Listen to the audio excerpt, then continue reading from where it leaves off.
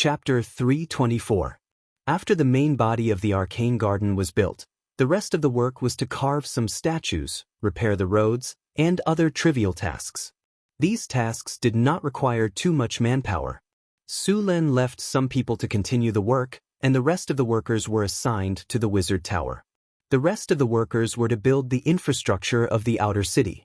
The main body of the wizard tower was also nearing completion. As for the various facilities inside the wizard tower, they could only be built slowly in the future.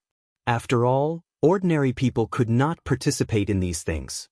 Su Lin checked the progress of the construction and made sure that the construction could be completed before the buff of the blessing of the craftsman god ended. Hathaway sent a message that the 2 pieces of flesh essence he gave her had been made into potions. Su Lin was ready to go and take a look. When he came to the lab, the new teacher, Lorraine, was teaching the apprentices. Su Lin did not disturb the class and went to Hathaway's lab from the side aisle. "This is the potion you made?" Su Lin said as he held a crystal bottle. The crystal bottle was filled with red liquid. As the crystal bottle shook, the liquid inside kept flashing. "The potion in your hand is actually a defective product," Hathaway said as she took off a pair of special glasses. "Defective product? What do you mean?" Su Lin asked curiously. Hathaway moved her shoulders, and the loose wizard robe in front of her chest was pushed up. "That's the first time I made a potion. The side effects of the flesh essence were not completely removed. Look, the color of the potion is still dark red. I used identification. This potion can increase one's lifespan by 10 years, but the side effect is a certain chance of mutating into an aberration. It's just that the contamination has been removed." Su Lin put down the crystal bottle. "Have you made any successful potions?" Hathaway flipped her hair, and Sullen's heart skipped a beat. "Of course, and I made 3 bottles," Hathaway said as she handed the 3 crystal bottles to Sun. Compared to the crystal bottle just now, the liquid in the 3 crystal bottles was light blue. The liquid shone like the stars in the moon. "This is the potion that completely removes the side effects?" Su Lin was a little surprised. "That's right. However, because the power of darkness in the flesh essence was deeply entangled, even the lifespan increase in the flesh essence decreased slightly after it was completely removed. Therefore, the lifespan increase of these potions was not as much as the previous one. 1 bottle can increase one's lifespan by 7 years. Su Lin smiled. "That's already very good." He then picked up the potion and let the system identify it. Unnamed, potion. Precious. The user's lifespan increase in the user's lifespan increase the user's lifespan and increase the user's lifespan. Unnamed, potion. Precious. Made with flesh essence and moon dew as the main ingredients. Because all the dark energy was not removed during the making process, there is a 3% chance of flesh distortion. Using this potion will increase the user's lifespan by 10 years and increase the user's recovery speed. Su Lin named the 3 potions Moonlight Potion. As for the failed potion, he named it Life Potion. Actually, it was not a failure since it could increase one's lifespan by 10 years, although there were some small side effects. Su Lin planned to trade this life potion with the oddities. This kind of potion that could increase one's lifespan without too much of a side effect was very popular. If he spread the word, those nobles who were nearing the end of their lives would definitely spend a lot of money to buy it. Although wizards had many ways to increase their lifespan, they all had some side effects. This life potion was very effective.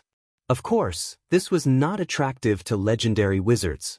Su Lin gave 1 Moonlight Potion to Hathaway and put away the other 2. Ever since he broke through to legendary, Su Lin could vaguely feel the limit of his lifespan. Originally, a legendary warrior's lifespan was between 200 to 300 years, but Sullen's lifespan was more than 1,000 years. After he gained divinity and the power of his territory increased, Sullen's lifespan became even longer. He was not in a hurry to use the Moonlight Potion now. As for Hathaway, as a wizard, as long as she broke through to legendary, her lifespan would also increase to 1,000 years. As time passed, the time for the blessing of the craftsman god to end was getting closer and closer. Finally, on the afternoon of the last day, the main building of the northern town wizard tower fell to the ground. The few spellcasters in charge of the construction also let out a long sigh of relief. Using a lot of spells every day made them very tired. Looking at the towering wizard tower in front of him, Su Lun also felt a surge of excitement in his heart. In such an era of backward technology, it was absolutely a miracle to build a building more than 100 meters high, although the interior of the wizard tower had not been built at all. Ding! Congratulations to the host, the construction of the wizard tower is complete. Ding! Congratulations to the host, the wizard tower has received the special effect of the blessing of the craftsman god. The wizard tower has received the energy reduction attribute. Energy reduction. The energy consumption of the wizard tower with this attribute is reduced by 50%. Sorcerer's tower, unnamed 10 floors, 3 underground floors, 7 floors above ground, 135 meters in height, constructed using magical steel, obsidian and granite. Indestructible plus 57, mind intimidation plus 45, energy control plus 48, casting difficulty reduction plus 2, mana recovery plus 60, spell research speed plus 48, money consumption plus 30, advancement speed plus 15, energy reduction. Looking at the attributes of the wizard tower, Su Lun was very satisfied. The next thing to do was to build the interior of the wizard tower. The elemental pool should be put on the agenda. Only with the elemental pool could the wizard tower be considered a real wizard tower. Otherwise, this wizard tower would at most be a sturdy tower. In addition to the elemental pool, the wizard tower also needed a large number of fully constructed puppets. At the same time, it also needed to install various attack systems and most importantly, the tower spirit. The tower spirit of this wizard tower was at least a legendary tower spirit. However, Hathaway had not advanced to legendary yet. Although Su Lun had a legendary soul crystal, he still could not make a legendary tower spirit. A wizard tower with a tower spirit and various fully constructed puppets had to be prepared. Even if there was no one in charge, the challenge level of this wizard tower was at least level 21. In other words, at least a standard adventure team with 5 legendary members would be required to try to attack. Of course, most of the wizard towers were extremely challenging. Legendary wizards had a long lifespan. Although they preferred to study all kinds of spells and the nature of the world, the defense of the wizard tower would never be sloppy. In a few hundred years, even the most lazy legendary wizard would have accumulated a ridiculous number of all kinds of advanced golems. 200 steel golem legions, 1,000 rock golem legions, and even a few legendary golems. Under the command of the tower spirit, the challenge level of such a wizard tower was likely to be above level 26. In Sullen's wizard tower, he was also preparing to build a golem legion. Obsidian golems, steel golems, and other legendary construct golems were necessary. If there was a chance, Su Lun would definitely build them. The information of legendary construct golems was still very precious. Hathaway's original wizard school did not have such legendary construct golems. However, because of the successful construction of the wizard tower in Sullen's system store, some products were unlocked. Among them, there were a few legendary construct golems for sale. The price was also very high. The cheapest one was the diamond golem. The price of the diamond golem was 1 million kinar. The diamond golem was not made of diamond. This kind of golem was made of a special kind of crystal. The hardness of this crystal was very high, close to the hardness of diamond. Its appearance also looked similar, so this kind of golem was called the diamond golem. In fact, it was not diamond. A diamond golem was 5 meters tall and weighed up to 10 tons. Such a behemoth was not so easy to deal with. Although the diamond golem could not fly, its strength was very high. Moreover, the diamond golem had strong defense and magic resistance. Ordinary weapons could not cause damage to it, and spells below level 5 were ineffective. Compared to the diamond golem, the mithril golem and the adamantine golem were slightly better. These two types of golems were mixed with some mithril and adamantine when they were built, which made them more powerful than the diamond golem.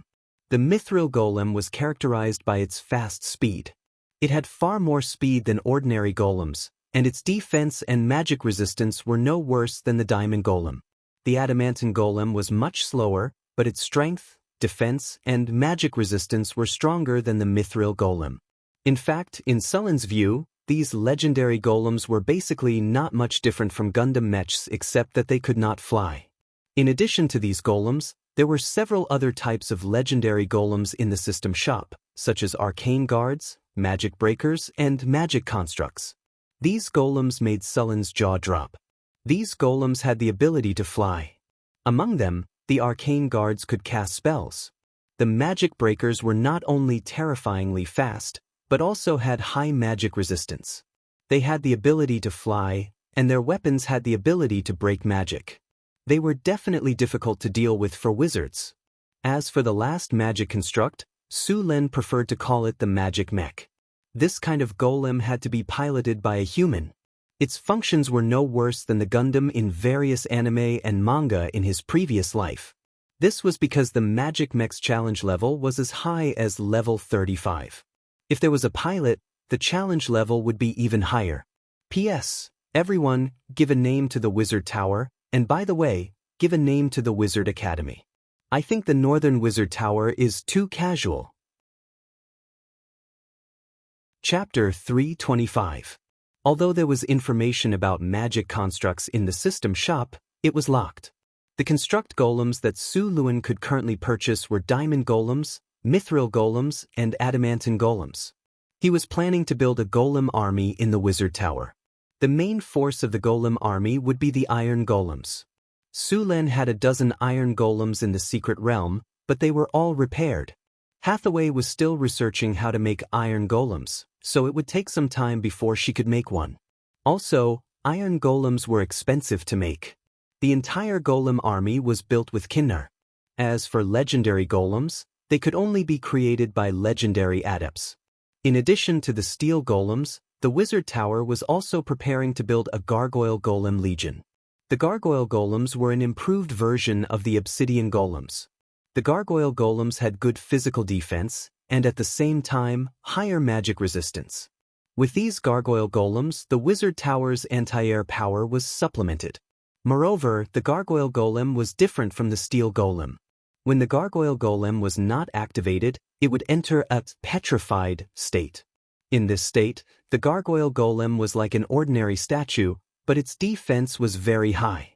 It was a good place to place it and act as a guard. After the Wizard Tower was built, a large amount of manpower began to be released. Some of the serfs continued to farm, while others continued to build other buildings in the northern town.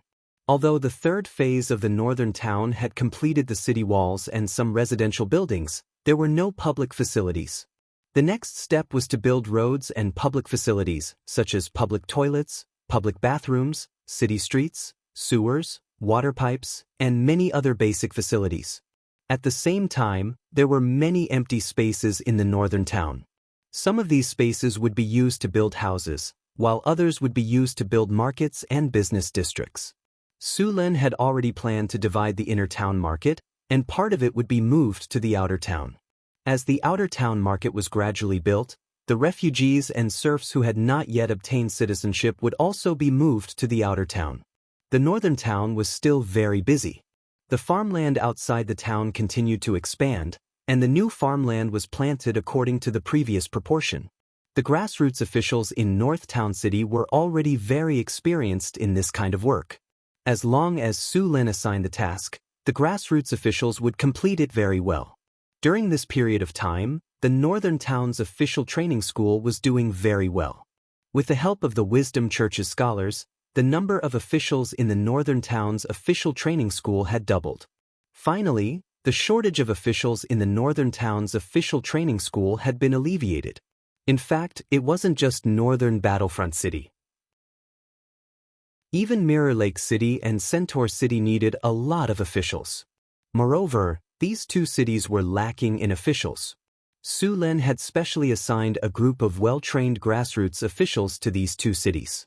During this period of time, Su Lin had also asked his men to keep an eye on the tavern to see if there were any visitors.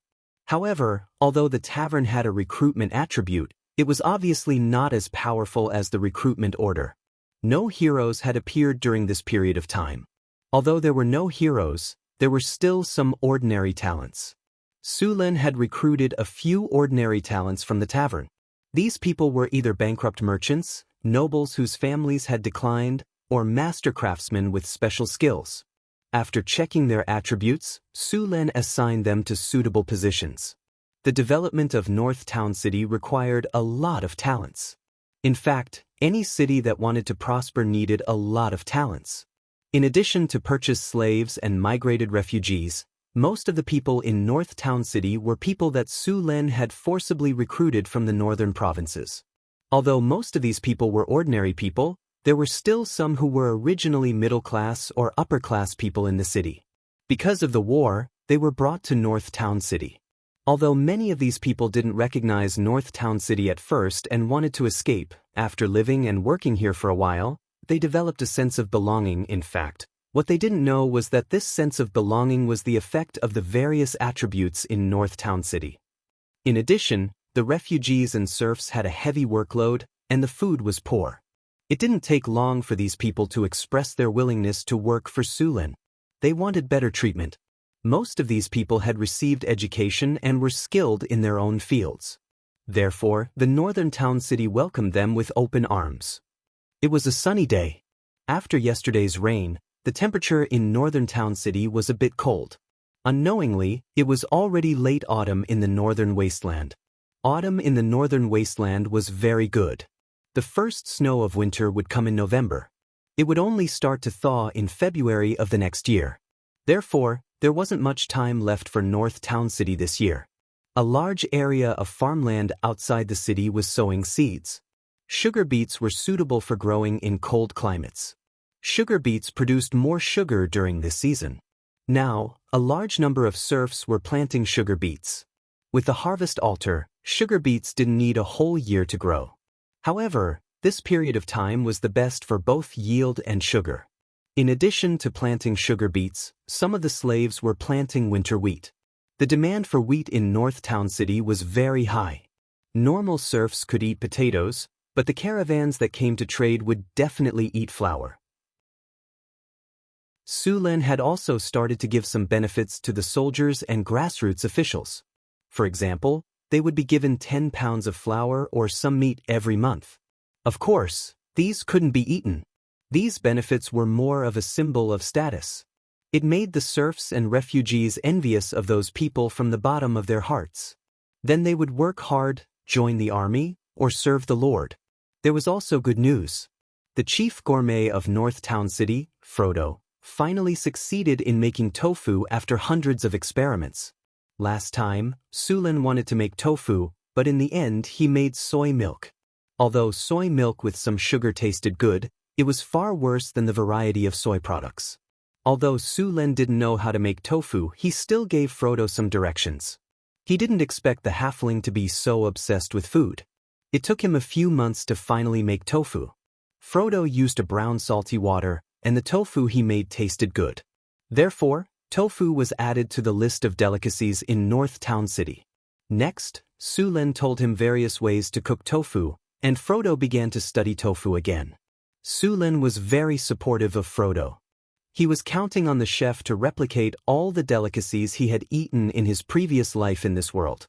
Su Lin also had a deep grudge against the food in this world. Ordinary civilians basically ate mashed potatoes, potato cubes, and occasionally some fish. Although the nobles didn't lack meat, Su Lin didn't dare to compliment their cooking methods. Roasting, boiling, and frying were basically the same. Stargazy pie from his previous life was probably a delicacy in this world. Fortunately, there were halflings, these little guys who liked to enjoy life and eat good food. Otherwise, the food in this world would be even worse. In North Town City, the planting of soybeans had also begun to expand. Soybeans were one of the few crops in North Town City that could provide oil. Su Lin drew out a total of 8,000 mu of land to plant soybeans, and built ditches that extended in all directions. With enough labor, the land in North Town City was reclaimed very quickly. Now, there were almost 100,000 mu of farmland in North Town City, and the best land around the city had been reclaimed into farmland. With the 100,000 mu of land planted, the harvest could easily make North Town City self-sufficient.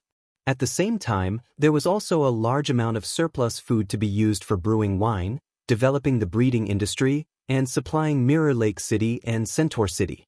After being self-sufficient in food, North Town City would have a firm foothold in the northern wasteland. Food, land, and population were all very precious at any time.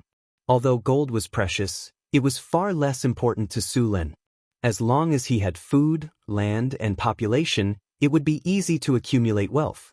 After the Arcane Garden was completed, several churches had already withdrawn their people. During this time, the Temple of the Goddess of Wealth showed Su Lin what it meant to be rich and willful. Compared to most temples that were built with granite and other rocks, such as the Temple of War, which was entirely built with granite. Who asked the Temple of War to be poor? The Temple of Wealth was built with pure white marble. The entire temple was built with marble. Even Su Lin could not help but be shocked by the cost. In North Town City, other than the Arc de Triomphe, which was completely built with marble, only the Temple of Wealth was built with marble. Although other churches also used marble, they were not as crazy as the Temple of Wealth. There were thousands of churches on the continent, among which there were thousands of cities that could afford to build temples. If they were built with ordinary stone, one could imagine how much money it would cost to build so many temples. Moreover, the Temple of Wealth was not only built with marble. They also used a lot of gold to decorate the temple. Many carvings, walls, pillars, and many other places were inlaid with gold. These people were not afraid that the gold would be stolen. Su Lin could not help but feel envious. If he had not washed his hands of gold for many years, he could not help but go to the Temple of Wealth to steal some things. The high-grade priest of the Goddess of Wealth even blinded Su Lin's eyes. The priest's robe was made of high-quality silk with a lot of golden threads sewn on it. It was completely different from the style of the priests of the Temple of Wisdom. The priest of the Goddess of Wealth had 8 rings on his hand. Did he not feel that it was inconvenient to carry things? Chapter 326. The priest of the Lady of Wealth was wearing all kinds of accessories, including his priest robe. Although some of them were not high level, his outfit was worth at least 500,000 to 700,000 kinar.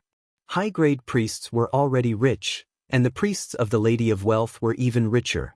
Apart from a portion of the church's financial resources coming from their respective caravans, shops, and land, some of it was also donations from the believers. Many of the believers were crying and begging to donate all their wealth to the church so that they could enter the kingdom of God after death and continue to live there. Some of them were healed by priests. Although wizards also had healing spells, they were far less effective than priests. For example, broken limb regrowth and soul damage. Sometimes, not only did you have to pay a certain price, but you also had to pay a certain price before the temple would allow a priest to heal you. Even Su Lin couldn't be envious of this. The wizard's regeneration potion was made according to the regeneration principle of the trolls, and the effect was good. However, the effect of the regeneration potion was much worse when it encountered strong acid and fire, but the healing spells of the priests were completely fine. Thus, Su Lin held Phyllis's white and tender hand and took a stroll in the Lord's castle. The Lord's castle had expanded a few times, and the original inner city wall had become the outer wall of the Lord's castle. Not only did Su Lin live here, but even the families of the Lord's guards lived here. The construction of the Lord's castle was also ongoing. According to Su Lin's blueprint, the Lord's castle needed to be a luxurious palace filled with art and all kinds of statues. However, this goal was still far away. Perhaps in a few years, this place would become a luxurious palace complex. In fact, Su Lin planned to build a Chinese garden outside the city when his territory was more developed. He liked that kind of garden-style residence. As the princess of the Kingdom of Florence, Phyllis had seen many beautiful manors. Su Lin saw that she was bored here, so he found something for her to do. It was to design a luxurious palace complex for the Lord's castle. Phyllis was very happy to accept the palace design, so she agreed without hesitation. This was the happiest period of Phyllis's life. As for Su Lin's many women, she was already prepared before she came to the northern town. As a princess, she had seen the debauchery of the upper nobles. Compared to those, Su Lin's was already considered good. Besides, Su Len was a legendary figure with a huge territory. It was expected that he had many partners. She did not have to maintain the palace etiquette all the time, nor did she have a strict nanny to remind her. Her sisters also took good care of her, so she could completely let herself go. Su Len was very happy to accept this situation. Of course, in some formal occasions, Phyllis still paid attention to etiquette. She was a very good partner. Nightfall. The gorgeous magic crystal lamps were lit up, and the luxurious hall was ablaze with lights. An exquisite and sumptuous dinner was served on the long table. Under the bright lights, Chris, Hathaway, Alex, Phyllis and the two half-elf maids were all sitting quietly at the long table. The charming faces of the several beauties were tender and alluring. Chris was seductive, Hathaway was intellectual, Alex was wild and hot, Phyllis was elegant, and the half-elf maids were youthful and energetic. Su Luen couldn't stop himself from looking at all these beauties. Although they were all wearing silk dresses, their styles were different. The ladies had good figures, which were measured by Su Len himself. They had full breasts, slender waists, and beautiful fishtail dresses that outlined the perfect curve of their round buttocks. Their eyes were moving, as if there was an invisible temptation. A fresh roast suckling pig was served on the table.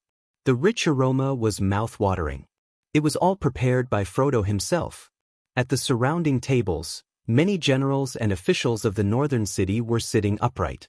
There were also representatives of the temples and churches. In addition, there were also some merchants who had deep ties with the northern city. Su Len sat at the head of the table, which was at the top of the banquet.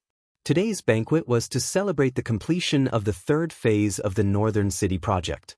At the same time, it was also to communicate with the churches and merchants. The banquet was very successful. After the banquet, Su Len took the ladies for a walk in the garden of the Lord's castle. They had been busy for a while, and Su Len had not relaxed and chatted with them for a while. A light breeze blew, and the light fragrance of flowers drifted with the wind. The garden of the city lord's castle was Hathaway's masterpiece.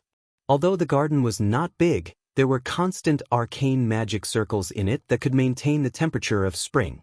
No matter the time, the flowers would bloom. After strolling for a while, Su Len went back to his old habits. He used the excuse that he was sleepy and wanted to rest. He took the ladies back to his room. In fact, even Phyllis, who was the weakest among them, did not feel sleepy, let alone Su Len, who was in human form. The ladies naturally knew what Su Len was thinking. They all rolled their eyes at him. When they returned to their room, Su Len was surprised to see that the ladies were wearing beautiful stockings of different colors. Seeing this scene, Sullen's fighting spirit soared. He also did not expect that Chris and the ladies could get their hands on stockings. Stockings did exist in this world. Stockings were usually only sold by the drows in the Underdark. They were expensive and made of underground spider silk. As soon as they appeared, they were sold out. Where did you get them? Su Len hugged Chris lazily. His hands could not help but slide down her body. I found some wild underground spiders in the Underdark, so I kept them in captivity, Chris said with a smile. Hathaway used alchemy and a half-elf master weaver to make them. What do you think? Do you like them? Chris felt Sullen's passionate gaze. The corners of her mouth curled up slightly. Her charming face was very flirtatious. I love them. Su Len chuckled. Tonight was destined to be a sleepless night. Time passed by. The harvest festival in the northern town was approaching. Last year, Su Len set the first harvest festival in the northern town as the Harvest Festival. This festival was unique to the northern town. This year, the northern town had a great harvest again. During this time, the entire northern town was preparing for the festival. Currently, there were 3 festivals in the northern town. Other than the Harvest Festival, there was the New Year and Victory Day. Victory Day was the day the Arc de Triomphe was completed. Everyone in the northern town was looking forward to the festival. Because during the festival, even the serfs and refugees were allowed to rest. Furthermore, the northern town would provide all kinds of delicious food, colorful fireworks, and even circus performances. With the arrival of the Harvest Festival, the entire northern town became a sea of joy. Because of the festival, all the streets in the city were cleaned. Many streets were hung with colorful lights. Charming flowers bloomed on both sides of the road. The fountains in the square were colorful under the illumination of the magic lights. All kinds of food stalls were neatly arranged. Countless people and children were enjoying the food with smiles on their faces. Many people who came to the northern town for the first time were surprised by this scene. In this era, very few lords would hold such a grand festival. Among the nobles, festivals had nothing to do with the peasants. They would hold all kinds of banquets and indulge in wine and women in the castle. They would never give a piece of bread to the commoners outside the castle. For this festival, the wizard apprentices who had studied for half a year were responsible for the fireworks. The magic fireworks were made by alchemy. They looked more beautiful than the fireworks Su Lin had seen in his previous life. In addition to the magic fireworks, these wizard apprentices had also learned some Circle Zero spells and magic tricks. They could also release some magic fireworks. These apprentices also performed at the request of Su Lin. The churches also participated in the harvest festival. For the churches, such a grand festival was a good opportunity for them to gather faith. Naturally, these churches would not let go of this opportunity. The churches prepared a lot of food and specially hired a circus to perform. When night fell, a large number of people gathered in the squares of the city. Everyone looked up at the sky curiously. Accompanied by a sharp noise, a purple ball of light flew up high. Then, with a loud bang, a bright firework appeared in the sky. As this firework bloomed, more and more fireworks also bloomed in the sky. The commoners had never seen such a beautiful scene. They were all shocked and could not close their mouths. When the fireworks ended, Su Lin appeared on the high platform and waved to everyone. Warm cheers sounded. The cheers were like a tsunami. At this moment, if Su Lin opened the system panel, the value of the people's sentiment at the bottom of the city would be increased to the maximum. People's sentiment changed very quickly. However, the sentiment of the people in the northern town was always around 85. After Su Lin appeared on the high platform, he began to distribute a large amount of free food. At the same time, various acrobats in the square began to perform. Some young girls began to dance in the music. Young men and women also went to perform. At this time, the major temples were also doing their best to attract people to believe in their respective gods. In this environment, many people had become believers. Although they were only shallow believers, as long as there were no accidents, many people would become devout believers. The celebration this time was also the day that many churches had gained the most believers. Su Lin also took a few women to parade in the city. Today's festival was to celebrate with the people.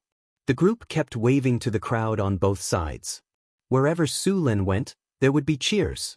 After the parade was over, Su Lin took everyone to play.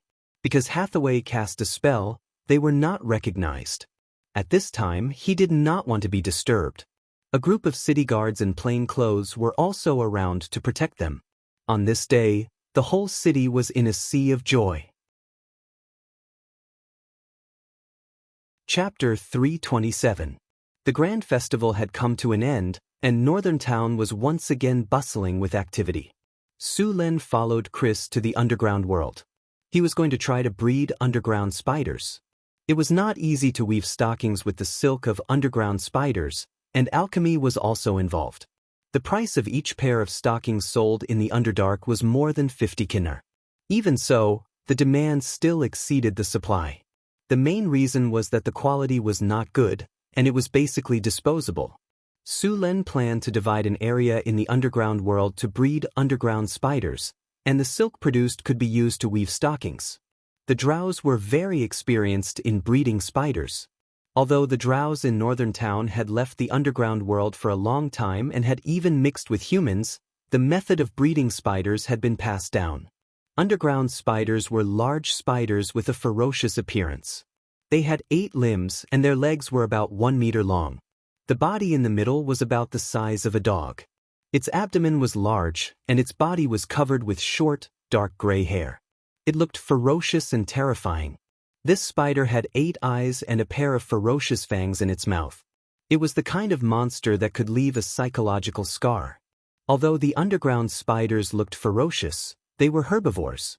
They liked to eat mushrooms and all kinds of fungi. Although they were poisonous, it was their weapon of self-defense.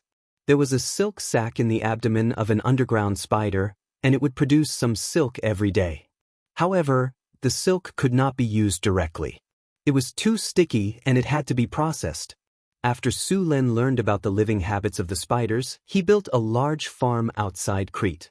At the same time, he sent some drows to take charge of the production.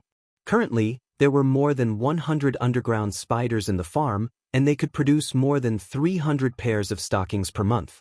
In fact, the raw materials for the stockings were easy to find, but the production was difficult. Hathaway could not spend a lot of time and energy processing the silk with alchemy. Fortunately, the alchemy part wasn't a very difficult spell. It was mainly to eliminate the stickiness of the spider silk. It took 2 days to create a runic array, and as long as the runic array was activated, the spider silk would be dealt with. This kind of work could be done by the wizard apprentices. As for the silk stockings, it was left to the half-elf weavers. Although the weaving bureau in Northern Town wasn't very famous, it could still produce silk, fine linen, cotton, and so on. However, due to the lack of manpower, the production was not very high. Currently, only a few half-elf master weavers could do fine work like knitting stockings. Su Lin could only let them try to train some weaver apprentices. Just as Su Lin was about to build the interior of the Adept Tower with Hathaway and the others, a guard hurried over. "Sir, the security team found some corpses in the city. Have you caught the murderer yet?" Su Lin said without raising his head. In a city with more than 100,000 people, it was not a big deal to have 1 or 2 murders occasionally. Although the laws in Northern Town City were strict, there were still people who didn't believe in evil and wanted to try. "I'm sorry, sir. We didn't find the murderer, and the number of deaths is quite high." "How many? Do you have any leads?" 24. "No leads yet." Hearing this number, Su Lin suddenly raised his head. 24 people were killed, and you don't have any leads? "I'm sorry, sir. I'm sorry to disappoint you." "Where are the corpses? Take me there." Under the guard's lead, Su Lin quickly arrived at the crime scene. At this time, the crime scene had been isolated by the security team. As soon as he entered, Su Lin smelled a strong smell of blood. After seeing the corpses on the ground, his face became even more gloomy. "Sir, all the corpses were killed with 1 blow, and all their hearts were dug out," Harrison said as he walked forward. Su Lin came closer to observe. There were both men and women, and they were about 30 years old. They were in the prime of their lives. There were signs of struggle on their bodies. Some of them even had their hearts dug out when they were still alive, so there was a lot of blood at the scene. "Who found the corpses first?" Su Lin asked. "It's Bobby." Harrison waved to a middle-aged man who looked a little submissive next to him and asked him to come over. "Sir, you're looking for me," Bobby said, nodding and bowing. "Tell me what you know about these corpses again." "Yes, sir." Soon, Bobby told the story from beginning to end, and Su Lin didn't find any clues. "These people are just ordinary refugees. Who would kill them and dig out their hearts?" Su Lin said with a frown. "Sir, I know some clues." At this time, outside the quarantine circle, a man who looked like an adventurer waved his arms and shouted, but the soldier in front of him didn't allow him to get close to the quarantine circle. "Let him in." Su Lin thought for a moment and said to the soldier. Then the soldier stepped aside. "Hello, Sir Lord, I'm Wen." "Nice to meet you, I'm a rogue," the adventurer said respectfully. Su Lin waved his hand and said, "I'm not interested in this. You said you have clues, now tell me." Sir Lord, I do have some clues about those murderers, but," Wen said as he made a universal gesture. "As long as the clues you say are true and can help us find the murderers, I can give you 1,000 kinar as a reward. How about it?" "Deal." Wen quickly nodded and said, "Sir, I wonder if you've heard of any rumors?" "What rumors?" Su Lin asked with raised eyebrows. Wen looked around cautiously and said in a low voice, "The Heartless." Su Lin was a little confused. He had never heard of this name. Seeing Sullen's expression, Wen continued, "Sir, it's not surprising that you don't know. The Heartless are actually an evil god's church. They used to be active on the southern coast, but later on, they did something that caused a large number of civilian casualties and were hunted down by the forces on the southern coast.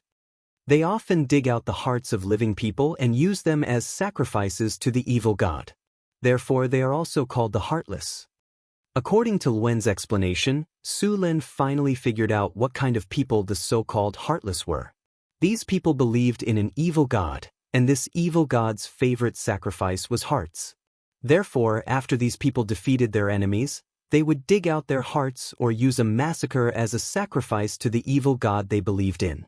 In the end, they would dig out their hearts and use them as sacrifices. There were many types of gods in this world. Even among the orthodox gods, there were many types. There were good, evil, neutral, lawful, chaotic, and other combinations. Apart from these gods, there were also evil gods that were not recognized. These evil gods had a part of the god's power and liked blood sacrifices. The orthodox gods had divinity, divine titles, and divine power, while the evil gods only had a part of it. Although the evil gods would respond to their believers and give them power, they would eventually devour the power and believers. Even if the person who used the evil god's power was not killed by others in the end, the evil god would snatch their soul. Are you saying that the heartless evil god's believers have come to North Town? Su Lin said. That seems to be the case. Wen nodded and said, I suggest you seek the help of the temple. Those heartless are not weak. You are a rogue, so you should be proficient in tracking. You are also quite strong. Help me find the traces of those evil gods' believers, Su Lin said as he looked at the rogue in front of him. Su Lin looked at the rogue in front of him and said, this rogue was a level 3 transcendent professional and was familiar with the heartless style of doing things, so it was very suitable for him to search for the heartless. As for seeking help from the church, Su Lin did not consider it for the time being. The church was indeed very willing to help Su Lin deal with these evil gods' churches, but this way, the church would have the opportunity to intervene in the matters of North Town, which Su Lin could not accept. Okay, but tracking also requires payment. Moreover, this mission is very dangerous. I want 2,000 kinnar. Wen hesitated for a moment before nodding and agreeing. Okay.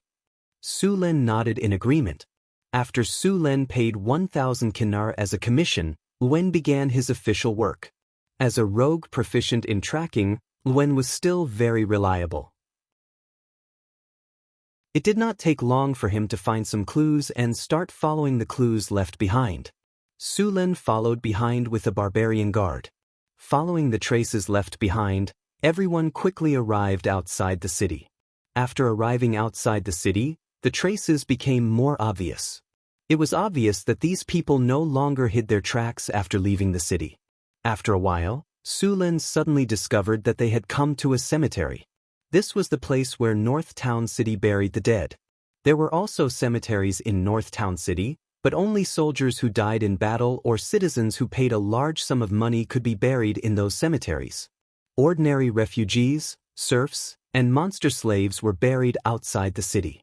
Although North Town City had been established for less than 2 years, many people were buried in this cemetery.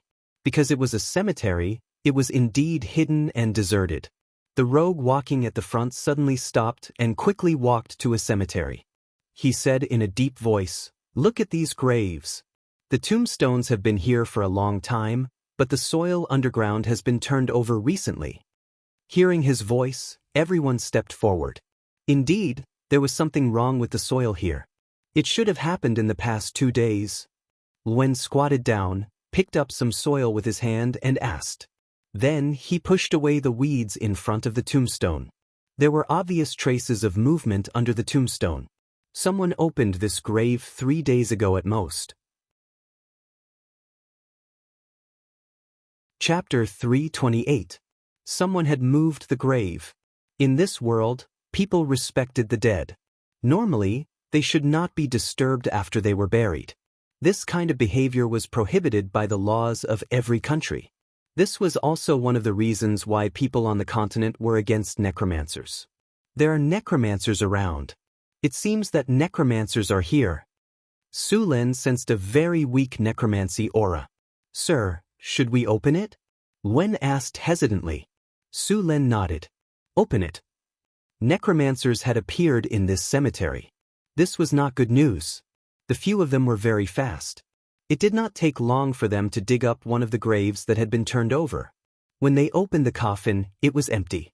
Necromancers. This disgusting aura is definitely necromancers. I still remember their aura. Wen said with a gloomy face. Sullen's face was also a little ugly. He decided to give these people the harshest punishment for daring to cause trouble in his territory. He did not want a large number of necromancers to appear in his territory. Necromancy detection. A light flashed. There were no necromancers around, but the necromancy aura pointed him in the right direction. That direction. The group set off in that direction. They passed through the cemetery and soon arrived at a forest. Wen continued to follow. Soon they found a very hidden cave. There were lush vines on both sides of the cave. If one did not look carefully, they would not be able to find the hidden cave at all. Don't come close. A barbarian warrior wanted to approach the cave, but he was stopped by Su Len. There are hidden sentries outside. With the help of the strategic map, Su Len easily found 2 hidden sentries hidden in a tree and under the vines. The 2 red dots on the map were glowing purple.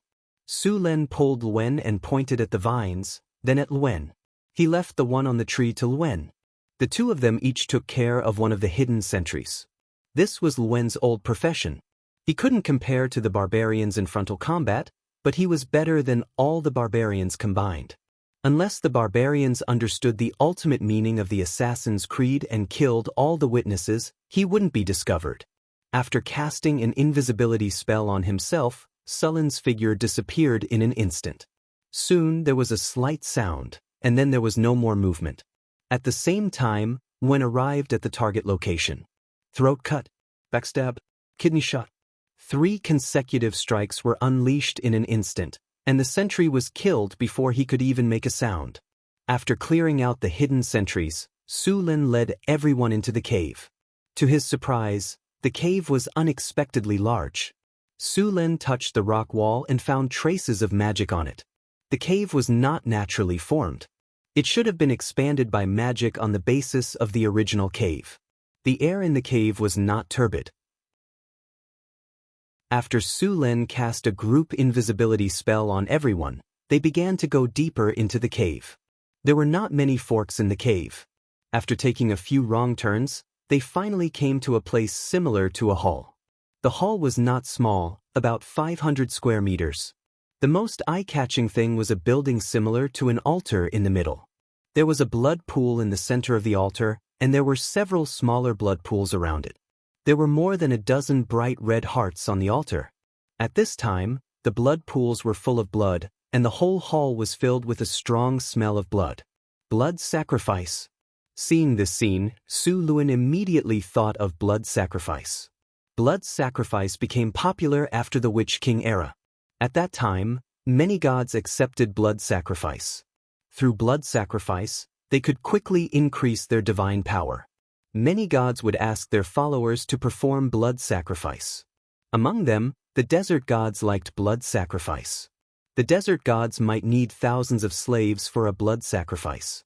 When they held a grand sacrificial ceremony, there might even be tens of thousands of sacrifices. However, later on, many gods found that although blood sacrifice could quickly increase their divine power, the side effects were very big. The resentment of the dead was also absorbed. This resentment was very difficult to remove. Once it accumulated too much, it would have a serious impact on the gods. Just like the desert gods, although they prospered for a while, they soon declined and finally disappeared completely.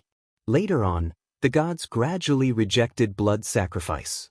Only some evil gods and demons liked blood sacrifice.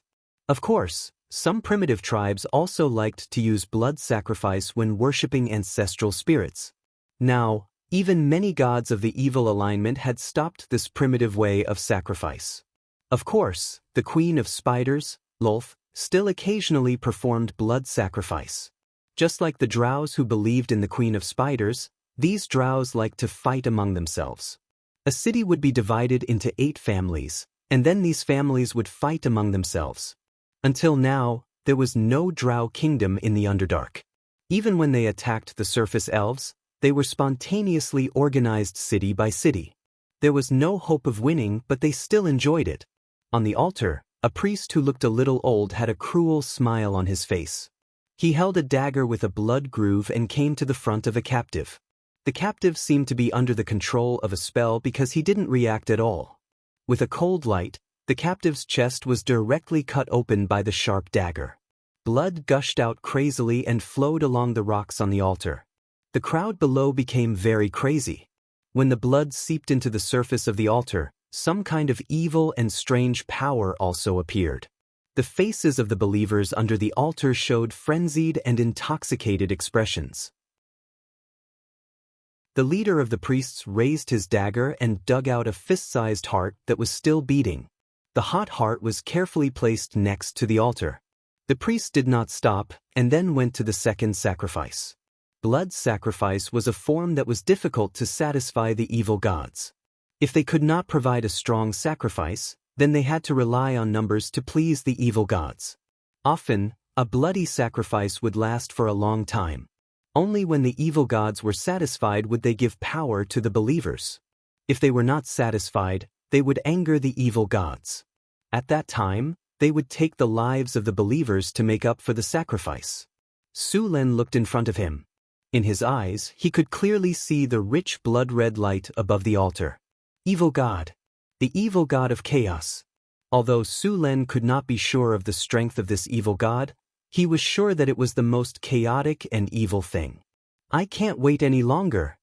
No matter if it was a demigod or a false god, they were all very dangerous to Su Len. However, that evil god was not here now. The prime material plane was not that easy to enter, and he could not let these people finish the sacrifice before making a move. After all, after the sacrifice, their strength would increase greatly, and that would be even more troublesome. All troops, raise your spirits. Group haste. Group enchantment weapon. Boost morale, advanced. Curse, reduces enemy's defense. Rays of light shone from Sullen's body, and then the barbarian guards were all covered. The barbarian guards' strength increased by a level. Their fighting spirit soared, and they rushed forward like a whirlwind. Charge. Whirlwind slash. Dozens of barbarian guards charged at the same time, erupting with an aura like a landslide. The exaggeratedly shaped axes in their hands instantly swept up a storm of attacks. The outermost followers did not even have time to react, and were directly beheaded on the spot. The moment Su Len used his spell, the leader of the priests had already sensed it. However, he never thought that Su Len would move so quickly, and that the barbarians would be so reckless, not giving them any time to react. Damn it, activate the Warriors of Darkness. A few spellcasters in long robes immediately used their spells. In a breath's time, a dozen figures covered in the aura of death rushed out from the corner of the hall. These figures were not slow, and they directly met the barbarians who were charging forward. However, in the face of the barbarians who had activated their berserk mode, these warriors of darkness were still forced to retreat despite their strength.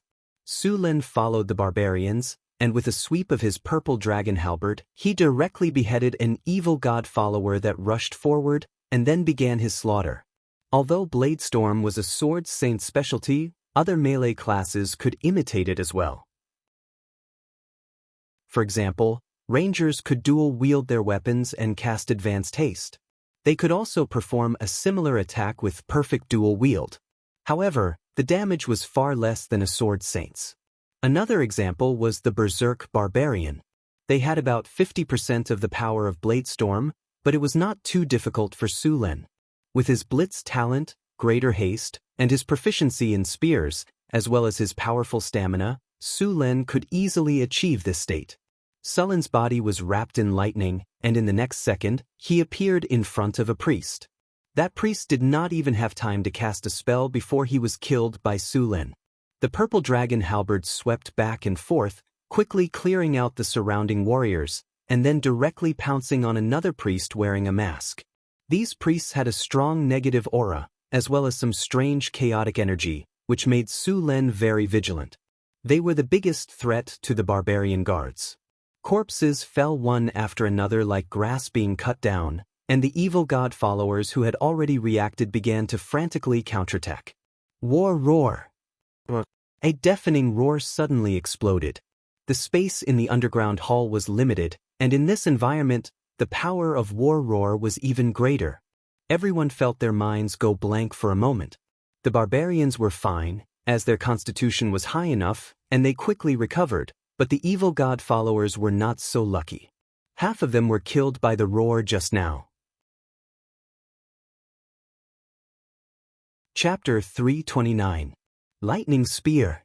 Dazzling lightning appeared in Sullen's hand, and a spear completely condensed from lightning instantly flew out. Boom! The lightning exploded, and the priest on the altar, who was still a little dizzy, was instantly hit.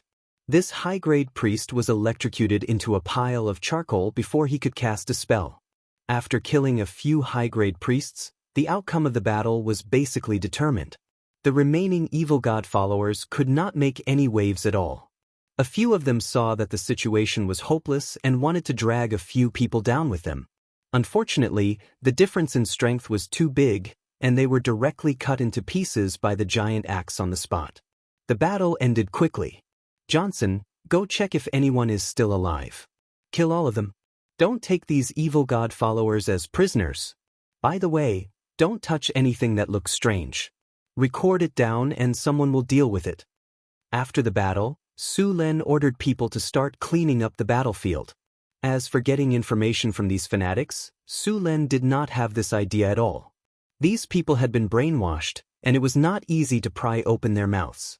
At least, Su Len could not do it for the time being. Some of the things in the evil god's church were very strange. Many of them carried the power of the evil god.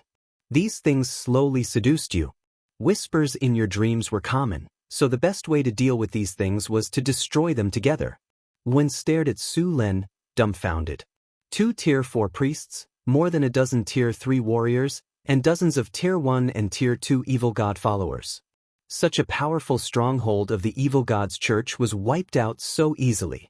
Was this still the evil god's church that stirred up trouble in the Southern Sea? Although many rumors and poems of bards proclaimed the strength of North Town City, Wen heard more of it as a story. Who the hell would have thought that exaggeration in poems was not basic? Wen, go untie these people. Su Len saw that the rogue was still in a daze and directly called him over. Your Excellency, are you calling me? Wen, who came back to his senses, looked at Su Len with eyes full of awe. Is there anyone else called Wen? Go untie these people and ask them where they are from and how they were captured. Rogues were very good at this kind of interrogation, so it was very suitable for him to do this kind of thing. As for those straightforward barbarians, forget it. Okay. Wen went forward to rescue the humans who had been used as sacrifices. Just as Su Len and the others were cleaning up the battlefield, an evil force was gathering near the altar. In the hall, blood was flowing slowly like a stream. It was not only the blood of the sacrifices, but also the blood of the followers of the evil god that had been killed by Su Len and the others. The thick blood in the blood pool gradually condensed into a 3-meter-high blood cocoon. Such a big movement soon attracted Su Luan's attention. In the blood pool, something like a sludge monster was constantly wriggling, and a vague human silhouette could be seen in the huge egg in the middle. What is this? Su Len looked at the monster in front of him. There were too many types of monsters in this world, and many of them were not even recorded in the wizard's records. Thunderstorm. Seeing the blood cocoon in front of him, Su Len directly summoned a ball of thunder and lightning and threw it over. Lightning flashed and a lot of blood splattered, but the blood cocoon in the blood pool did not change at all. After the blood was blown up, it quickly recovered, just like the surface of the water. Immune to magic attacks? No, it was because there was too much blood at the scene. As long as the blood was not completely depleted, it would recover quickly. Looking at the blood pool, Su Luan immediately understood. Then he used his weapon to attack. Similarly, the purple dragon halberd was like cutting through jelly. There was no resistance at all. Even when he attacked, a few blood arrows suddenly shot out from the blood pool to counterattack him. Su Len waved the purple dragon halberd gently and cut off the blood arrows. After some probing, he already knew that it was impossible to end the battle before it hatched. He could only wait for it to be completely born and then kill it. The blood cocoon grew very quickly. In just a few minutes, the entire blood pool was swallowed up by it. Soon, the blood cocoon hatched. Like a slime monster, the blood cocoon stretched out its hands, legs, and head. In the blink of an eye, it became a 3-meter-tall giant. The giant's entire body seemed to be made of blood. On its head, the facial features were very blurry. Only its mouth looked ferocious and terrifying. As soon as the blood giant appeared, it directly swung its fist at Su Len. Just by looking at the size of its fist, Su Len did not doubt its power at all. Evil God Avatar, Blood Demon Form, Level? Ability? Transformation, Divine Spell Attribute? Divinity, Divine Power Infusion. Su Len stepped lightly on the ground and instantly jumped back, dodging the attack. He also used the system to identify the monster in front of him. Boom! It looked like a ball of liquid, but when it hit the ground, spiderweb-like cracks appeared. Su Len retreated while checking the system's identification results. When he saw the system's information, Su Len's expression became much more serious. He never thought that this evil god would actually use divine power infusion to forcibly change its form and create an evil god avatar. Chaos Hammer! A divine spell flew directly at Su Len. Su Len's body flashed with lightning, and the next second, he appeared behind the evil avatar. This kind of teleportation-like ability was the result of his explosiveness with the power of thunder and lightning. In fact, it was not a spatial skill. After dodging the attack, Su Len's purple dragon halberd carried powerful lightning and stabbed directly at the evil god avatar's back. Along with the dazzling lightning, the evil god avatar's body was directly penetrated by the purple dragon halberd. However, this kind of fatal wound on a normal person was completely ineffective against this monster. The wound quickly recovered to its original state. Other than the fact that its body seemed to have shrunk a little, there were no other changes. Just as Su Len was thinking about how to deal with this evil god avatar, the evil god avatar in front of him underwent a shocking change. It did not even turn around. A blurry face appeared behind its original head. Its two arms directly attacked Su Len. F***CK. The sudden attack instantly hit Su Len. Su Len only had time to block it with his purple dragon halberd before he was sent flying a few meters. This evil god avatar could actually change its form at will. It did not need to turn around at all. The front and back were completely the same. Su Len only felt a burning pain on his skin. A layer of the skin in front of his chest had been corroded. This evil god avatar's blood was highly corrosive. Without much time to think, Su Len twisted his body in midair. The tip of his foot kicked hard against the wall. His body abruptly changed direction and dodged the enemy's next attack. Thunder territory. Dazzling lightning appeared in the hall. Su Len directly activated his thunder territory. Powerful lightning gathered on his body. The surrounding air flashed with lightning from time to time. Lightning spear. Countless power of thunder and lightning quickly gathered in Su Len's hands. This time, he did not use all the thunder and lightning to form a thunder spear. Instead, he combined the power of thunder and lightning with the purple dragon halberd. With the power of thunder and lightning, the purple dragon halberd was filled with a powerful pressure. The evil god avatar roared. Its explosive power instantly increased. It charged at Su Len at an astonishing speed. Facing the evil god avatar's charge, Su Len was not afraid. He waved the purple dragon halberd and met it head-on. Blood and lightning collided fiercely. The flickering lightning illuminated the entire underground cavern as if it was daytime. The splashing blood and lightning were like a beautiful blooming flower. Accompanied by an astonishing aura, they constantly clashed in the air. Rumble! A violent explosion sounded. When Su Len smashed the purple dragon halberd in his hand with infinite power, the evil god avatar's body immediately exploded violently. Blood splattered everywhere. The lightning and blood kept canceling out. A large amount of blood evaporated. The air was filled with a thick smell of blood. Blasphemous language. A very evil language rose from the bottom of Sullen's heart. The voice contained an extremely chaotic and evil power. A sharp pain came. Sullen's eyes were still cold. With strong resistance and talents like iron will, Sullen's resistance to this kind of ability was very high. He was not afraid of the enemy's attack at all. Although the evil god avatar was not the evil god's main body, it still had many of the evil god's abilities. For example, the evil god's force field. Under the protection of this force field, only high-level magic weapons could cause damage. A few barbarian warriors seemed to have found an opportunity. Their sharp axes flew out instantly. However, although these axes were well made, they were obviously ordinary items. They could not cause any damage to the evil god avatar at all. The axes were directly bounced off the evil god avatar's body and did not cause any damage. Su Len, who was in his best state, displayed strong combat power. The evil god avatar did not gain any advantage in the fierce battle. Instead, it was defeated by Su Len, who was skilled in martial arts. For a moment, the avatar became a size smaller. After all, the evil god was not the main body's general. The divine power it transmitted was limited. If this continued, Su Len was confident that he could completely exhaust it to death. After realizing that it could not kill Su Len, the evil god avatar instantly pounced on the barbarian warrior with a huge axe who attacked it just now. The evil god avatar with the ability to change was very fast. It arrived in front of the barbarian in an instant. Its huge fist turned into a sharp sword the moment it attacked and instantly pierced through the barbarian's chest. The barbarian's body was like a deflated balloon. The blood in his body was sucked out in an instant. Seeing this, Sullen's body flashed and immediately rushed up. The purple dragon halberd drew a cold light and instantly cut the blood sword in half. Unfortunately, it was too late.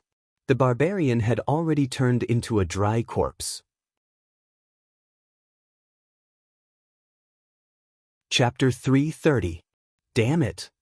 The lightning in Sullen's eyes intensified when he saw the mummified corpse. The evil god's clone didn't bother with Su Len at all. After Su Len arrived, the evil god's clone rushed toward the nearest barbarian warrior. It was obvious that the evil god's clone wanted to use the barbarian's blood to replenish his energy. Sullen's expression changed. He instantly understood the evil god's clone's intention. "Everyone, get out of here immediately!" The barbarians heard the order and immediately retreated. Sullen's body flashed with lightning, and he appeared in front of the evil god's clone in the next second. He didn't dodge at all and directly crashed into the evil god's clone. Thunder roared and lightning filled the sky.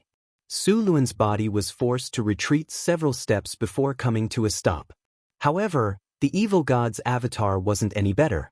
Its body was completely enveloped by lightning, and its body made of blood became even smaller. There were many traces of corrosion on Sullen's body, but these traces quickly healed under his regeneration ability. It wouldn't take long for them to be completely healed. At this time, because of Sullen's obstruction, the evil god's clone lost the chance to kill more barbarians to replenish his energy.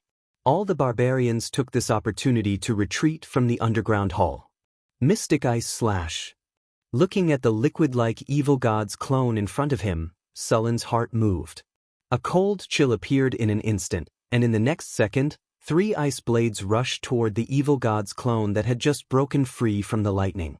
The evil god's clone couldn't dodge in time and was hit by the 3 ice blades. At the moment of impact, ice crystals appeared on its body and quickly spread. In just a breath's time, half of the evil god's clone's body was frozen. Seeing that the skill was effective, Sullen's body moved and a powerful energy was instantly released. Then, a few mystic ice slashes were released consecutively. The evil god's clone's speed was greatly reduced after being frozen. After being hit by a few mystic ice slashes, its body was completely frozen. Sullen's body flashed and instantly appeared in front of the evil god's clone. The purple dragon halberd in his hand didn't stop at all. Under the dazzling lightning, he slashed at the evil god's clone. Bang! Blood-red ice crystals fluttered all over the sky. Under this powerful attack, the evil god's avatar was directly shattered into countless pieces of red ice crystals. Seeing this scene, Su Lun secretly breathed a sigh of relief. No, it's not dead. At this time, Su Lun suddenly realized that the system's clone didn't receive any EXP, which meant that the evil god's clone didn't die just now.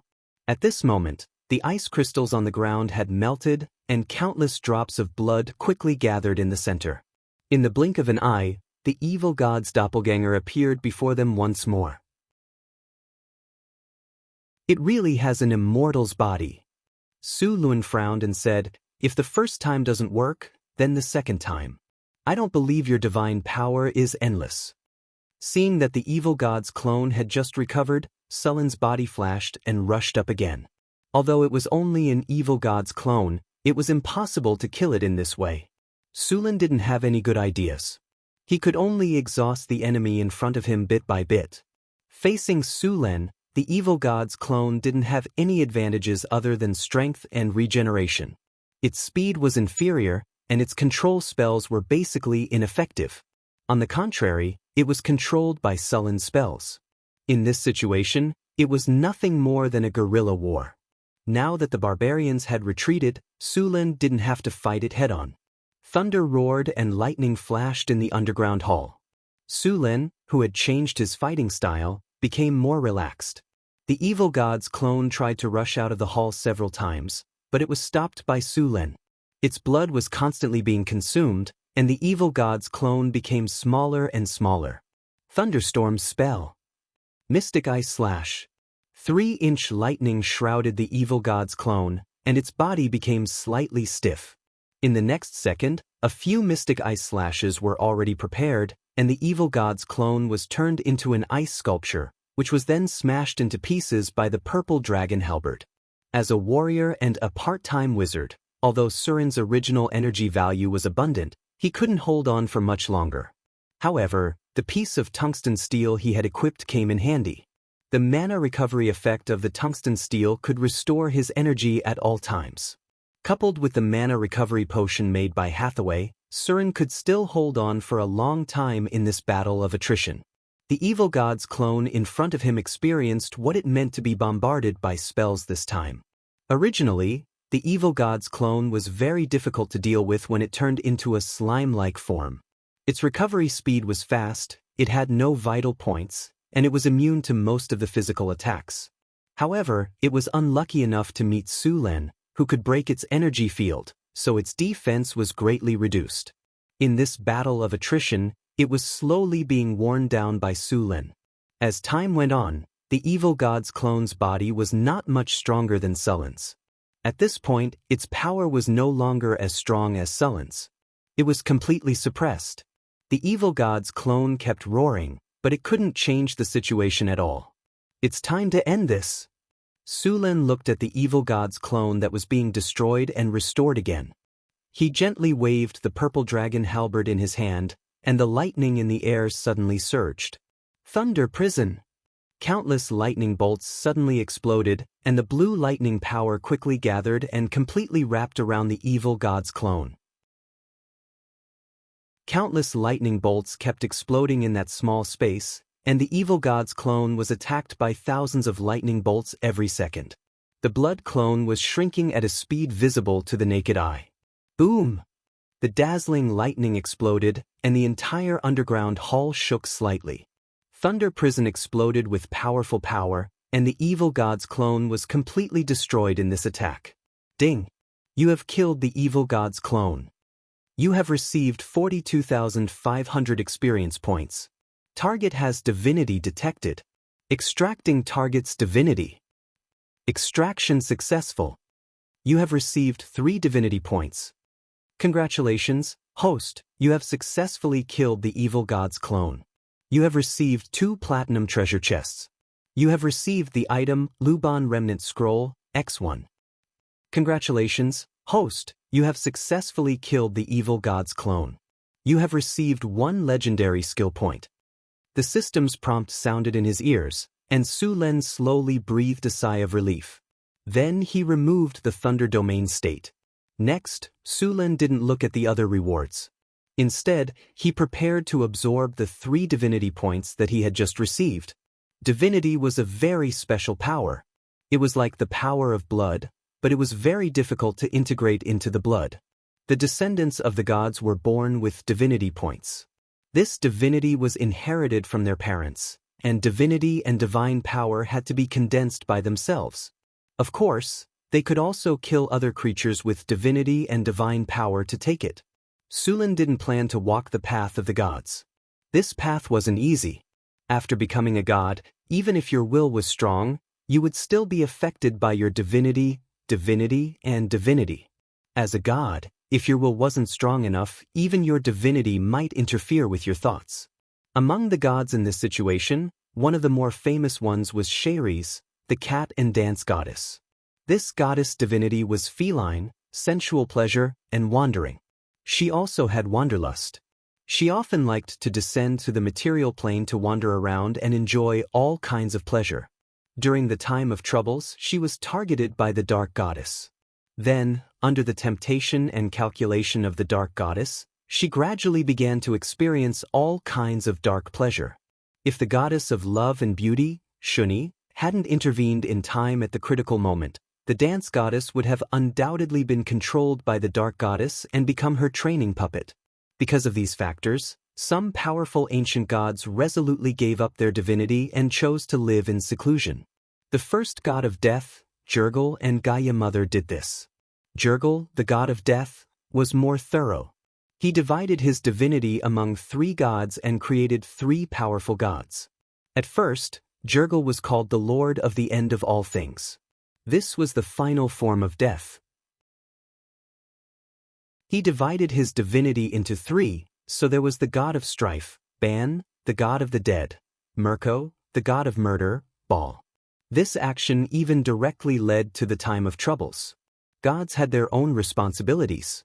With the corresponding divinity, they would bear the corresponding responsibilities. For example, the god of death had to maintain the operation of the river Styx and receive and distribute souls. The god of light had to protect justice. The goddess of nature had to maintain the normal development of the natural world. Sulin didn't want to be bound by these, so he didn't intend to become a god. Divinity was also contaminated with various wills and spirits. Sulin had already experienced it when he first integrated divinity.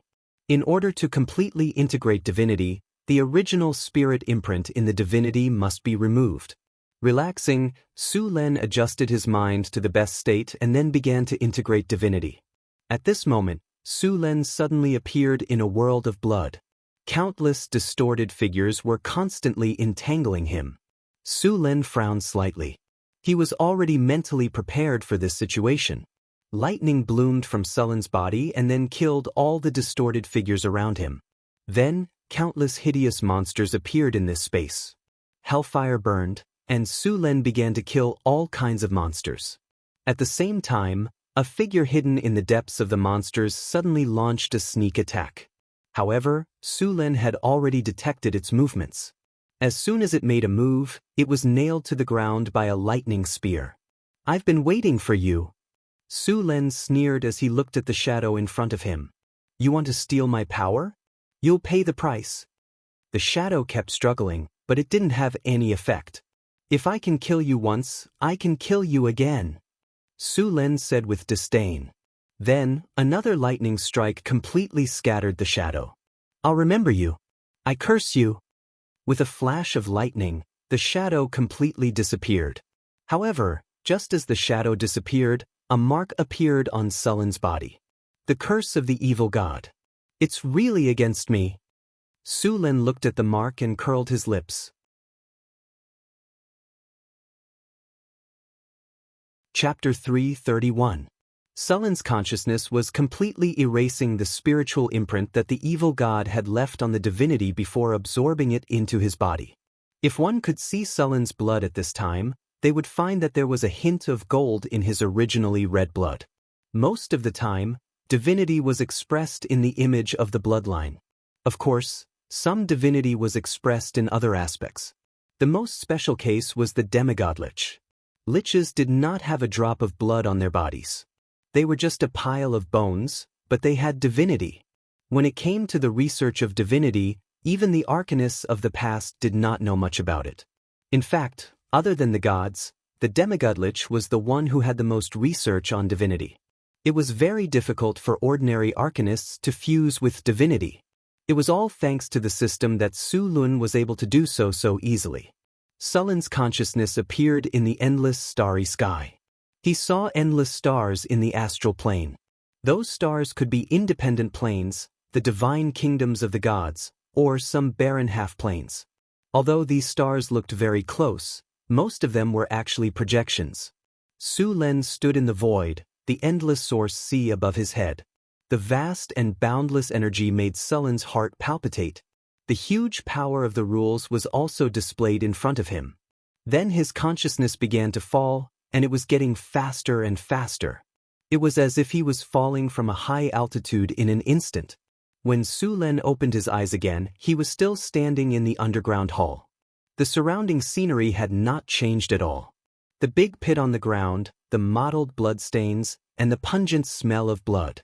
It was as if the scene he had just seen was an illusion. Only a black mark on his arm reminded him that everything just now was not an illusion. Curse of the evil god. You have been marked by the evil god. Just as Su Lun stared at the mark, the remaining power of the evil god around him quickly gathered together and formed a very abstract ghost face. No. One can escape. I will catch you. An inexplicable language sounded. Su Lun glanced at the ghost face and curled his lips. You only know how to play tricks. Then, he held his left hand with his right hand and straightened his left arm. He pointed his index finger at the ghost face and shouted, "Come here." The ghostly face twisted and changed. Coward! Casually, a bolt of lightning flashed and scattered the distorted ghost face, completely eliminating the last trace of the evil god's power. Su Lun relaxed a little after completely eliminating the evil god's power. Although he acted as if he didn't care, he didn't relax at all when it came to the evil god. As long as it was related to a god, it was basically a difficult guy to deal with. Although the evil god had left a mark on him, Su Lun still couldn't help but feel excited. He had gained a lot on this trip. The most precious thing was the 3 points of divinity. There weren't many ways to obtain divinity. There were all kinds of divinity creatures, demons, abominations, and ancient evildoers, but the premise was that you could defeat them and kill them. With the addition of these 3 points of divinity, Su Lun had already gathered 5 points of divinity. He was still 5 points away from the lowest level of demigod. Now, he had more divinity than most divine creatures. In addition to these divinity, killing the evil god's incarnation also gave him more than 40,000 experience points. In addition, 2 platinum treasure chests were dropped. This was the first time 2 platinum treasure chests had dropped from a monster. Su Lun opened the storage space and chose to open the treasure chests. A gorgeous special effect flashed and the familiar sound of the system rang in his ears. Congratulations, host. You have opened the platinum treasure chest. You have obtained the item Big Dipper Nectar, X2. Congratulations, host. You have opened the platinum treasure chest. You have obtained the item 9 Bulls and 2 Tigers Pills. After hearing the name of the item, Su Lun immediately took out the 2 items. Su Lun had already used the Big Dipper Nectar several times. This item could directly increase one's strength or vitality by 3 points. Sullen's strength had now reached 50 points, which was a critical point. If he wanted to increase it, he would need 3 attribute points to increase his strength by 1 point. He planned to continue increasing his vitality. 50 points of strength was already very high in the material plane. Only dragons and some giants could surpass Su Lun in strength. Moreover, the benefits of adding strength to constitution were also obvious. The most obvious one was having more HP and being able to resist attacks. The other bottle of 9 Bulls and 2 Tigers Pills was opened for the first time. This item was also only sold in the treasure pavilion in the game. The price was not cheap. Moreover, the treasure pavilion was completely random. If one was not fast enough, or if one was too far away, the treasure pavilion would disappear if they appeared frequently. 9 Bulls and 2 Tigers Pills. Bottle carefully refines spiritual medicine using dozens of rare medicinal herbs and several natural treasures as the main ingredients. After use, 1 free attribute point will be increased. Note: 5 pills per bottle. Although 1 pill could only increase 1 attribute point, the effect was not as good as the Big Dipper nectar and the wisdom leaf. However, it was still a free attribute point. Sulen could add it to his agility or charm. Now, the experience required to level up was too much. Moreover, each level only gave 2 free attribute points. If Sulen wanted to make up for his shortcomings, he had to rely on this. Without hesitation, Sulen consumed the Big Dipper nectar and chose to increase his vitality. A slightly cold energy appeared in his body, and then it became extremely hot. Sulen only felt a tearing pain in his body and bones. It was as if countless ants were gnawing on his body. In just a moment, Sulen felt as if he had been in the past few years. His body was sweating profusely. After resting for a while, Sulen did not continue using it. He planned to go back and use it again after a period of time. If his attributes increased too much at once, it would affect his control of his body.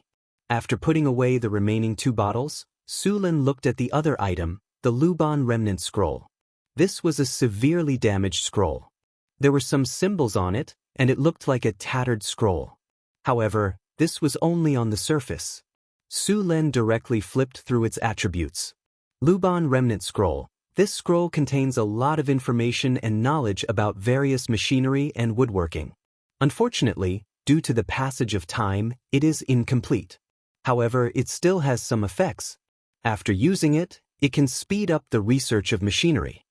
Sulen casually put this Luban Remnant Scroll into the storage space. He planned to go to the Weapons Bureau when he returned and see the progress of the crossbow research.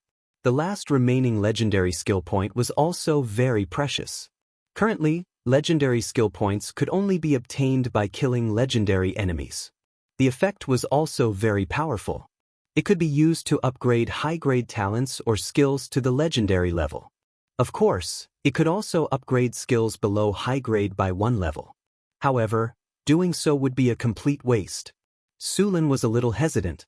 The talent that he could upgrade now was Advanced Regeneration. After upgrading, it could reach the legendary regeneration level.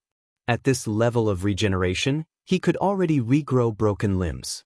As long as the heart and head were not damaged, other injuries would be healed. The other was Forbidden Magic. However, to upgrade the effect of Forbidden Magic, he needed 2 legendary skill points. He only had 1 now. After some hesitation, Sulen decided to keep this legendary skill point for the time being. He would wait until he accumulated more points to upgrade Forbidden Magic to the legendary level. The legendary Forbidden Magic could be used on legendary spellcasters. Its effect was to temporarily cut off the spellcaster's connection with the elemental energy of the outside world. If the spellcaster wanted to cast a spell, they could only use the mana stored in their body. Moreover, the mana consumption would increase exponentially. When casting a spell, the spellcaster would use their own mana to trigger the elemental energy of the outside world to form a resonance effect. Then, the spellcaster would cast the spell without using too much mana. However, after being Forbidden Magic, the spellcaster would need to provide all the mana to cast the spell. The mana of a legendary spellcaster was probably only enough to cast a level 9 spell. This skill could cripple most of the spellcaster's power. In the underground hall, the barbarian warriors were collecting the spoils of war. After dealing with the evil god believers and evil god avatars, the barbarian warriors who had just retreated returned.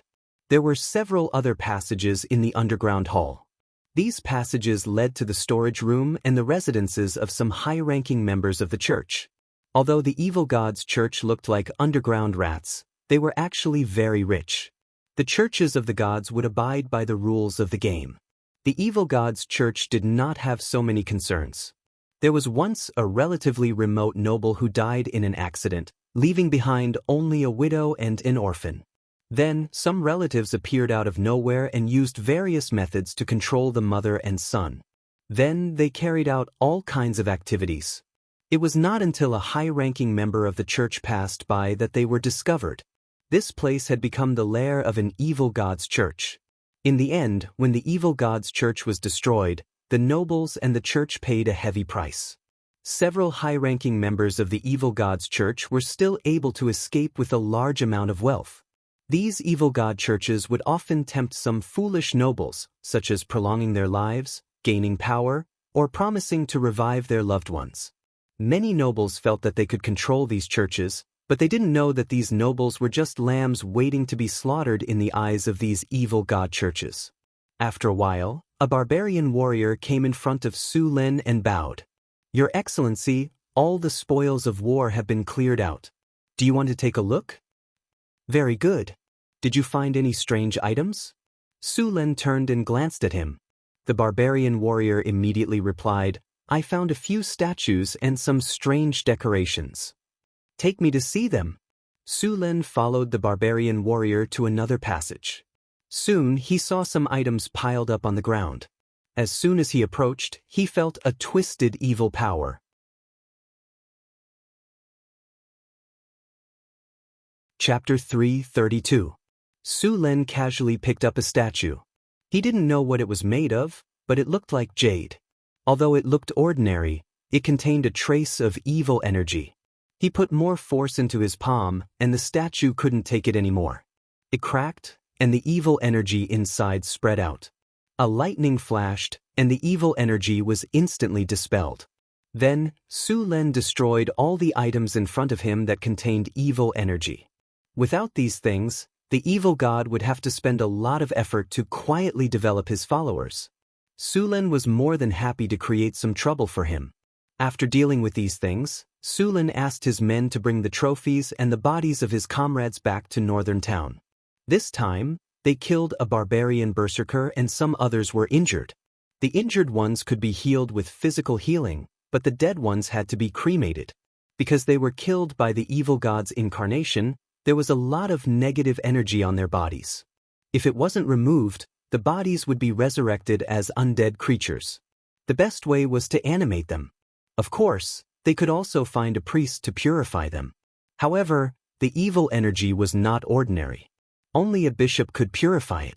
The loot from the evil god's church was about 30,000 gold coins, some gold and silver equipment, and some weapons and armors. At the same time, they also rescued a dozen or so refugees. According to Luen, these refugees came to Northern Citadel with a caravan, but they were intercepted by the evil cultists halfway. It turned out that the caravan was actually the evil cultists in disguise. They killed people in Northern Town because they didn't have enough sacrifices. Northern Town was recruiting refugees, and many caravans did the same. The competition was fierce, but the number of evil god's followers was too small. The evil god's sacrifice couldn't be delayed, so they had to start with Northern Town. However, they didn't expect Northern Town to act so quickly. Before the blood sacrifice was completed, Su Lin and his men came knocking on their door. They pushed all the way and even broke the crystal. Su Lin took the team back to the Northern Town. In the following time, he took the Big Dipper elixir and 9 bulls and 2 tigers pills. His constitution increased from 38 to 44, and his agility increased from 32 to 37. The 5 points of divinity also brought some changes to him. The first was the addition of the divine bloodline talent in his attribute pane. Divine bloodline. With the divine bloodline, you have gradually broken away from the boundaries of mortals and approached the direction of gods.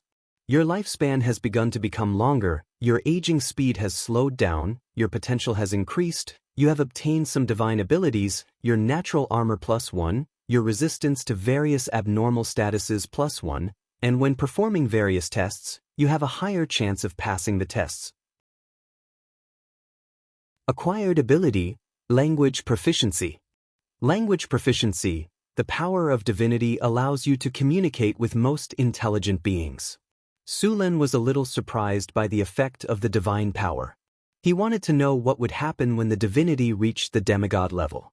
After spending a few days familiarizing himself with the increased attributes of his body, Su Lin continued to deal with the affairs of the territory.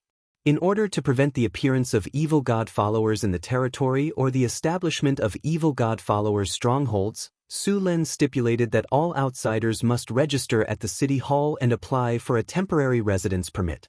After having a temporary residence permit, they were allowed to live in the city. Even if they went to stay in hotels, they would need to show a temporary residence permit. Without a temporary residence permit, all hotels, warehouses, and rental houses would not be allowed to live. If someone violated the rules, they would be detained immediately, their residence qualifications would be revoked, and a high fine would be imposed. Although it would be very troublesome to do so, it would also greatly reduce the chances of evil god followers sneaking in. In fact, Su Len wanted to find a few paladins to cast Detect Evil on those people, but after thinking about it, he cancelled the idea. Paladins were very annoying professions. These people were very paranoid about justice. If they were to cast Detect Evil, more than 70% of the nobles in the world would be glowing red. Some people once asked the paladins for help. After the paladins cast Detect Evil, more than 30% of the people in the city were glowing red. The whole city was almost overturned by them. The paladins all wore the same silver-white knight's armor and were equipped with a knight's longsword. They had a friendly smile on their faces, which made it easy for people to have a good impression of them. Generally speaking, paladins were a group of very charming existences. Using the standards of the previous world, they were perfect idealists. They were tolerant of the good camp and cold to the evil camp. If it was in other cities, it would be fine, but in a developed city, it was a trap. The merchants in this era were not good people, especially those who dared to do business in the Northern Wasteland. The Northern Wasteland was a place outside the law. If they met other caravans in the wild, they would be alert immediately. If they found that the other caravans were weak, they wouldn't mind taking on the role of bandits. Most of the merchants relied on the nobles. Most of the time, they would do some illegal things. It was good enough for most of the merchants to be neutral. Most of them were already leaning towards the evil camp. There were only a few merchants who were truly good. If these merchants did not have a strong background and strength, they would have been divided up by other merchants. In short, it was really difficult for good people to do business in this world. It could be said that at least 1/3 of the merchants were leaning towards the evil camp. It was just that the degree of leaning was not high.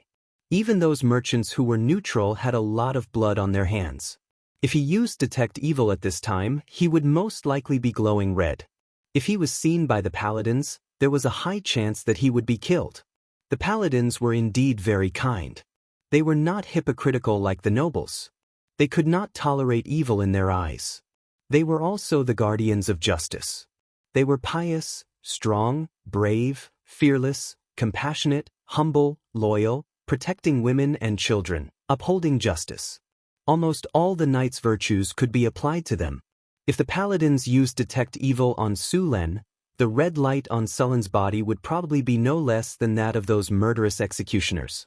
He had enslaved at least tens of thousands of people, which was also considered evil in the eyes of the paladins.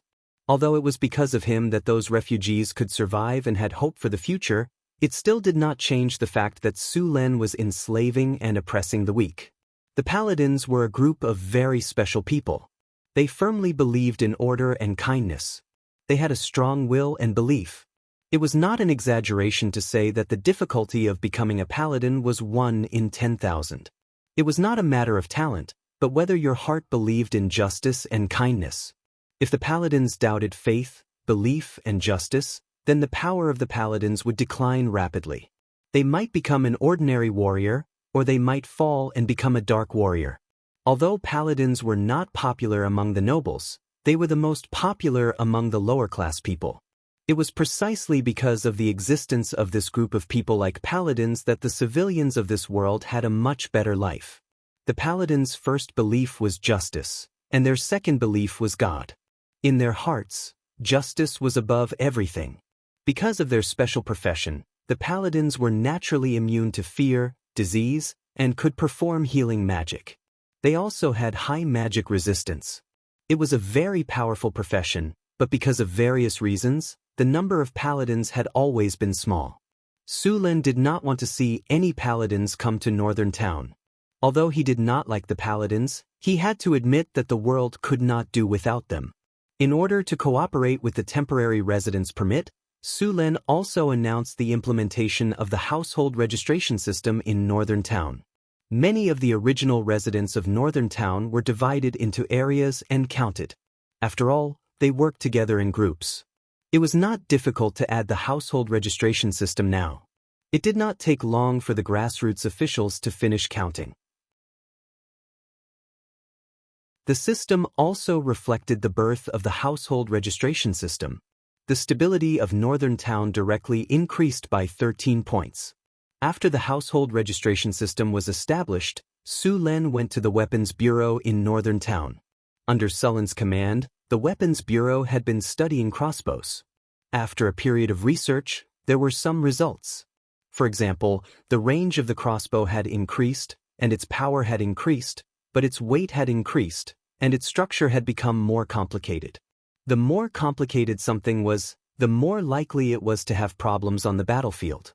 The ideal crossbow had to be simple in structure, fast in loading, long range, high in power, high in accuracy, and light in weight. However, this was only a dream. After Su Len came here, he checked the latest crossbow. He was still not satisfied. The structure of the crossbow was too complicated, and the failure rate was very high. He found the Book of Luban and chose to use it on the crossbow. Ding. Are you sure you want to use the Book of Luban on the crossbow? Yes. With a flash of light, the Book of Luban in the storage space disappeared. At the same time, in the system interface, the Weapon Bureau's logo showed an accelerated research symbol. The craftsmen seemed to have new ideas and began to experiment. With this buff, the research progress increased by several times. Soon, a new crossbow was completed. Su Len brought people to the training ground for training. A group of soldiers held the crossbow and began to shoot at the targets in the shooting range. After some testing, Su Len was satisfied with the crossbow. After the improvement, the range of the crossbow had increased to 120 meters. 100 meters could penetrate inlaid iron armor, 80 meters could penetrate ordinary iron armor, and 50 meters could penetrate full-body armor. This was very powerful. Of course, the shooting speed of the crossbow did not increase. In order to be effective, the crossbow formation was still needed. The structure was simpler, the failure rate was lower, and the reliability was improved. Su Len had decided to equip the army with this crossbow.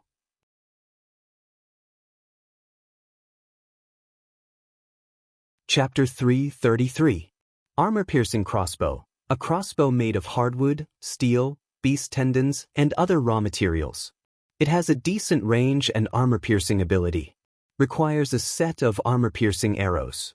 Attack speed, slow, weight, heavy, armor-piercing +1, range +1. Su Len looked at the heavy crossbow and nodded in satisfaction. Although it still had many flaws, it could be used in a real battle. Su Len put down the crossbow and asked, "How much does it cost to make this crossbow?" A craftsman with calloused hands hurriedly took the crossbow and said, "My lord, including the cost of labor and materials, the cost of making this crossbow is around 30 gold coins. If we can mass produce it, the price will be slightly lower." A crossbow was not as simple as a crossbow. It would cost a lot of money to maintain it. A crossbow would cost more than a bow. Make 3,000 crossbows first. Su Len decided after some thought. 3,000 crossbows would cost 90,000 kinar per crossbow. If they were to include the arrows needed for maintenance, the crossbows would cost at least 100,000 kinar per crossbow. "Yes, my lord. I'll get the workers to prepare it." During production, follow this method of production. Su Len took out a piece of paper and said, on the paper was the assembly line method. Not only was it fast, but it was also not easy to leak the information. It also lowered the difficulty of production. The crossbowmen's training had started a long time ago. The crossbowmen of Northern Garrison City were only equipped with iron-plated armor and a long sword. They did not have shields or other protective equipment. They were not expected to rely on long swords during their training. They were only equipped with long swords just in case. The crossbowmen were led by a human general Su Len had just discovered, Cecil. Their main training was formations and crossbow operation. Cecil was not a hero. At most, he was an elite leader. However, he still had a chance to become a hero. Northern Garrison City's army had already exceeded 10,000 people. The ratio of the population to the army had reached a shocking ratio of 10 to 1. It was a relatively rare ratio on the continent. Fortunately, Northern Garrison City was rich enough to support them. With the harvest altar, Northern Garrison City would not run out of food. The Northern Wilderness. The Lotus Mountain Range was like an enormous dragon crawling across the wasteland to the north. It started in the southwest and extended to the northeast. It was around 800 li long. The mountain range was able to block the cold wind from the ice fields, which was why the wastelands in Northern Garrison City were not too cold during winter. In the vast area south of the Sierra de Lotus, many tribes lived here. Northern Garrison City occupied an area in the southwest of the Sierra de Lotus. At this time, in a wasteland far away from here, the weather was very cold. Snowflakes were floating in the air, and messy tents could be seen everywhere. Smoke rose from the tents. This was a tribe of orcs, but what was strange was that other than orcs, there were also some gnolls and trolls. These gnolls and trolls didn't exist as slaves. It looked more like they were working together on an equal footing. Bang! A loud sound came from the tent, followed by the roars of the orcs. That land must belong Stormwind. The Bloodblade Jackalans won't give up the loot they deserve. That is the promised land given to us by our Lord Yinagu. Come on, the promised land is bullshit. If you want to take it, just say it. Don't make so many excuses. A tall troll sneered. How dare you blaspheme our Lord? I will kill you and sacrifice you to our Lord. The gnoll roared. Come on, see if I don't smash your head. The scene in the tent was very heated. It seemed that a fight would break out in the next second. The gnolls, and the trolls stared at each other fiercely. They did not give in at all, but they tried their best to restrain themselves. All right, let's calm down. What is the purpose of our gathering here? I think everyone knows. An old gnoll shaman in the corner said. If Su Len saw him again, he would definitely recognize that this gnoll shaman was the great shaman of the gnoll tribe that he defeated. After the defeat of the gnolls, Su Len killed the gnoll chieftain, but the gnoll shaman disappeared. One had to know that the gnolls had chased after the gnolls, but the gnoll shaman still escaped unscathed. The old gnoll's skin was dry like tree bark. If humans gain a foothold in the wilderness, they will slowly expand according to their inertia. If we can't pull out that nail as soon as possible, it won't be long before there is no room for us to live in the northern wilderness. I'm not exaggerating. Cough cough. The old gnoll coughed violently. His thin and withered body gave people a feeling that it would break at any time. Hearing the old shaman's words, the gnolls and trolls did not refute. Back then, the Fireblade tribe was not weaker than them at all. However, after a decisive battle, the Fireblade tribe disappeared. Only the old shaman and the remaining gnolls joined the Stormwind tribe. And the trolls, along with their ancestral spirits, were killed by him. Now, we haven't even defeated those humans, and you want to divide the spoils? Don't you think it's too early? The first thing we need to deal with now is to defeat the humans. As for the spoils, cough cough, we'll divide the spoils according to the contribution in this battle. The old shaman finished speaking in one breath. As if he had exhausted all his energy, he sat aside and did not speak anymore. Okay, we'll divide it according to the old shaman's method. The gnoll and the orc looked at each other and nodded in agreement.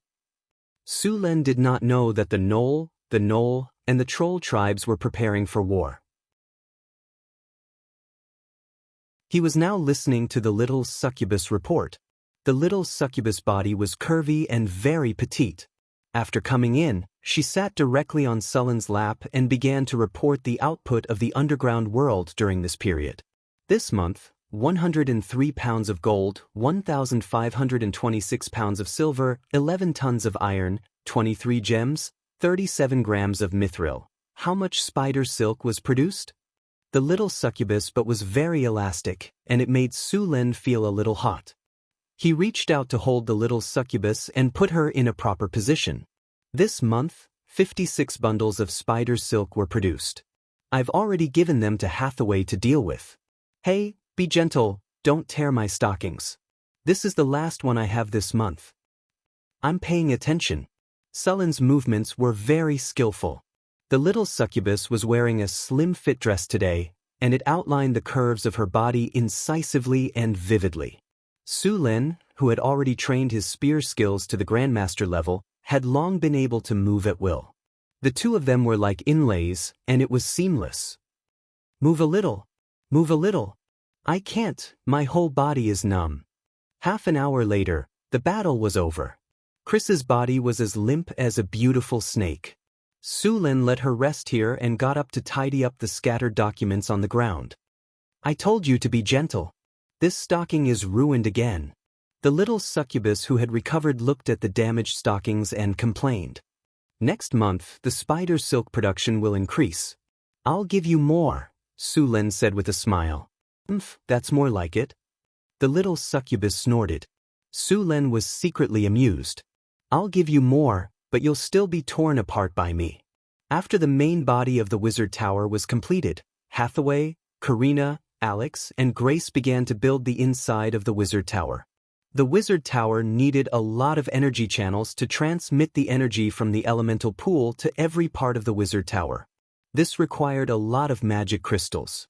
The magic crystals produced by the crystal beasts in the secret plane had to be first supplied to the wizard tower for a long time. The wizard tower also needed to build an elemental pool. This was the source of energy for the wizard tower. For a large wizard tower like the one built in Northern Town, a normal elemental pool could not supply it. The size of an elemental pool was divided by the amount of energy stored in it. A standard elemental pool of the lowest level, after being filled with elemental water, would contain 100,000 degrees of energy. Wizards set the energy consumption of a level 1 spell, Arcane Missile, to 1 degree.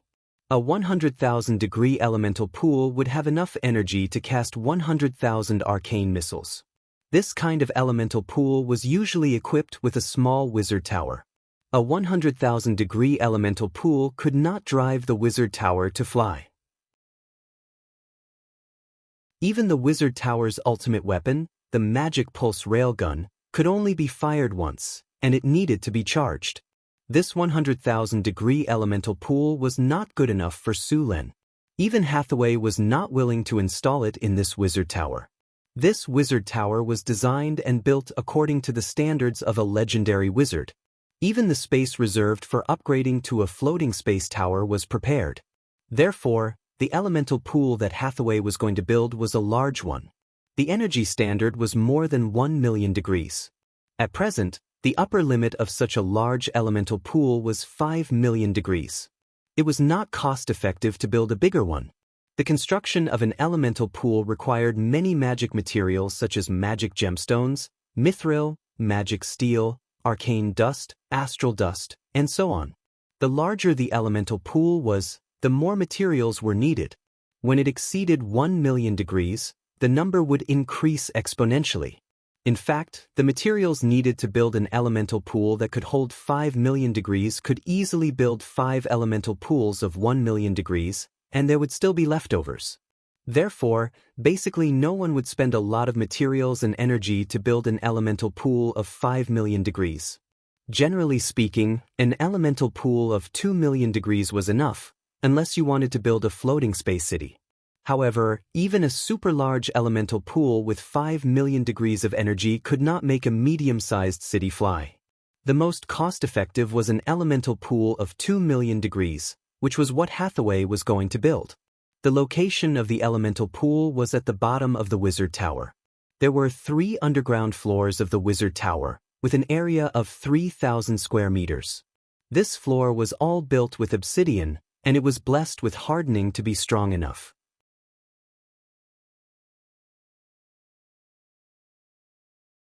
Chapter 334.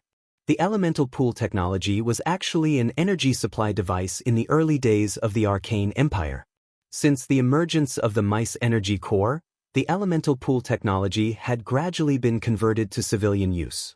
It used the elemental channel technology, which poured the energy of the 4 major elemental planes into the elemental pool through the principle of elemental siphoning. The elemental pool technology was mature. Although the energy efficiency was not high, there was no need to worry about exhaustion.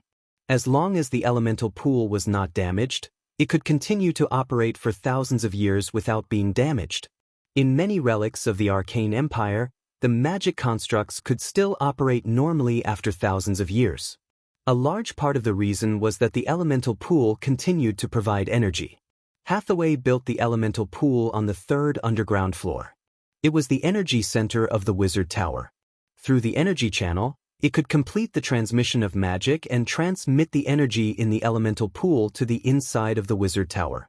Magical crystals were the most cost-effective material for making energy channels. As a matter of fact, the ancient arcanists were able to obtain large amounts of magic crystals cheaply by breeding crystal beasts. This was something that the wizards of today could not compare with. After all, not everyone could afford to cover an entire wizard tower with magic crystals. The third underground floor of the Wizard Tower. Hathaway had made a circular pool with a diameter of 20 meters in the Wizard Tower. The pool was located in the center of the Wizard Tower. The surrounding ground was paved with white marble blocks. These marbles had been treated with magic. They were hard and durable and had a good insulation effect. The depth of the pool was 1.5 meters. The whole body was piled with marble. After the piling was completed, all the marbles were connected into a whole body using stone to mud, and then solidified with mud to stone. There was also a layer of thorium coating on the surface of the marble. Thorium was a substitute for mithril. Its nature was similar to mithril, but the effect was much worse. The whole pool was coated with a layer of thorium. Next, Hathaway needed to use mithril to engrave a super-large energy-gathering array in the pool. This process alone consumed a lot of magic materials. Although the value of thorium was not as high as mithril, it was still very expensive. A full layer of thorium consumed 200 pounds of thorium, which was worth 200 kinar. In addition to the mithril used to engrave the runic array, only the rich could afford it. Next, various magic materials needed to be added to the elemental pool. Arcane dust and astral dust needed to be integrated into it to reduce the consumption of energy conversion. After these materials were perfectly integrated into the elemental pool, the basic structure of the elemental pool was completed. Of course, this project was not made by Hathaway alone. Everyone in the Wizard Tower, including Su Len, was involved. It took them 3 days to complete the construction of the elemental pool. After completing the elemental pool, the work was only half done. Next, he still had to engrave 4 runic magic circles that connected the 4 major elemental planes. Hathaway took out a silver-white carving knife and carefully engraved the runes in the 4 directions of the elemental pool. The elemental extraction and transmission circle was very complicated. A slight mistake would result in failure and a new one would be needed. After Hathaway was done, she summoned a ball of elemental fire and controlled it to melt a piece of mithril. She then used the wizard's hand to merge the melted mithril into the rune circle. Hathaway was the only one who could do this. After all, she was the only master alchemist in Northern Town City. After the construction was completed, Hathaway built a platform about 1 meter wide in the center of the elemental pool. She then engraved a complex runic magic circle on the platform. In the center of the runic magic circle, a diamond the size of an egg was integrated into it. Next, 4 magic gems were needed to replace the earth, fire, wind, water, and fire gems. 4 magic gems of the same quality and size were integrated into the 4 corners of the elemental pool. As the gems were integrated, the entire elemental pool shook slightly. Then, traces of strange energy appeared in the elemental pool. At the same time, Hathaway, Karina, Alex, and Grace stepped forward and stood on the earth, fire, water, and wind elemental runic magic circles. A powerful elemental energy appeared in the surroundings. This elemental energy wrapped around the 4 of them in an orderly manner and lifted their bodies into the air. The melodious and mellow Nesser language echoed. This was a spell used to communicate with the 4 elemental planes.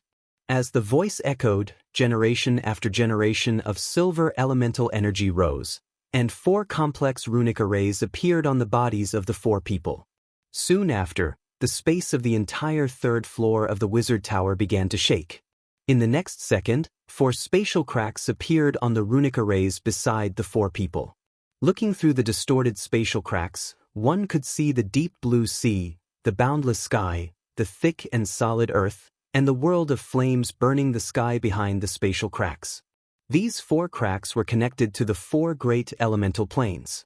As soon as they appeared, abundant elemental energy appeared in the 4 runic magic circles. Then, the 4 elemental energy poured into the platform in the center of the elemental pool. After the earth, fire, water, and wind elemental energy underwent a strange fusion, azure spring water flowed down from the platform. It was the elemental energy that had condensed into liquid form. Following the appearance of the elemental water, the 4 spellcasters sighed in relief. As the elemental energy stabilized, the 4 elemental channels slowly disappeared. However, the elemental energy continued to appear and fuse with the elemental water, appearing in the elemental pool. The elemental pool was successfully built. At the same time, the elemental water started to appear in the elemental pool. The concentration of elemental energy in the entire third floor of the underground floor started to rapidly increase. In less than 10 minutes, the concentration of elemental energy had increased by several times. The elemental pool made by Hathaway could hold 2 million degrees of energy. It could support the consumption of the entire elemental pool and also support the daily consumption of a large golem legion. Naturally, the cost of such an elemental pool wasn't low. Just the cost of the materials was more than 1 million kinar. The existence of the elemental pool transformed the entire wizard tower into a place of active elemental energy.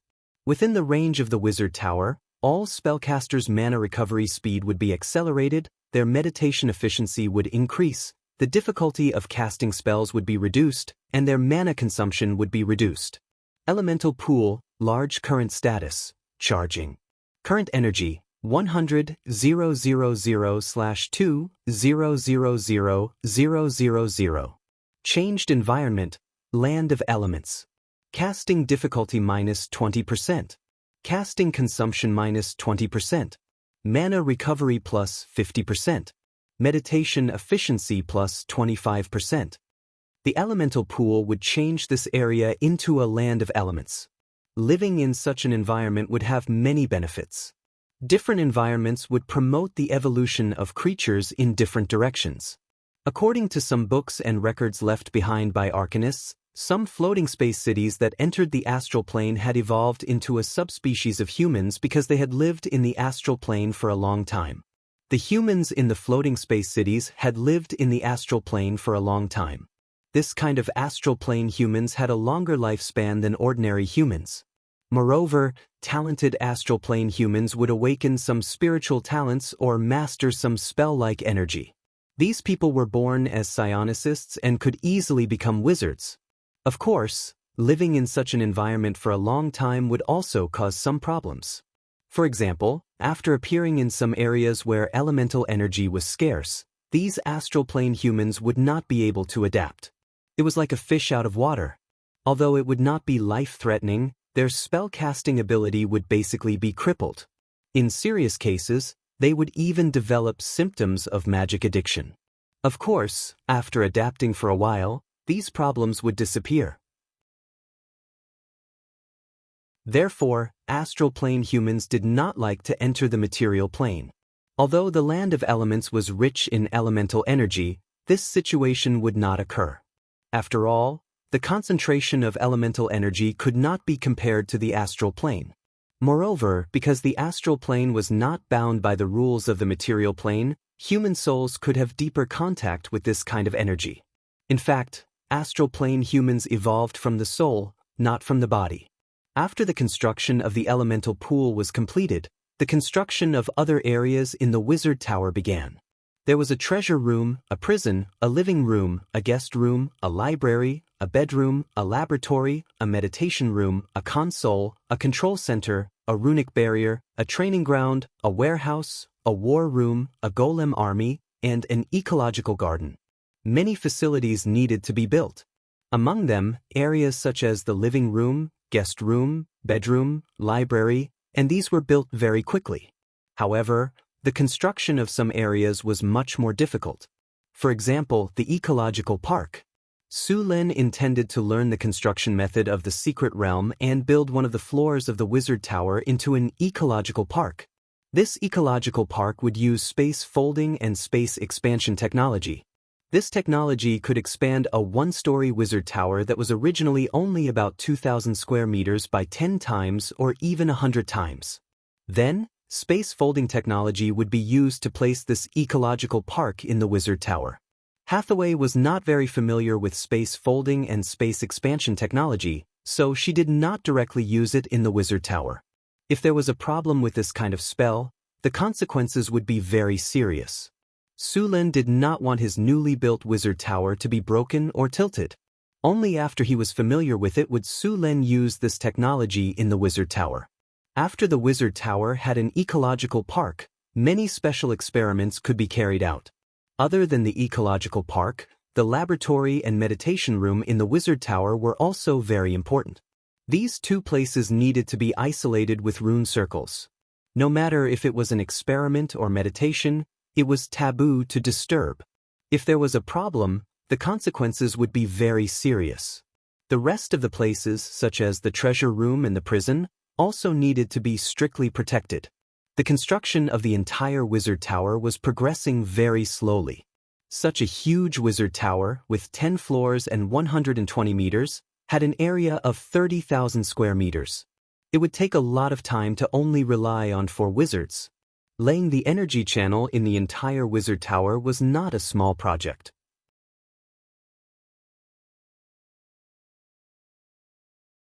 Chapter 335. Large amounts of resources were consumed, and the wizard tower was being built bit by bit. At the same time, the construction of the North Town City did not stop. Su Lin had already passed down the city's construction plan and steps. Large amounts of basic construction had already been started, and a large amount of manpower and resources had been invested into the construction of the North Town City. The orc laborers lifted heavy stones to tamp down the road, while the goblin slaves flattened the bricks one by one. The gnolls pushed heavy stone rollers to flatten the ground, while the kobolds swung their hoes to dig for ores. Merchant groups from all over the continent were transporting all kinds of resources to the North Town City to be sold, and then they would leave with other goods. The whole city was full of life. However, the number of monsters around the North Town City had increased recently. As more and more crops were planted in the fields outside the city, goblins and kobolds would often sneak in to steal food. Although the North Town City had an army patrolling regularly, many farms far from the city were still damaged to varying degrees. There was nothing they could do about it. Winter was coming, and food was scarce in the wasteland. The goblins and kobolds had started stealing from the farms to survive. 100,000 acres of land was too big, and the northern wasteland was too vast. The North Town City's army could not cover every area.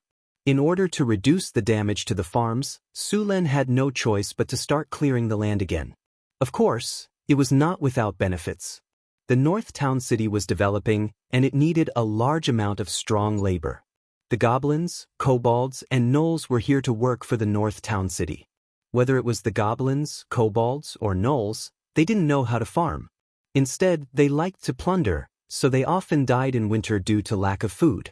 Although Su Lin treated these monsters as slaves, he also let them eat their fill.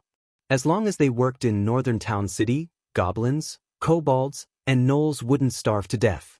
Compared to other lords of this era, Su Lin was very kind and benevolent. Of course, those who died from exhaustion or accidents were not included.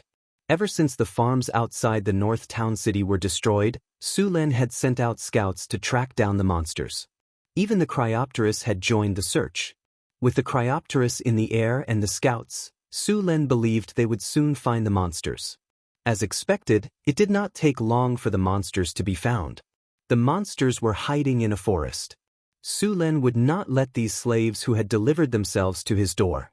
30 miles outside the North Town City, in a forest. "My lord!" A scout came out of the dense bushes and quickly walked by Su Lin. "The monsters are hiding in the forest." They don't seem to have noticed us.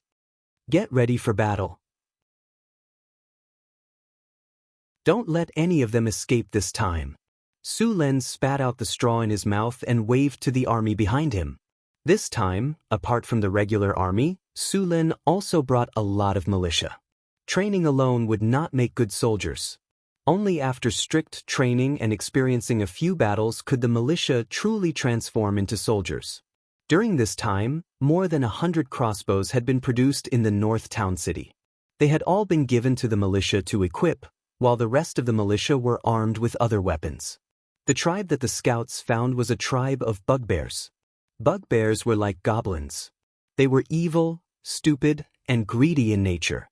However, as the most powerful subspecies of goblins, they were tall and strong.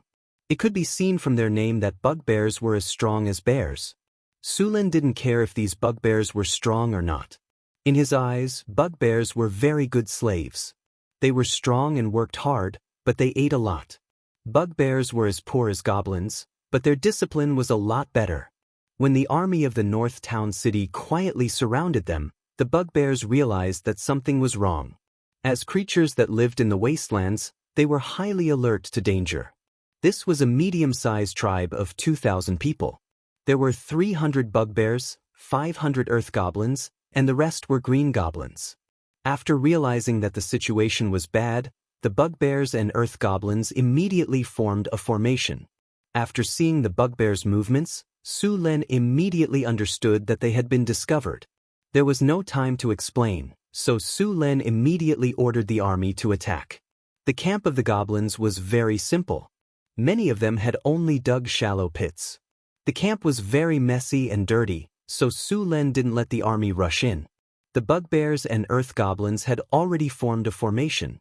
Although their weapons looked very simple, their formation was very decent. Seeing this situation, Su Len was also interested. It was a good opportunity to let the militia see some blood. Crossbowmen, get into formation. With his order, the crossbowmen behind him immediately got into formation. It only took half a minute for them to complete the formation. Asterisk creak creak creak. Asterisk the sound of crossbows being loaded echoed. More than 100 crossbows were loaded, and the cold arrows flickered with a chilling light. The first row of crossbowmen took a step forward and squatted down. At the same time, they leveled their heavy crossbows and pointed at the goblins not far away. The goblins saw that there weren't many enemies, so they immediately waved their weapons and rushed over. Even the bugbears maintained their formation and raised their simple wooden shields and spears as they moved forward. 5 shots ready. Su Len raised his arm and swung it down. Release. Bang bang bang. The dense sound of bowstrings kept ringing, and then a row of crossbow bolts flew out in an instant. The goblins in front fell like grass being mowed down, and some crossbow bolts even penetrated 2 goblins in succession. In an instant, a large number of goblins in the front row died. After the crossbowmen fired their arrows, they immediately retreated to the back through the pre-reserved passage. Then, they stepped on the foot of the crossbow and began to load the crossbow with both hands. The second row of crossbowmen quickly stepped forward and fired the crossbow bolts in their hands. Then the third row, the fourth row, and the fifth row. The whole crossbow formation was like moving clouds and flowing water. It was like a war machine running at full speed.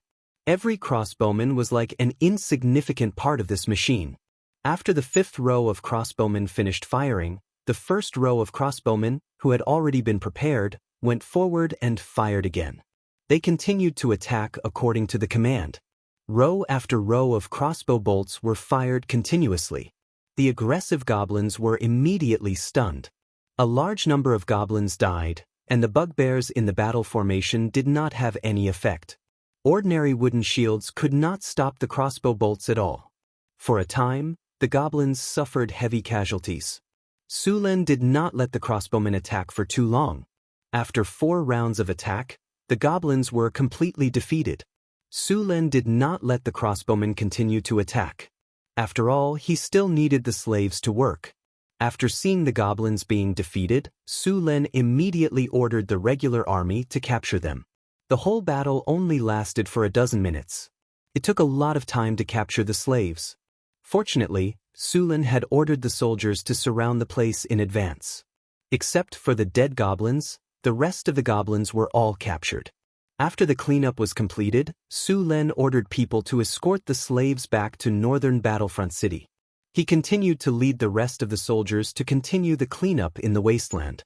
In the next few days, Su Len used the opportunity of clearing out the monsters as an opportunity to train the crossbowmen.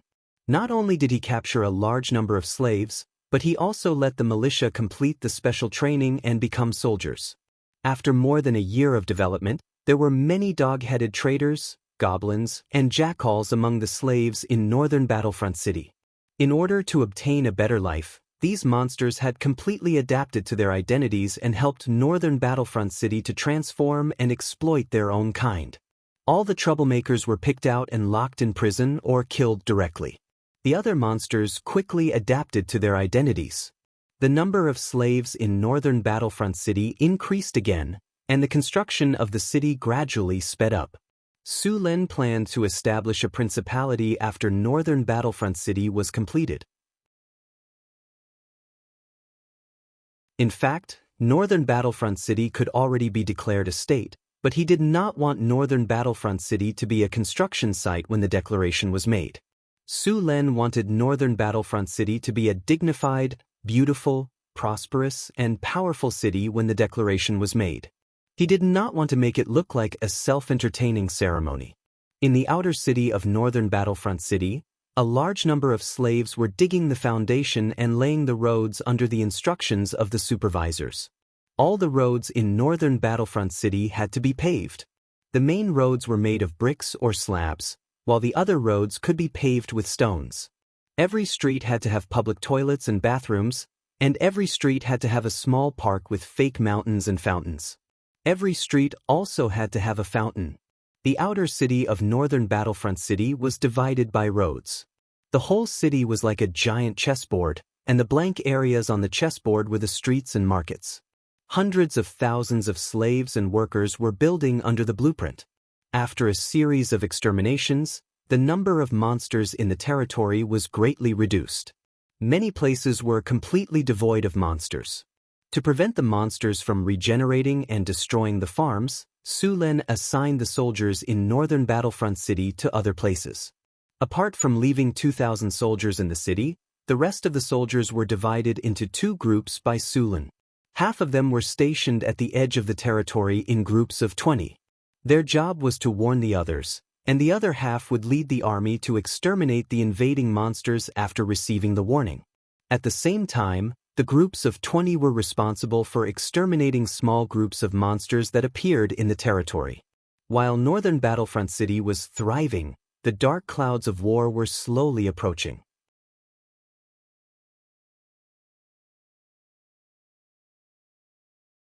Chapter 336. Northern Wilderness. In a desolate and barren gravel area, an adventurer team was slowly moving forward. This team was a standard 5-man team. There was an armored warrior, a rogue, a ranger archer, a dwarf defender, and an experienced captain. In fact, the best adventurer team also needed spellcasters, wizards, or warlocks, but spellcasters rarely joined this kind of team unless they were looking for something. Of course, this kind of situation usually meant that things would be very troublesome. Boss, we've already walked so far. Should we take a break first? The armored warrior in the team said as he stretched his shoulders.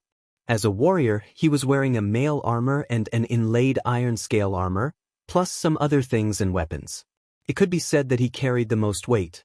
Even if the warrior's physical fitness was good, he still felt tired. The middle-aged man in the lead stopped and looked around at the sky, then looked at the other team members and then said, "Well, let's go ahead and rest for a while." As a qualified leader of an adventurer team, there were many things that he had to pay attention to. Although he wasn't the strongest in the team, he was definitely the most experienced. When going on an adventure, he had to take everyone's stamina consumption into consideration. The best situation was to have enough stamina whenever they encountered an enemy. After coming to a few big trees, Captain Karen ordered the rogue, "Ben, go around and check the surroundings. Report back immediately if you find anything."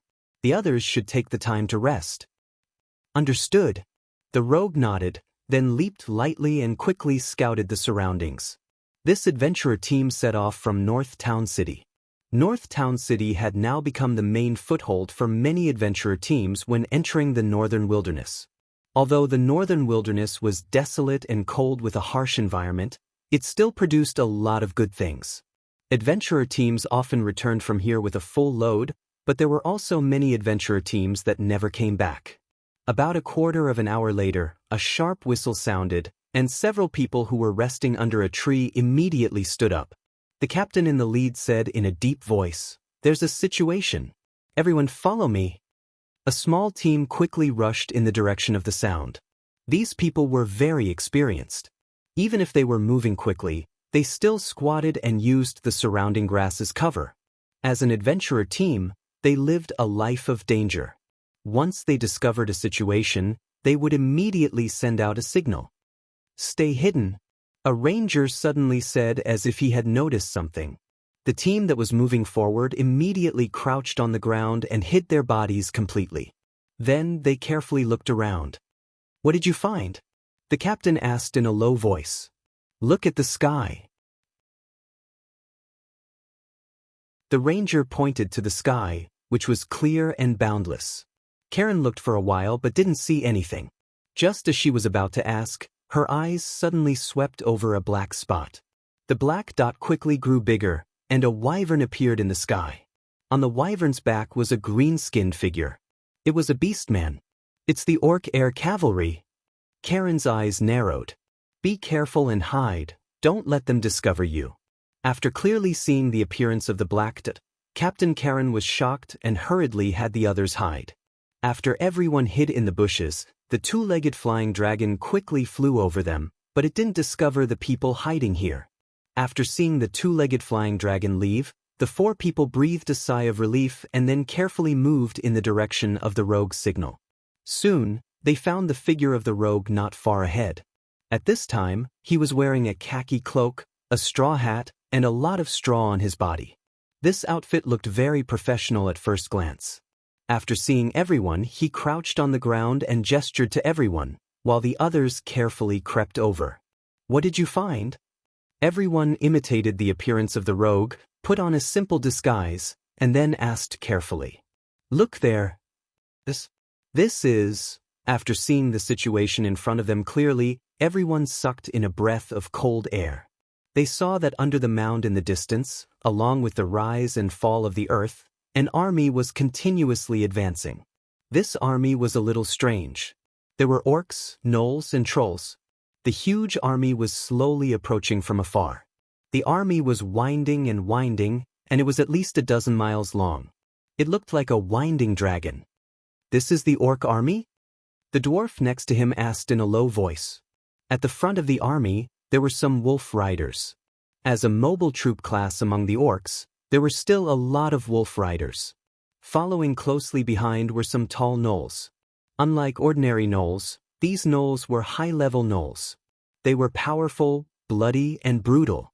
In the rear of the army, the trolls were slowly moving forward in armor. Why do I think it looks like an alliance of several races? Such a long army, there are at least tens of thousands of people. A person next to him whispered, "More than tens of thousands, at least 30,000 people. What are these gnolls, orcs, and trolls forming an alliance for?" The rogue said. The middle-aged captain rubbed his chin and then said, "Which enemy in the wilderness is worthy of their attention? Let them join forces." Northern Town City. Everyone looked at each other and replied in unison.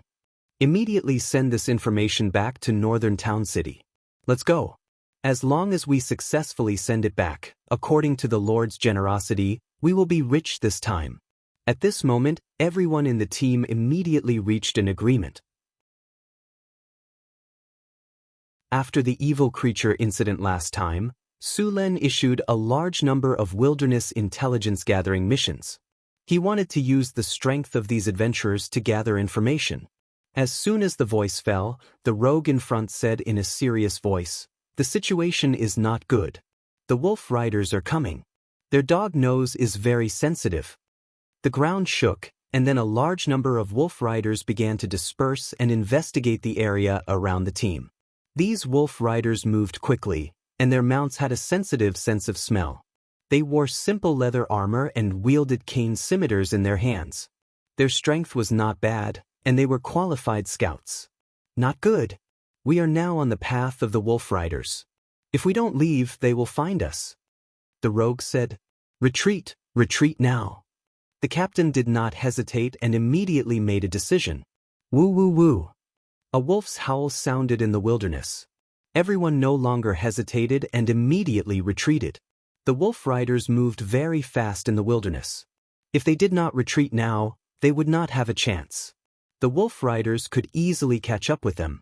The group quickly retreated. After retreating a little, they did not care about continuing to hide their bodies and accelerated in the direction they came from. The wolf riders were very fast. It did not take long for them to reach the place where everyone was hiding. Woo woo. A warg sniffed around and howled in the direction where the few of them had escaped. There is the smell of humans. Chase them, we can't let them escape. Kill them all. Several orcs immediately reacted, their faces showing ferocious expressions. Woo-woo. With a howl, the wolf riders no longer hesitated and began to quickly chase in the direction of the smell. A team of wolf riders chased behind, and another pair of wolf riders flanked them. The adventurer team was running at full speed. The rogue took out a magic scroll and directly tore it open without hesitation. A wave of elemental energy was released from the scroll. Group haste. A pale green light enveloped everyone, and wind elemental energy surrounded everyone. Everyone who was running felt their bodies become lighter, and their speed instantly doubled.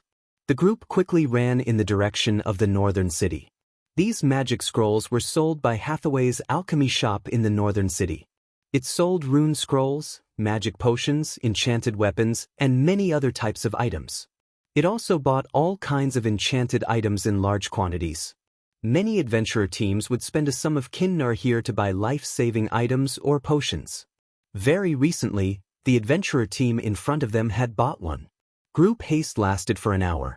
After using it, it could greatly increase one's speed. With the effect of this scroll, the wolf riders would not be able to catch up to them for an hour. When the wolf riders saw the humans suddenly accelerate, they immediately had their mounts chase after them. However, compared to horses, mount wolves had much less stamina and couldn't charge long distances. Although the wolf riders kept chasing, the human silhouettes were still getting farther and farther away. But at this time, two wyvern riders suddenly rose from the rear of the orc army. As the orc tribe's only flying combat unit, wyverns were few in number. Moreover, it was difficult to tame them. Under normal circumstances, the orcs wouldn't dispatch such an army. It was clear that after seeing the humans about to escape, the orcs finally couldn't hold back. The two aerial knights quickly flew past, their huge wings constantly flapping. Although the humans were very fast after using haste, the distance between them was quickly shrinking under the pursuit of the aerial knights. We're in trouble, it's the aerial knights. With our current speed, we can't escape, the captain said anxiously as he looked back at the approaching silhouettes in the sky. Split up and escape. There are only two of them. The five of us will split up and run. If one escapes, one escapes. After escaping, immediately return to the city and warn the Lord. If the others die, quickly distribute the rewards to the deceased's relatives and friends. Please. Understood. Agreed. That's good. Everyone, I wish you good luck. Run for your lives. After saying that, everyone immediately scattered and fled.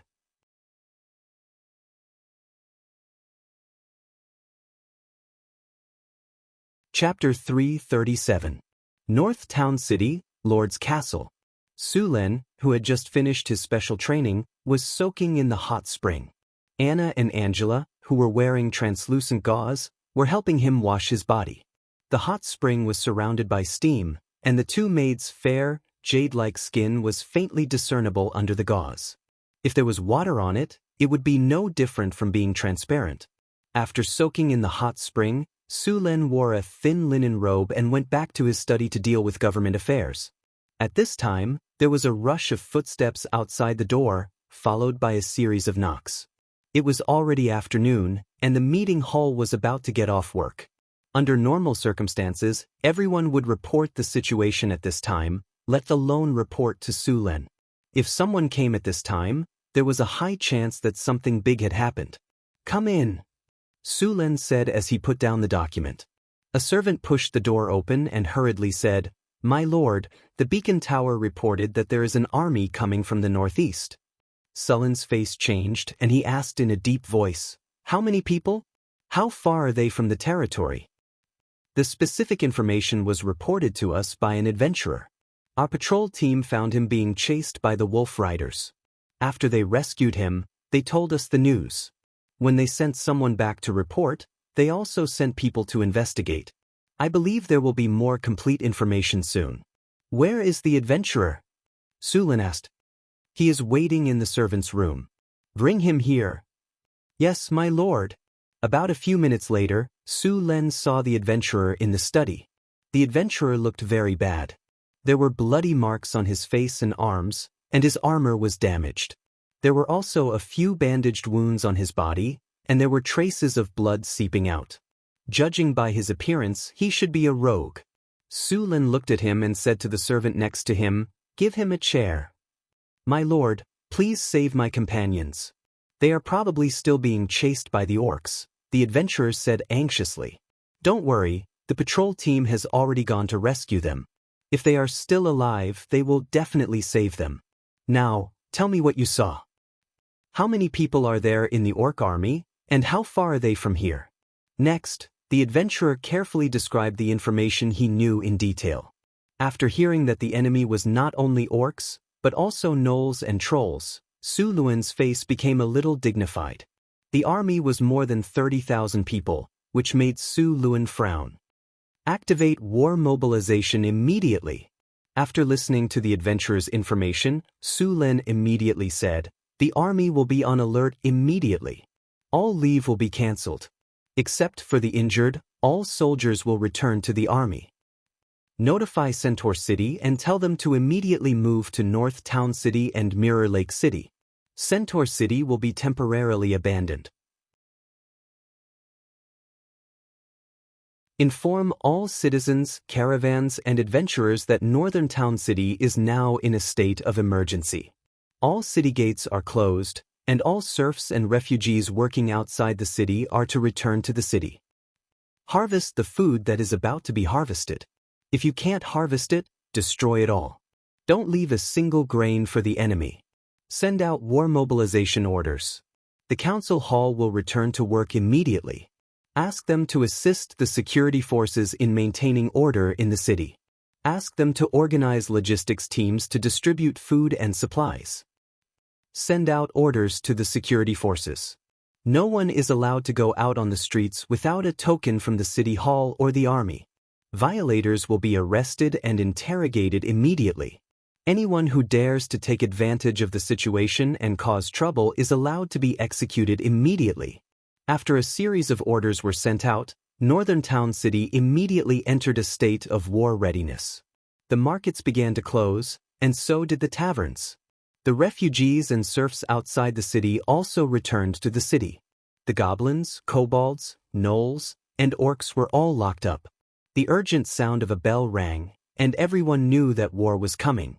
The army began to move immediately. All the soldiers that were sent out to maintain order in the territory and chase away the bandits were all called back. At the same time, Su Len also temporarily recruited some soldiers from the centaurs and half-elves. This was the agreement they signed when they joined Northern Town City. After arranging all these things, Su Len went to the Weapon Bureau. After a period of busy work, the Weapon Bureau had produced a total of 500 crossbows after adopting the assembly line production method. Now, all the crossbows needed to be equipped to the army. In addition, all kinds of war resources were being moved out of the warehouse. Bundles of arrows, weapons, armor, rolling wood, stones, and kerosene were brought out. Hathaway and Chris, who had received the news, also came to help. Karina and Grace had already gone back to recruit more people. Alex originally wanted to bring the harpies from Eagle Fort, but Su Lin asked her to wait. It was not good to reveal all the cards in one go. Eagle Fort was located in a very hidden place. The 3,000 harpies were also a surprise force. If used well, they could turn the tide of the battle. He did not want to expose himself right now. Many caravans that came to trade with Northern Town City chose to leave before the enemy arrived. Of course, some caravans expressed their willingness to fight with Northern Town City. Many adventurers in the city also asked to join. For these people, Su Lin sent people to do a simple reorganization. He did not expect these people to go to the battlefield. He just wanted them to follow the security army to maintain order. The next morning, the centaurs brought a lot of resources to Northern Town City. The Little Mare mission brought 400 centaurs to the drill ground. After sending the message yesterday afternoon, Mission immediately asked the centaurs to pack up. Luckily, the centaurs were nomadic, so it was easy for them to leave. It only took them one night to prepare everything. The next day, before dawn, they left Centaur City and went to Northern Town City. Sir Su Lin, I'm here. After seeing Su Lin, the Little Mare Mission's eyes lit up. She naturally went up and gave him a hug. One had to admit that the centaurs' bodies were really good. You came at the right time. Your equipment is ready. I'll take you to get it now, Su Lin said to the Little Mare with a smile. This time, I need you centaurs to fight outside the city. As cavalry, you can't be trapped in the city. Your mission is to harass the enemy and cooperate with us during the battle. Someone will contact you when the time comes, Su Lin said as he walked. Understood, the Little Mare nodded. North Town City had less than 1,000 cavalrymen, and all of them were centaurs. If there were 3,000 centaur cavalrymen, he would set up a camp outside the city to form a triangle with the city. No matter which side the army attacked, North Town City would be able to deal with it easily. There were less than 1,000 people here. If they set up a camp, they would not be able to hold it. Therefore, Su Lin simply let them harass the enemy outside the city and suddenly attack at the critical moment. This is your equipment. Su Lin brought the centaurs to a warehouse and pointed at the weapons and armor in front of them. Centaurs usually brought their own weapons. They were good at centaur longbows. Su Lin gave them inlaid iron scale armor, chain armor, spears, and javelins. They were meant to harass the enemy and needed mobility, so he did not prepare heavy armor. Seeing the warehouse full of equipment, the Little Mare was so surprised that she could not close her mouth. She immediately ordered people to distribute the equipment. After arranging the centaurs, Su Lin left. Soon, a messenger came in and gave the latest information to Su Lin. After taking the leather tube, Su Lin took out the information and quickly browsed through it. The information was about the enemy sent back by the scouts. After some investigation, he finally had a clear understanding of the enemy's strength. Different from the 30,000 people before, this time the orcs, gnolls, and trolls had gathered a total of 40,000 soldiers. There were trolls, wolf riders, sky riders, elite gnolls, and orcs. They were all very powerful. The scouts even found some simple siege weapons. This army was still 60 miles away from Northern Town City. The wolf riders could reach them in a single charge. The war came faster than Su Lin expected. In the afternoon, the first wolf riders appeared outside the city. These wolf riders ran around the city and kept roaring. Sometimes, they would purposely make a fierce face. This was one of their psychological tactics. If they encountered a timid soldier, it was very likely that they would be scared to the point that their limbs would go soft. But this time, their calculations were wrong. Most of the people in Northern Town City were professional soldiers. All of them had been through many fierce battles. The wolf riders' faces were completely useless. Tell Mission to take some people to clean up these barking dogs. They're too noisy, Su Lin said expressionlessly. Soon, the order was given, and the 800 centaurs were ready to set off. Just as the wolf riders were demonstrating in groups of 3 to 5, they were surprised to see the city gates suddenly open. Just when they thought the enemy inside was about to surrender, a thunderous sound of horse hooves rang out. Not good, it's the cavalry. Get in formation, get in formation. When the leader of the wolf riders heard the voice, he instantly shivered. They were very clear about the battle between cavalry. With the wolf riders' current scattered state, it would be a complete massacre if they were to face the cavalry. The centaurs didn't even give the wolf riders a chance to organize themselves. The 800 centaurs charged towards the wolf riders as soon as they came out of the city. The centaurs immediately drew their bows and nocked their arrows as soon as they were within range. A wave of arrows rained down on a large number of wolf riders. The distance between the two sides was very short. After only 3 rounds of arrows, both sides began to engage in close combat. However, at this moment, the leading centaur whistled, and a shocking scene appeared. In an instant, all the centaurs turned their horses around and completed a turn at top speed. At the same time, another wave of arrows rained down on them.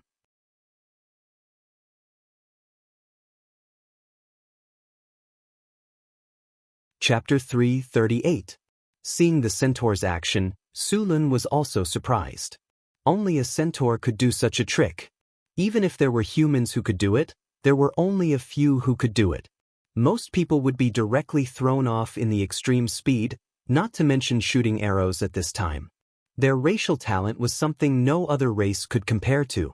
After a few waves of arrow rain, the wolf riders were completely scattered. They were not scattered in the first place, so after being caught off guard, they began to run. However, the centaurs would not let these orcs go. The hatred between them and the orcs was a life and death struggle.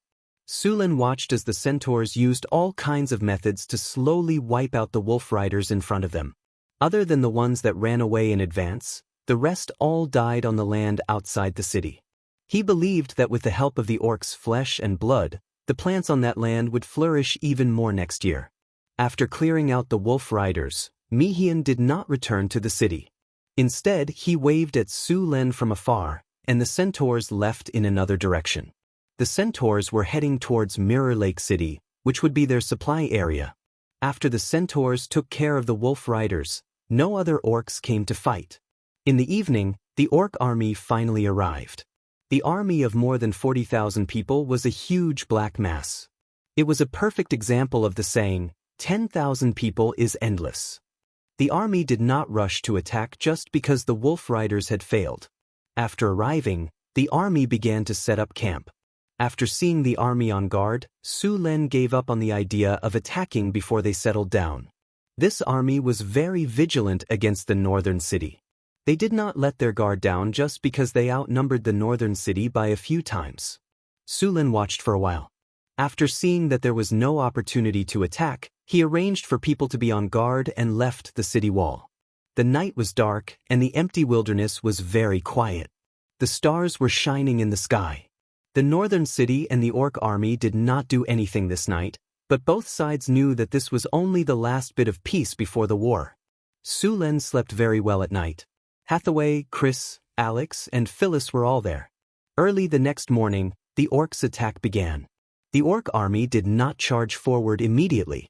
Instead, they sent a large number of goblins and kobolds as cannon fodder. These monsters were like weeds in the wilderness. The orcs could gather a large number of monsters as cannon fodder as they advanced. These goblins and kobolds were forced to rush towards the city wall under the supervision of the orc army. The humans guarding the city walls began to fire arrows. Sulin was very clear about the beastmen's intentions. They were trying to deplete the city's defensive resources. Sulin didn't care about this. After all, the northern citadel had plenty of war resources.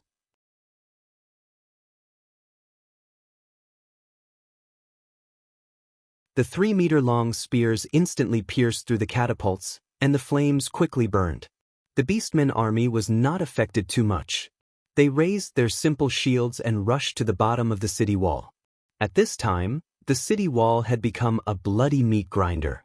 The beastmen and trolls rushed up the city wall crazily. The human spearmen, who had been prepared, immediately went up. As soon as the beastmen showed their heads, the spearmen instantly pierced their vital points and they fell directly from the ladder. The high-level gnolls shuttled through the army. They were agile. Although they did not have the strength of the beastmen, their agile bodies allowed them to dodge more attacks. These agile high-level gnolls were very fast. After a few jumps, they could climb up the city wall and directly pounce on the human defenders. A spearman instantly stabbed out with his spear and crushed the throat of an beastman who had just climbed up the city wall. Before he could retract his spear, a black shadow suddenly rushed over. The next second, a cold light flashed. The spearman covered his throat with both hands and fell down powerlessly. Before the black shadow could get up, a soldier beside him stabbed out with his spear. After countless training, these soldiers had turned stabbing into instinct. A phantom appeared, and the high-level gnoll felt a sharp pain in his heart. The next second, he fell into endless darkness. Fireball! A fireball suddenly flew up from the bottom of the city wall and smashed hard on the city wall. Boom! A muffled explosion sounded, and a gap was instantly blasted open on the city wall. A few nearby soldiers were blown far away. Sullen's eyes were cold. He looked at the beastman shaman a few hundred meters below the city wall. He reached out and grabbed a spear from the side. Lightning flashed, and there were constantly lightning snakes swimming on the spear. Su Len raised the spear and threw it directly at the beastman shaman a few hundred meters away. A bolt of lightning flashed across the sky. The beastman shaman who was about to continue casting looked up as if he sensed something. Then, his chest was instantly pierced by a spear. A large amount of lightning power exploded in an instant, and the beastman shaman was directly electrocuted into a pile of charcoal. As Su Len made his move, the spellcasters on both sides also began to move. A cold aura gathered in the sky. Hathaway's loose wizard robe fluttered. She raised her magic staff and pointed it directly in front of her. I storm. Spell maximization plus spell level up. In front of the city wall, a huge ice vortex with a diameter of 50 meters appeared. Countless ice blades appeared and spun rapidly. The moment they appeared, the blue ice blades were dyed red by blood. The entire ice storm turned red in an instant. The enemy soldiers who were within the range of the ice storm were instantly cut into pieces by countless ice blades. When the surrounding beastman army saw this, they all began to dodge. However, before they could do so, the ice storm suddenly expanded in all directions. Countless ice islands spun and flew outwards. Everywhere it passed, there were corpses everywhere. Chain of fireballs. Karina snapped her fingers, and the surrounding temperature suddenly increased by 12 degrees. In the next second, 5 football-sized fireballs appeared. As she pointed lightly, the fireballs instantly flew towards the dense crowd below the city wall. Boom, boom, boom. A series of explosions sounded. A large number of beastman army soldiers were blown to pieces by the fireballs. The shockwaves rolled. The beastmen, gnolls, and trolls that were within 5 meters of the explosion were directly burned into charcoal. Seeing this, the beastman shamans continued to cast spells to attack. Lightning, ice, fire, all kinds of spells were cast one after another. The number of casualties on both sides increased rapidly. Group haste. Group elemental resistance. Group bears endurance. Raise your spirits. Beams of light rose from Su Len and Hathaway. The light quickly spread and soon covered the entire city wall. After the buffs, the combat power of the northern battlefront city soldiers was greatly increased. Their morale was boosted, and they all became braver and better at fighting.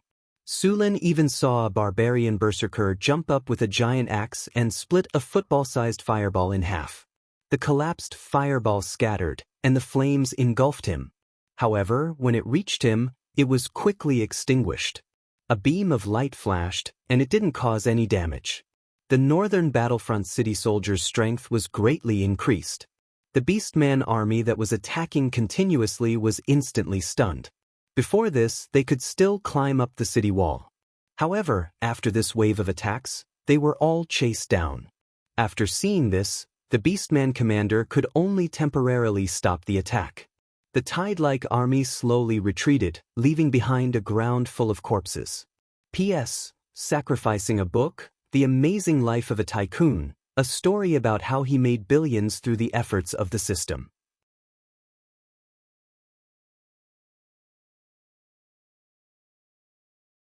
Chapter 339. The setting sun was like blood. The north wind was howling. A few vulture cries came from the sky. The battle had just ended, and the whole battlefield was filled with the thick smell of blood. A large number of orcs and gnolls were lying on the ground, but there were not many trolls. Unless they were killed by fire or strong acid, the trolls would only be injured at most and would recover in a short time. Team 1, go back and rest. Team 2, keep watch. Seeing that the enemy had completely retreated, Su Len immediately arranged for the army to rotate and send the wounded to the field hospital. Su Len cast a physical healing spell on some of the more seriously injured ones. There were many healing potions stored in the northern battlefront city. These potions were considered inferior potions, so even apprentices could make them. They were also very cheap. The main ingredient was the 7-leaf flower. Its main function was to stop bleeding, relieve pain, and speed up the recovery of wounds. After the battle, Su Len became even busier. Although the orcs had been defeated today, the northern battlefront city had also suffered a lot of casualties. At the same time, a fierce argument was going on in the orc army's camp. Salen, your people must be the main attackers tomorrow. Yes, you trolls must be the main attackers. Salon the orc and Jen the high gnoll said loudly. In today's battle, both sides had suffered heavy losses, but the troll casualties were very low. This time, the alliance, which had been formed by relying on benefits, suddenly had problems. The orcs and gnolls, who had suffered heavy casualties, worked together to pressure the trolls. No, we have an agreement. All three sides will send out the same troops. Rant the troll refused without thinking. Yes, we have an agreement, but my people have suffered heavy casualties, and you trolls have suffered few casualties. This is not fair. Yes, you are not afraid of injuries, and you have strong recovery abilities. You should be the main attackers. The orcs and gnolls said unhappily. We trolls have suffered few casualties because of our race's talent. Our attack on the battlefield today was not weaker than yours at all. Rant said loudly, and a deep crack appeared on the ground with a casual punch. After that, the three sides had another fierce argument. In the end, the trolls agreed to be the main attackers tomorrow. After all, the trolls were alone with the orcs and gnolls working together. However, it was not without benefits. The trolls agreed to be the main attackers, but they would also get more loot. After a fierce argument, the three parties finally reached an agreement. The night soon covered the land. Su Luen hadn't rested yet. At this time, he was staring at the strategic map. The camp of the allied orcs was 15 miles away from the city. At this time, on the map, a small green team was quietly waiting outside the camp of the allied orcs. This group was the Little Mare's centaur cavalry. It was obvious that she was preparing for a night attack. Hathaway, Alex, get ready. We're going out of the city later, Su Len said as he swallowed a piece of barbecued meat and drank a glass of milk. Leave the city? Hathaway was a little surprised. They came all the way here. As the host, we should show them some hospitality. Let's treat them to a fireworks show tonight. Su Len winked at Hathaway and said. Hathaway saw the smile on Sullen's face and instantly understood. A fireworks show is a must. Su Len, do you need me to bring the children? Alex said with a smile. No, this is just an appetizer. The three of us and Mission's cavalry will be enough. Su Luen hurriedly stopped him. If he let Alex take the harpies out now, although they would achieve good results, they would only be able to defeat the coalition army at most. Su Luen intended to completely devour this army. Even if he couldn't devour them, he would at least severely injure them. Okay then, Alex said with a little regret. After dinner, Su Len rode the Pegasus and left northern town city. Hathaway curled up in Sullen's arms while Alex flew beside them. The three of them quickly arrived at the bush where the centaurs were hiding. Mission, how are the preparations? Su Len said to the little mare. It's ready. The soldiers are resting. Mission was obviously happy to see Su Len. It's still early. Let the soldiers rest. Su Len took out a delicate magic clock and looked at it. Su Len planned to attack at 1 o'clock in the middle of the night. There were still 2 hours before 1 o'clock. At this time, The orcs had already started to rest. Only a few soldiers were standing guard in the lee of the wind. While there was still time, Sulin cast an invisibility spell on himself and observed the orc camp from a close distance. He was looking for the best attack range. At the same time, he needed to mark the enemy's traps one by one and destroy them in advance before the attack. Trolls and orcs were good hunters. In order to prevent a night attack, it was natural for them to set up traps around the camp. Time slowly passed by. Sulin retreated from the orc camp. After some investigation, he found a weakness of the orc army. Although the three races formed an army, they looked united but were actually divided. The three races had their own camps, and their camps were a little far apart. It was obvious that the three races were still on guard against each other. This was a normal phenomenon in the wilderness. In the wilderness, even allies had to be on guard against betrayal. This had nothing to do with morality. This was how they survived. If you underestimated your enemy, you would be stabbed in the back by your allies. The three camps gave Sulin the feeling that they were three hedgehogs for warmth. This arrangement gave Sulin and the centaurs too many opportunities. Soon, it was 1 o'clock in the middle of the night. The sky was very dark and the moon was covered by dark clouds. The night was dark and windy. This was the perfect time to kill someone. Tell everyone to get ready. Sulin closed the magic clock and gave the order. The centaurs who had been waiting for a long time all stood up. The bushes were filled with sparse sounds. Sulin took out the sky lamp and waved it. A ray of light quickly spread out. Group invisibility. At the same time, Hathaway also took out her staff. 2 rays of light flashed in succession. Silent. Hide your whereabouts. Even with the support of invisibility, the movement of a team of over 1,000 people could still be easily detected by others. Now that Hathaway had cast 2 spells, the noise was almost inaudible. Seeing this, Sulin once again cast more spells on the army. Group magic weapon. Everyone get ready. Bear's endurance. Owl's insight. Elemental resistance. Group haste. Rays of light were cast by Sulin, Hathaway, and Alex. The aura of the centaurs reached its peak. After casting the spell, Sulin pointed the spear in his hand. Move out. The army slowly moved out. The centaur army wasn't far from the beastman army's camp. When they were about 1 kilometer away from the enemy camp, the centaur cavalry loudly set off. The thunderous sound of their hooves couldn't be hidden even with spells. Cavalry needed distance to move, so they could display their maximum speed from here to the beastman army's camp. Sulin rode his Pegasus and rushed out. The 800 centaurs followed closely behind. The thunderous sound of the horses' hooves quickly awakened the orc army. But before they could put on their armor and pick up their weapons, the centaur army had already rushed in. Chain fireball. 5 football-sized fireballs fell from the sky and instantly blasted a huge hole in the orc army's camp. The centaur cavalry rushed in through the hole. The centaur cavalry were like tanks as they charged forward at high speed, sending the gnolls flying. The impact of more than a ton of force caused the gnolls' chests to cave in. Fresh blood spurted out like a fountain. Bursting flames. Dazzling flames rose in the camp. Hathaway pointed her staff and the camp instantly turned into a sea of fire. Sulin's sneak attack on the high-level gnolls was a decision made after careful analysis. Gnolls had lush fur all over their bodies, especially in winter. In order to resist the cold, gnolls' fur would be even more exuberant. Their fur, which used to keep them warm, was now a fatal poison. Gnolls did not care about hygiene. No, there were not many in the wilderness who cared about hygiene. The orcs were like this, the trolls were like this, and even the centaurs were like this in the past. It was only later that Sulin made a change. The greasy and dirty fur immediately burned when it came into contact with fire.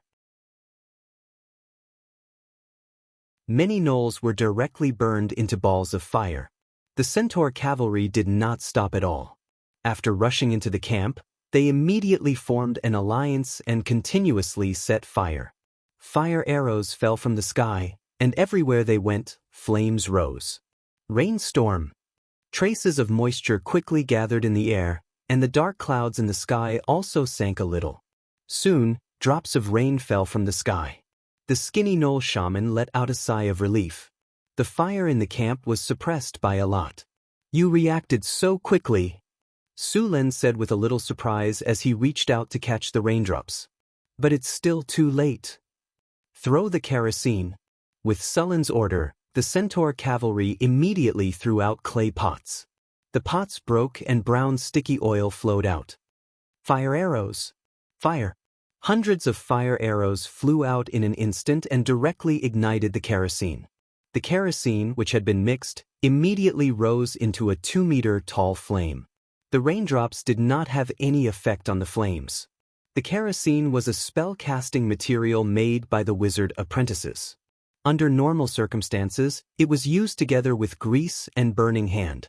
Hathaway adjusted the ingredients to make it easier to burn. Tornado! Alex summoned 4 giant tornadoes. The tornadoes directly rolled up the burning tent, and the flames began to spread quickly.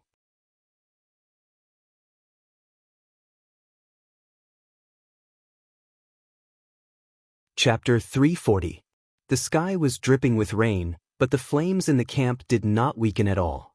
The appearance of the tornadoes not only spread the flames further, but also directly scattered the dark clouds in the sky. The effect of the rainstorm spell was greatly reduced, and with the destruction of the tornadoes, the effect of the rainstorm spell became smaller and smaller.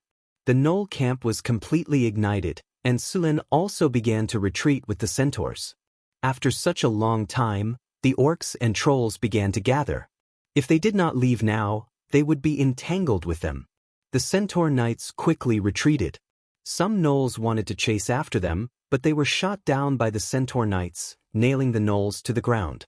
After rushing out of the camp, they saw the orcs and trolls rushing over. However, with their speed, they could not catch up with the centaurs. As soon as they rushed over, the centaur army had already easily retreated from the battlefield. After leaving the battlefield, the centaur didn't stop. Instead, it turned around and left the area. After the centaur's attack, the beastmen would definitely increase their surveillance of the area. If they continued to stay here, it would be very dangerous. The beastmen also had cavalry and aerial knights. Su Len and the others separated from Mission halfway. Mission continued to lead the centaurs to the south, while Su Len, Hathaway, and Alex returned to the northern city. The next day, the weather was clear, but the orcs did not attack. The attack last night caused the gnolls to suffer heavy losses. 80% of their tents were burned, and thousands of people were injured or killed. This was already a huge blow to the gnolls, so the orc army did not attack the city today. The morale of the Alliance army had plummeted. After some rest, they launched another attack on the 3rd day. Unlike the previous few times, this time, there were more trolls in the attack. After seeing this situation, Su Luen immediately ordered the logistics department to send the water demon venom. The water goblin venom was made from the acid of the legendary water goblin that Su Len had killed in Mirror Lake. Su Len had personally experienced the corrosive nature of the water goblin venom. It was perfect for dealing with trolls. Muffled sounds of war drums came from the back of the orc army. The muffled sound of war drums spread throughout the entire battlefield. As the war drums sounded, a strange power quickly spread. The fighting spirit of the orc army skyrocketed. Their eyes turned blood red, their muscles bulged, and their veins began to twist and swell. One by one, the figures of the shaman priests appeared. The leading shaman seemed to have 1 foot in the grave, but his aura was unusually strong. He held a white bone scepter in his hand and wore clothes that were decorated with all kinds of gems, beast bones, and feathers. It roared at the sky. Then, the desolate song that had been passed down since ancient times rang out. Its old body stood straight at this moment, and a wild power began to gather on the battlefield. The chief of the orc army rode on a tall land dragon and raised an exaggeratedly huge axe. He looked at the battlefield in front of him and roared, "For the tribe! For the Stormwind clan! For the sake of our future generations!" Bang! The huge battle axe sliced through the air and smashed into the ground. The orc chieftain pointed at the towering walls of the northern town city. Countless orcs roared in anger. They held their crude weapons and pounded their chests with their left hands. Their morale was raised to the highest point. Stormwind! Stormwind! Stormwind! Countless orcs madly shouted the name of their clan and looked at the city wall with bloodshot eyes. At the same time, the trolls on the side also gave it their all. The trolls prayed to their ancestors. The totem pole shone with a red light. Wherever it went, the trolls felt a sudden surge of power in their bodies. Cold, hunger and death. This was a battle that would determine the future of the trolls. Since the destruction of the Troll Empire and the trolls were driven to this barren land, the shadows of hunger and death had always shrouded them. They had lost a lot of their words, history, and even culture. Only a few priests still remembered a few words passed down from ancient times. Now, it was time for the trolls to rise again. As long as they defeated the humans in front of them and occupied this fertile land, the trolls would rise again, and they would become the new king of the Troll Empire. All the warriors had joined the battle. In order to prepare for the consumption of this war, whether it was the trolls, the orcs, or the high-level gnolls, they had all bet on it. If they took over this land, they would be able to return to glory. Once they lost, everything would be over. The war must end with one side completely defeated from the beginning. The Orc Alliance army, which had no way out, burst out with amazing combat power. Su Len stood on the city wall and looked at the army opposite him. He did not expect the Orc Alliance army to want to fight directly. Since you want to fight, then come on. Looking at the Orc Alliance army that was full of fighting spirit, Sullen's heart was filled with pride. The establishment of a kingdom must step on countless corpses. Endless blood will dye my carpet red, and countless bones will build my stairs to the throne. The wails of the enemy are my hymn, and the cries of the soul are my epic. The ancient sacrificial war song sounded. The eyes of countless orcs and trolls turned red, and they went berserk. The orc priests used the power of the beast god to cast war spells, and the trolls awakened their ancestral spirits. Although they didn't have their own gods, their countless sacrifices had created another kind of power. The souls of the heroes who died in battle didn't return to the river Styx. Instead, they stayed in the form of ancestral spirits somewhere in the Uigray Waste. They continued to increase their strength until one day they successfully became gods. Although the shaman doctrine was rough and ancient, it was still powerful. Su Lun raised his purple dragon halberd high up in the air. Powerful lightning energy revolved around him. His body was lifted up into the air by this powerful energy. A thundercloud vortex appeared in the sky. In the dusky sky, countless lightning bolts crisscrossed. Violent lightning snakes kept rolling around, giving people a feeling of the end of the world. A bolt of lightning as thick as a bucket suddenly fell. Su Len was like the incarnation of the thunder god. The bright lightning lit up the sky, and then a powerful force appeared on the battlefield. Su Len pointed his purple dragon halberd, and the tall Arc de Triomphe in the city shone with a strange light. A powerful force suddenly spread out from the Arc de Triomphe, and it immediately covered the entire city. Song of Triumph. The unique ability of the Arc de Triomphe was activated. A passionate song came from the sky, and a golden light rose from the Arc de Triomphe. Then, a faint golden shadow appeared. These were the soldiers of the North Town City who had died in battle. Now, under the powerful power of the Arc de Triomphe, they were resurrected in the form of battle souls. If the Arc de Triomphe existed, then after thousands of years, it would accumulate a shocking number of battle souls. These battle souls might even evolve into powerful heroic spirits. Unfortunately, the Arc de Triomphe existed for too short a time. It could not unleash its full power. The passionate song rang out, and the morale of the soldiers of the North Town City was instantly boosted. The morale that had dropped because of the actions of the Orc army was instantly boosted. Amidst the chaotic drumming, the Orc army charged forward like a tidal wave. The trolls were right at the front. The soldiers of North Town City had been prepared for this. They immediately poured out the water demon acid. The pungent acid corroded the trolls and turned them into corpses. When the trolls were attacked by the acid, it was like metal falling into concentrated sulfuric acid. Their skin and flesh were instantly torn apart. The trolls screamed in agony. However, this scene did not make the berserk trolls retreat. All the trolls, orcs, and gnolls attacked without fear of death. They would not stop attacking until they fell. Hathaway took out her magic staff and nodded to Alex and Karina behind her. The three of them stood in a triangle and began to prepare their spells. Flaming Storm. Combination Spell. Spell Maximization plus Spell Upgrade. A powerful mana fluctuation instantly appeared on the battlefield. A ball of fire descended from the sky, instantly enveloping a 200-meter radius around Northgard City. Then, the fire began to spin rapidly, and a giant fire tornado appeared on the battlefield. The entire world seemed to have been ignited in an instant. The terrifying heat spread out like waves of air. Along with the violent energy fluctuation, the flaming storm engulfed all the enemies in the surroundings and turned them into charcoal. Moreover, the entire spell was moving rapidly, leaving behind a scorched earth. The beastmen, trolls, and gnolls didn't have the slightest ability to resist such a powerful spell. In the blink of an eye, over 1,000 enemies died in this terrifying storm of flames, and the entire battlefield was instantly cleared out. Flaming Storm was a combination spell that Hathaway had researched.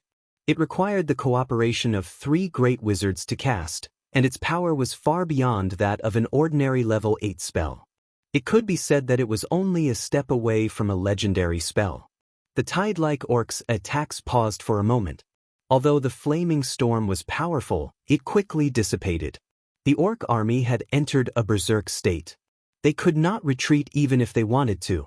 Su Luan's body floated in the air, and a thundercloud shrouded the sky above the northern town. Accompanied by the roaring wind and the surging thunder snakes, the sky seemed to be stirred by a powerful force at this moment, forming a terrible vortex. The world was dark.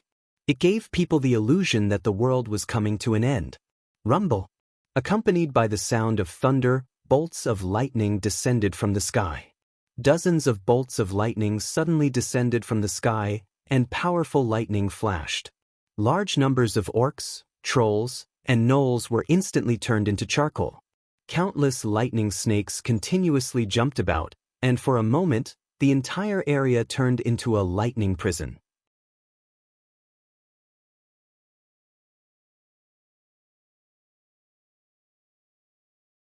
Chapter 341. Countless lightning bolts fell from the sky, and a large number of orcs and trolls were turned into charcoal. The Orc Alliance army suffered heavy casualties. After using a large area of effect skill, the lightning on Sullen's body dimmed a lot. After the Orc Alliance army suffered continuous attacks, they suffered heavy casualties. However, they had no way out and could only bite the bullet. Because there were rivers on both sides of North Town City, the Orc Alliance army could only attack from the other 2 directions. After suffering heavy losses from the front, the Orc Alliance army increased their attacks on the side walls. Fortunately, Su Len was prepared. He had reserved enough troops to immediately block the orcs' attack. There were a large number of enemies fighting on every section of the city wall. A ferocious-looking troll with tattoos on its body raised a shield and pounced forward. It nimbly dodged the acid attacks and blocked a few fire arrows with its shield. The troll jumped down from the crude ladder and opened its bloody mouth. A foul stench wafted out from its mouth. Its blood-red, turbid eyes were filled with madness and bloodlust. Boom! Suddenly, a burly figure rushed up in an instant. The sharp giant axe drew a beautiful arc in an instant. The troll was directly cut in half at the waist. Its blood, flesh, and intestines fell to the ground. However, although it suffered such a serious injury, the troll did not die. As long as they were given enough time, they would recover with their powerful regeneration ability. Sizzle! A burst of green smoke rose. A spearman poured a jar of acid on the troll's body. The troll's body was instantly bubbling, and its original flesh and blood were turning into charcoal at a speed visible to the naked eye. At this moment, a troll was truly killed. On the battlefield, the soldiers in northern Town City were resisting in an orderly manner, while the barbarian warriors were constantly wandering around. Wherever there was danger, they would rush up immediately. Whether it was the high-level Jackallen, the trolls, or the orcs, they would not be able to last more than a few rounds in the face of these fully armed barbarians. Although Su Len and Hathaway did not make any more moves, North Town City was still as stable as Mount Tai. The tide-like attacks of the Orc-allied army seemed to have crashed into a hard rock, and only waves of blood were stirred up. Hathaway was recovering her magic power. Casting spells on the army and releasing Flaming Storm had consumed a lot of her magic power. Fortunately, the elemental pool of the wizard tower had been completed. With the elemental pool to quickly replenish energy, Hathaway would soon recover. This was another advantage of Northern Town City. The orc army outside the city did not have an elemental pool to recover their energy. It was not easy for them to cast a large-scale buff spell. Su Len was also recovering his energy. Although the explosion just now was very powerful, it also consumed a lot of energy. He still had to face the enemy's legendary master, so he couldn't slack off. The battle on the battlefield was getting more and more intense. The orc-allied army had suffered heavy losses, but the orc chieftain who was commanding the battle didn't waver at all. He stood tall on the battlefield and stared coldly at the towering walls of northern Town City. For thousands of years, we've longed for fertile land, and now it's right in front of us. High Priest, let's begin. The skinny high priest slowly stood up. Behind him were dozens of shamans. There were trolls, orcs, and gnolls. Everyone silently came to an altar not far away. This altar looked very simple and crude. Dozens of shamans stood in different places. The high priest raised the scepter in his hand, and a powerful energy appeared from his body. Then, more and more shamans raised their scepters, and a wave of energy was transmitted to the high priest in the middle. Soon, all the shamans' energy was gathered at one point. A solid energy appeared around the shamans. Even the clouds in the sky were blown away by this energy. Su Len, who was recovering his energy, suddenly felt a violent elemental fluctuation outside the city. A bad feeling rose in his heart. They're preparing a powerful spell. Hathaway's figure suddenly appeared on the city wall. We need to stop them immediately. It's too late, Alex said with an ugly expression. As soon as Alex finished speaking, the tyrannical energy underwent a huge change. The high priest standing in the middle of the altar felt his loose clothes suddenly inflate. He felt like he was incomparably powerful at this moment. It was as if the whole world was under his feet. It felt like he could destroy everything with just a little bit of force. Of course, he knew that this was just an illusion caused by the sudden increase in power. The old orc didn't lose himself in it. He knew that he only had one chance, so he immediately cast a spell that he had prepared long ago. Earthquake. Spell combination plus enhanced spell. A terrifying elemental fluctuation suddenly appeared behind the orc army. With a loud rumble, the entire ground began to shake violently. Earthquake? Get out of the way, the city wall is collapsing. Earthquake? It's an earthquake! Waves of screams came one after another. A violent earthquake erupted in an instant. Along with the violent shaking of the earth, the city wall of North Town City collapsed. Even the houses close to the city wall collapsed. Fortunately, Su Len didn't skimp on the construction of the city wall. Although it was severely deformed, it didn't completely collapse. Many civilians were directly trapped in the collapsed houses. The survivors panicked in this terrifying disaster. They didn't know what to do at all. A large number of gaps appeared on the city wall. The largest one was 20 meters wide. The orc army that was attacking saw the disaster in front of them. Their morale was greatly boosted. Their eyes turned red as they charged through the gaps in the city wall. The soldiers of North Town City also suffered a lot of casualties at this moment. Fortunately, these soldiers were quite strong. As long as they weren't directly buried, most of the soldiers only suffered minor injuries. When they saw the orc army charging at them like a tide, they immediately went up to meet them. The two sides engaged in the fiercest battle at the gaps. The soldiers of Northtown City used their flesh and blood to block the gaps. Countless orcs, trolls, and high-level gnolls charged madly. Some places that weren't guarded in time were directly charged by the orc army. They were about to kill the civilians. Su Len was furious when he saw the scene in front of him. The newly completed city wall was destroyed. Many civilians were also killed by the monsters that charged in. Damn you all! Teleport. A pillar of light rose. Sullen's figure disappeared on the spot. In the next second, Sullen's figure instantly appeared in the densest area of the battlefield outside the city. Thousands of orc army were around him. They were madly charging toward the gap in the city wall. Endless lightning energy surrounded him. Sullen's figure floated in the air. He raised the purple dragon halberd in his hand and swung it down heavily. Thunderbolt. Domain ability. Dazzling lightning appeared on the battlefield, and countless thunderbolts fell from the sky. With Surin as the center, countless thunderbolts instantly fell within a radius of 100 meters. In the blink of an eye, thousands of orcs, gnolls, and trolls were electrocuted and fell to the ground. Countless thunderbolts continued to spread in all directions, directly clearing a large area nearby. However, the orc army that had gone mad did not back down at all. Under the encouragement of the sacrificial drum, these orcs that had fallen into a frenzy did not know what fear was. Su Len frowned and stared at the orc army that was charging at him. He did not cast any more spells. He stood still and took a deep breath. Roar. Divine power. Roar. A deafening sound wave appeared in an instant, and a wave of air quickly spread out in all directions with Surin as the center. The terrifying sound wave swept across everything like a wave of air. Accompanied by violent energy fluctuations, a large number of orcs, gnolls, and trolls were shaken to the point of bleeding from their 7 orifices, and their internal organs ruptured. With Surin as the center, all living creatures within a radius of 300 meters fell down like dominoes. Be it orcs or gnolls, they could not fight back at all.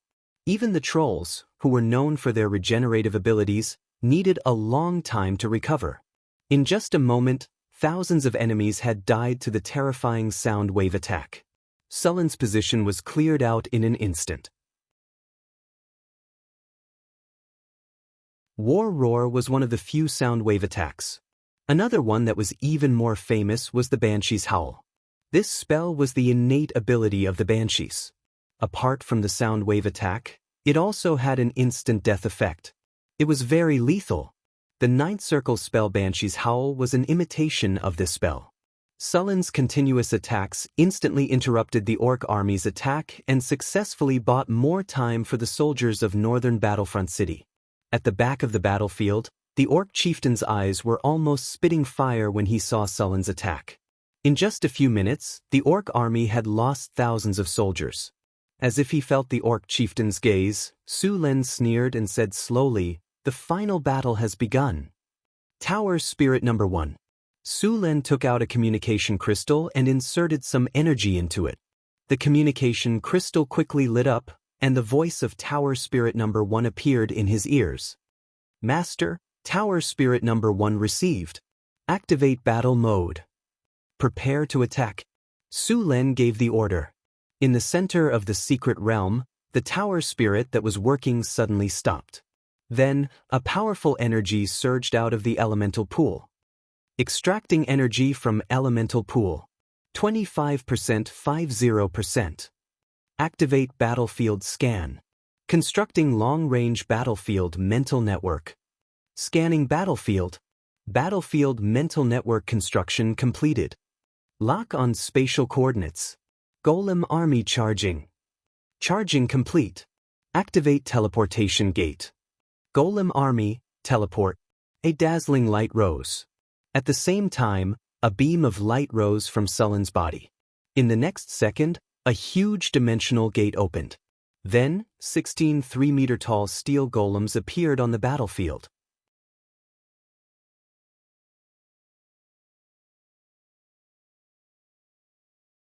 Chapter 342.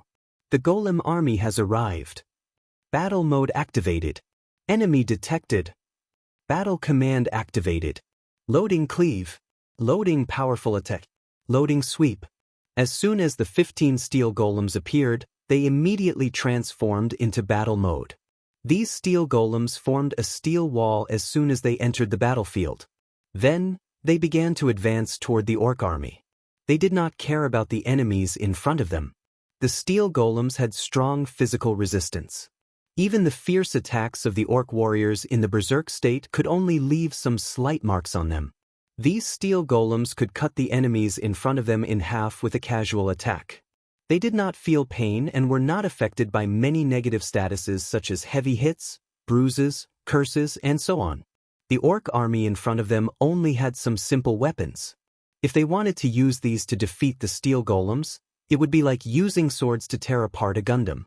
The orcs' axes, maces, and bone spears slashed at the steel golems, but they were all bounced off and killed by the steel golems in the next second. The orc army suffered a heavy blow. They realized that no matter how they attacked, the steel golems did not seem to be hurt at all.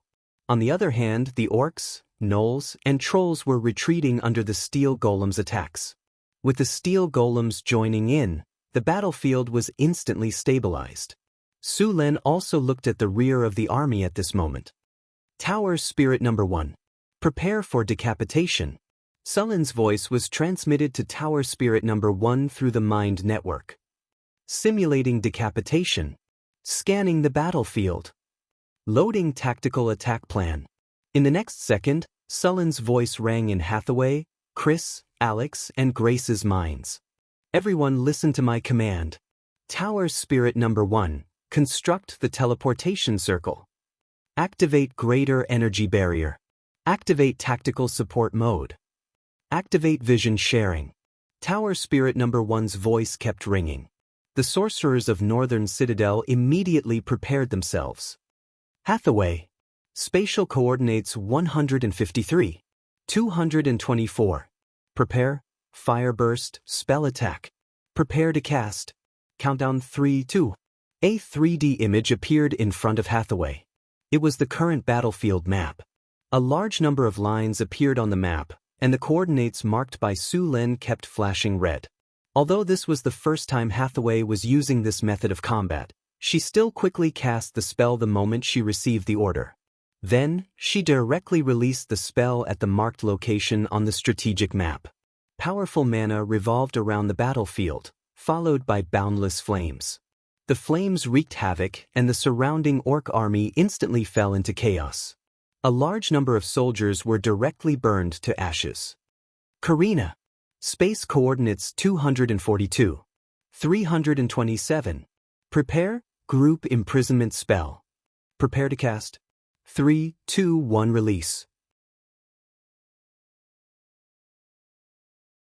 The shamans who had just come down from the altar were trying to recover their mana. However, before they could recover much of their mana, Karina's spell was already completed. Their bodies suddenly stopped moving. Alex. Space coordinates 242. 327. Prepare the wind blade formation. Prepare to cast. 3, 2, 1 release. The bodies of the shamans and priests were stopped for about a second. Then, countless wind blades instantly exploded among them. The wind blades swept back and forth, and flesh and blood splattered everywhere. The shamans and priests who did not react in time were instantly swept by hundreds of wind blades. Many of them were instantly cut into dozens of pieces, and a large number of them were severely injured in an instant. The surrounding guards were also killed in an instant. Teleportation coordinates locked. Activate teleportation. A spiritual light descended from the sky and instantly enveloped Su Len. In the next second, Sullen's figure appeared next to the orc chieftain. Got you. Thunder territory. As soon as Sullen's figure appeared, endless lightning exploded from his body and wrapped the orc chieftain in it. Boom. The earth trembled. The moment Su Len appeared, the orc chieftain instinctively raised the giant battle axe in his hand and swung it down. The purple dragon halberd swept across, and the loud sound of metal colliding with metal made people's ears go numb. A huge force was transmitted from the purple dragon halberd, and the ground under Sullen's feet was instantly shattered by more than 10 meters. This orc chieftain's class should be a war overlord. It was a special class that evolved from the orc shaman. This class's spell-casting ability was not strong, but its melee ability was terrifying. The attack just now reflected its instinctive attacking ability. Very strong explosive power. Sullen's arm was slightly numb. Then, the purple dragon halberd instantly flicked the battle axe away.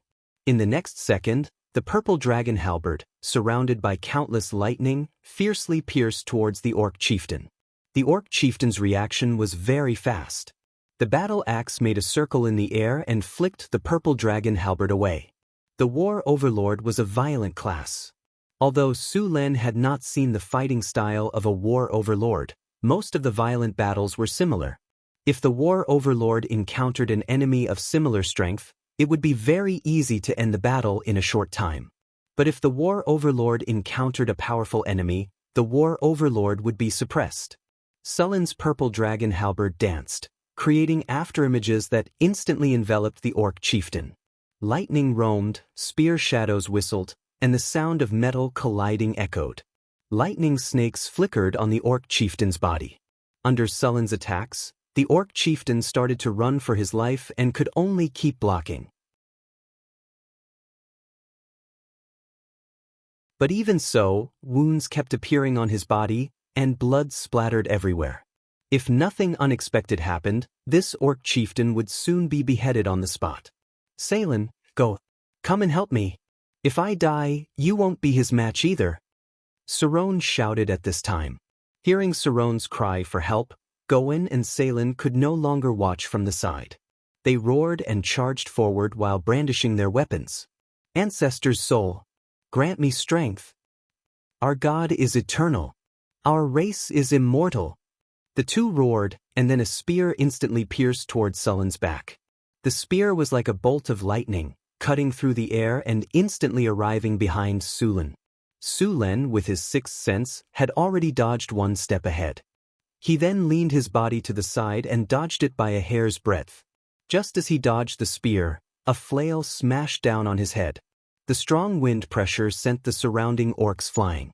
Sullen's purple dragon halberd swept across and directly pulled back the flail. 3 legends, a war overlord, a Knoll bloody slayer, and an Einherjar.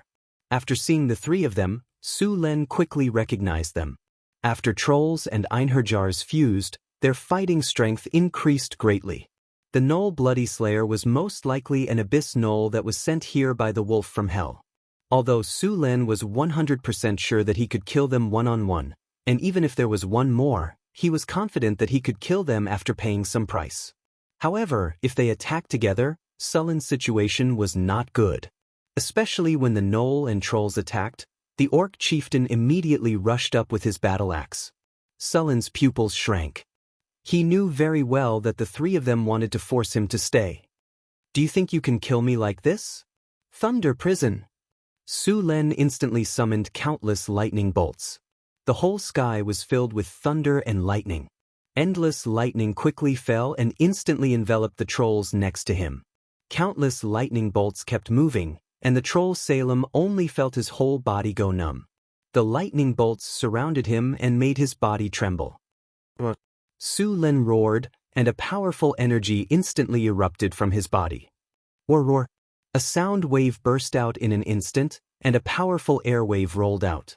The 3 people who were fighting Su Len felt their minds go blank at this moment, and their ears went deaf for a short time. Su Len naturally would not miss this opportunity. The lightning on the purple dragon halberd skyrocketed, and his figure instantly broke through the sky and pounced on the enemy in front of him like a bolt of lightning. The purple dragon halberd was like a meteor streaking across the sky. At this moment, it suddenly accelerated and stabbed directly at Saron. Just as it was about to pierce Saron's head, Saron finally got rid of the dizziness and quickly dodged. However, he was still too late. The purple dragon halberd left a fist-sized wound on his waist. Su Len did not stop. He raised the purple dragon halberd and stabbed at Saron again, making it clear that he would not stop until he killed him. Seeing this, Saron's fierceness erupted in an instant. He no longer dodged, and the axe in his hand chopped down at Sullen's head, making it clear that he wanted to die together with him. Kill in the way. At this moment, Su Len seemed to have entered a berserk state. When he saw the axe falling, he did not dodge at all. The purple dragon halberd accelerated and stabbed at Saron's heart.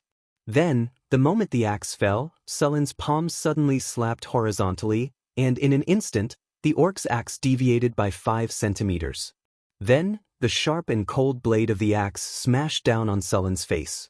At this moment, the purple dragon halberd carried endless lightning and pierced Saron's heart. However, at this moment, a flail also fell on Sullen's back. The huge force caused severe pain in Sullen's back, and his body involuntarily rolled forward. Lightning surged, and countless bolts of lightning erupted from Sullen's body, paralyzing the gnoll that was about to chase after him. Sullen's figure rolled, and he completely dodged the gnoll's attack. Feeling the sharp pain in his back, Su Len frowned slightly. In the next second, a beam of light filled with life energy rose from his body. It was living healing. With the influx of life energy and his own powerful regenerative ability, the wound just now healed at a speed visible to the naked eye. In just a breath, the original wound had disappeared. Seeing Sullen's powerful regenerative ability, the gnoll's pupils shrank, and a bad feeling rose in his heart.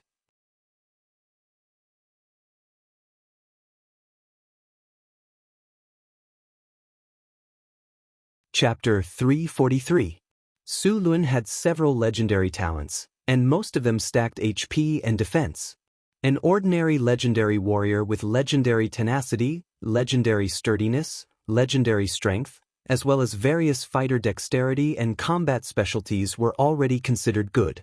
Su Len also had regeneration, body hardening, iron bones, sixth sense, legendary battle reflex, and many other talents. Otherwise, he wouldn't have dared to fight 3 legendary warriors and a possessed heroic spirit. The purple dragon halberd shook slightly, and the blood on it slid down. Sullen's figure turned into a shadow and rushed up again. The moment his feet touched the ground, the whole ground cracked into a spider web. Facing these enemies, Su Len directly burst out with all his combat power. The purple dragon halberd in his hand flashed with dazzling lightning, and he stabbed at Saron again. Legendary warriors had legendary tenacity, especially for races like orcs, which had stronger physiques. Even if their hearts were pierced, they could still fight for a period of time. If they had the very rare talent of death tenacity, their strong muscles would automatically close the wound, and it wouldn't affect the body's combat power. Of course, the effect of death tenacity had a time limit. If the time limit was over and there was no treatment, they would really die. However, if they could find a high-grade priest to cast a divine spell to repair the body before the time limit was over, they would immediately be able to jump around again. Moreover, death tenacity had another advantage, which was immunity to instant damage. In other words, spells like Finger of Death and Death Gaze were useless against him. Even Su Len didn't have this rare talent, but this time, he saw it on Saron. Su Len was very sure that his halberd had pierced Saron's heart, but Saron didn't die. Instead, it pounced on him with bloodshot eyes and continued to fight. Clang, clang, clang. Sparks flew everywhere, and the sound of metal clashing was deafening. Su Len held the purple dragon halberd and faced Saron, the gnoll Goen, and the troll Siren, who was already possessed by a heroic spirit. Under the state of full firepower, the few of them fought together, and Su Len didn't fall into a disadvantage at all. The main reason was that he had almost no shortcomings. Sullen's strength was an all-round development. It was not obvious at the beginning, but when he advanced to the legendary level, he would realize that any of his shortcomings could become his Achilles' heel. Sullen's strength was 50 points, his constitution was 44 points, and his dexterity was 37 points. Even his dexterity, which was the lowest among the gnolls, was slightly higher than the gnolls, who had the highest dexterity. Coupled with his legendary battle reflex, dodge intuition, roll dodge, jump dodge, lightning reflex, sixth sense, and agile movement, Su Len was like a legendary god of war at this moment. His storm-like attacks suppressed the 3 of them. After a long period of hard training and accumulation, Su Lin was proud of himself. When facing the attacks of several legendary enemies at the same time, he still had the power to fight. Su Lin's figure dodged quickly. After having many dodge talents, Su Lin's chances of dodging attacks were very high, especially after awakening his sixth sense. He began to dodge many attacks the moment they were launched. For those that he couldn't dodge, he would also reduce the damage to the minimum. However, injuries of this level were basically useless to Su Lin. Ever since he had the advanced regeneration talent, Su Lin's recovery speed was very fast. In addition, he used physical healing from time to time, so he didn't receive any substantial damage at all. Silver Dragon Inverse Scales Spear. Countless lightning bolts converged on Su Lin's body, and the phantom of a massive silver dragon appeared behind him. The dragon roared towards the sky, and in the next second, it flew towards the three players. Gon, the most agile gnoll among them, dodged Su Lin's attack by a hair's breadth. However, the other two players beside him were not so lucky, especially the orc Saron. Even with tenacity of the dead, such a long fight had almost exhausted its time. Su Lin's main target was not the troll Salen. He had merged with the heroic spirit, and with his own strength, he was already the strongest of the three. In addition to his powerful recovery ability, it was easy to defeat him, but not easy to kill him. Trolls had the ability to regenerate. As long as the injuries weren't caused by strong acid or burns, they wouldn't care about other injuries at all. However, the orc Saron was different. A large amount of lightning instantly wrapped around Saron. The powerful lightning power numbed his body, and the wounds that were forcibly closed by his muscles finally couldn't take it anymore and slowly burst open. Su Lin's figure disappeared in an instant, and in the next moment, he appeared beside Saron. Then, a storm of attacks rained down on him. Crack! With a dazzling flash of lightning, the purple dragon halberd shone brightly in an instant. The sharp halberd cut through the air, and in an instant, it slashed across Saron's neck. Blood splattered everywhere, and his ugly head flew high into the air. Saron's huge body collapsed with a loud bang. After completely killing Saron, the whole battle began to shift in Su Lin's direction. Originally, the three of them together could only be in a stalemate with Su Lin. Now that one of them was missing, the balance was instantly broken. After killing Saron, Su Lin turned his next target to the gnoll Gon. Didn't you have fun sneaking up on me with the flail just now? Now it's your turn. Su Lin roared, and his speed increased again. Seeing Su Lin pounce on Gon, the troll Salen rushed up without hesitation, wanting to stop Su Lin. It wasn't that he had a good relationship with Gon. If it were in other circumstances, Salen would have wanted Gon to be killed by Su Lin so that he could take over the gnoll's territory. However, in this situation, once Gon was killed, he would be the next to die. After seeing Saron killed, Gon was already terrified. Although Gon was the most bloodthirsty among the three of them, he was actually the most cunning and cautious gnoll. To put it nicely, he was cautious, but to put it bluntly, he was afraid of death. Therefore, when he saw Su Lin pounce on him, Gon did something unexpected. He took advantage of the time when Salen was entangled with Su Lin and directly abandoned Salen, turned around and ran. With more than 30 dexterity, he was very fast. In just a few flashes, he had run dozens of meters away. Seeing the gnoll's fleeing figure, Salen's eyes almost popped out of their sockets. He wanted to rush over and kill the gnoll, but under Su Lin's attack, he could only watch as the gnoll fled. Su Lin didn't expect the gnoll to run away so quickly, but he reacted in an instant. One had already escaped, and he couldn't let the one in front of him escape. Back in time, when Su Lin was fighting with the orc chief, the gnolls, and the trolls, the northern battlefront city relied on the help of Hathaway and the others, as well as the 15 steel golems to repel the orc coalition army. While Su Lin was fighting with a few legendary enemies, he had already issued a battle plan through the telepathic communication established by Tower Spirit No. 1. The Centaur Cavalry and the Harpies, who had been hiding near the northern battlefront city, also began to move. Of the 800 Centaur Cavalry, 200 of them were heavy cavalry equipped with iron armor, while the others were inlaid with iron scale armor. After receiving Su Lin's order, the centaur cavalry began to charge from the flanks of the battlefield. At this time, the Orc coalition army was attacking the city with all their strength, and all their reserves had been sent to the battlefield. Because of Sullen's entanglement, the Orc chief couldn't command, and problems began to appear on the battlefield. The deafening sound of hooves suddenly rang out. By the time the Orc army realized what was happening, they were already less than 500 meters away. Such a short distance would only take a few breaths of time for the cavalry. Under the lead of 200 heavy cavalry, the centaur cavalry took advantage of the chaos that appeared in the Orc army and tore open a hole like a sharp scalpel. On the plains, the only way for infantrymen to fight against cavalry was to form a formation. Even for a race with strong physique like the beastmen, it was the same. A sturdy centaur weighed more than a ton and was equipped with 300 pounds of metal armor. When it ran, it was like a charging tank.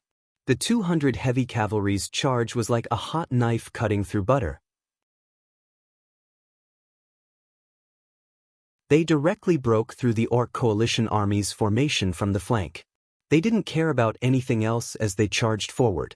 All the enemies in front of the centaur cavalry were either killed or sent flying. Some orcs and trolls that couldn't dodge in time were directly trampled into meat paste. If it wasn't for the shaman spell to boost the Orc coalition army's morale and making them go berserk, the centaur cavalry's charge would have scattered them. Just as the centaur cavalry completely pierced through the Orc coalition army, a dark cloud suddenly floated in the sky. Then, there was the sound of wings flapping. Countless harpies flew above the battlefield, and in the next second, an overwhelming number of rocks fell from the sky. The harpies each carried a bag the size of a school bag, which was filled with fist-sized rocks. There were about 10 rocks in each bag, and each harpy carried 2 bags. In total, the harpies carried more than 60,000 rocks. The fist-sized rocks fell like rain. The orcs, gnolls, and trolls that lacked protective equipment couldn't resist at all. They were directly smashed to pieces, and their bones were broken. The Orc coalition army's attack was completely interrupted. The falling rocks kept falling, and the Orc coalition army was exhausted. Seeing this opportunity, the northern city army also began to push back. The 15 steel golems pushed forward together, and all the enemies in front of them were completely eliminated.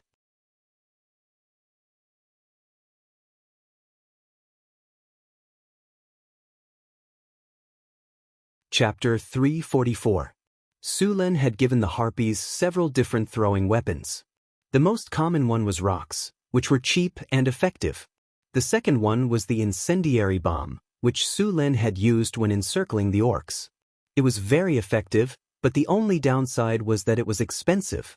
The oil and sugar needed for the incendiary bomb were not cheap, so it could only be used in special situations. There were also some gas bombs and tear gas bombs that Sulen had Hathaway make, but they had not been tested yet. With the harpies joining the battle, the situation began to change. Northgard City also began to counterattack. The Orc army was defeated by Northgard City's air and ground. At this time, the 500 crossbowmen had finished gathering. After forming the crossbow formation, the crossbowmen fired wave after wave of arrows. A large number of orcs, gnolls, and trolls were turned into porcupines. At this time, the gnolls who had been resisting suddenly collapsed. They wanted to escape, but Northgard City had surrounded them from the sky to the ground. They had no chance at all. After Gnoll Goen escaped, the remaining troll Salen could only bitterly resist. Although he had the buff of a heroic spirit, he was still no match for Sulen. If it were not for the troll's special constitution, he would have followed in Saron's footsteps. Even so, his situation was getting worse. Every attack of Sullen's carried powerful lightning power. Not only did it have a high chance of causing paralysis, but the injured parts would also be turned into charcoal. This situation also reduced the troll's regenerative ability, but it was not as effective as the acid. Although the legendary troll was no match for Sulen, it would not be easy for Sulen to kill him. But it was not easy. Greater haste. Sulen did not hesitate to use greater haste with the help of the Wind Dragon flag. His speed was already very fast, but now it was even faster. He waved the purple dragon halberd with endless power. Bolts of lightning wrapped around Salen, and the sky was filled with countless lightning bolts that instantly covered the area. Thunder Prison. The boundless power of lightning transformed into a cage that instantly engulfed Salem. The powerful power of lightning burst out in an instant, and the entire world seemed to be illuminated in that instant. Saren's body stiffened, and at that time, Hathaway's silhouette suddenly appeared behind him. Melf's acid arrow *5, multiple casting plus instant cast. Salen, who was already heavily injured by Sulen, was instantly surrounded by 5 acid arrows. Trolls had low resistance to acid, and this wave of attacks completely killed him. Although Melf's acid arrow was very similar to acid arrow, since it had a name, this spell naturally had its own uniqueness. The Melf series of spells also had a name called Lesser God-Slaying spells. This kind of spell was different from ordinary spells. It had a different way of judging. It was one of the few spells that could break through a god's protective force field. The heroic spirit's defensive force field was not as strong as that of the gods, so Salen was completely defeated in this state. Hathaway was still worried when she saw the troll's state. She cast a few fire spells in succession, completely burning it to ashes. Salen died, and the heroic spirit attached to him automatically left. However, before the heroic spirit could escape, Sulen had already entangled it with countless lightning bolts. At the same time, the purple dragon halberd, which was already prepared, pierced the heroic spirit with powerful lightning power. Crack! The sound of crystal shattering was heard, and the pale golden heroic spirit instantly shattered into countless golden fragments like a crystal. It then turned into countless spiritual lights and finally disappeared completely. Ding dong! A light sound was heard, and a pale golden soul crystal appeared and fell to the ground. This was the last thing the heroic spirit left behind. Ding! Congratulations to the host. You have successfully killed a heroic spirit. You have received 31,000 EXP. Ding! Target is a divine creature. It has divinity points. Extracting target's divinity power. Extraction successful. You have received 2 divinity points. A heroic spirit, 2 divinity points, more than 30,000 EXP, and a legendary soul crystal. This was a great harvest. The other things were not so bad, but the divinity points were really rare. With the divinity points he had now, if others knew about it, there would definitely be many powerhouses eyeing it. He was now considering whether to find trouble with the other troll tribes to see if he could get more divinity. After Sulen killed Salen, the situation on the battlefield had completely reversed. The huge orc-allied army had completely collapsed after losing their leaders. The centaurs' continuous attacks and the harpies' falling rocks completely defeated the entire orc army. The Northgard city's initiative to attack was the last straw that broke the camel's back. The battlefield was filled with orcs, gnolls, and trolls fleeing pathetically. Seeing this situation, Sulen secretly heaved a sigh of relief. In the end, he still won this war. The Northgard city soldiers only returned after chasing the defeated army until late at night. After winning, Sulen heard the system prompt in his ears. Congratulations, host. You have led the Northgard city to a brilliant victory.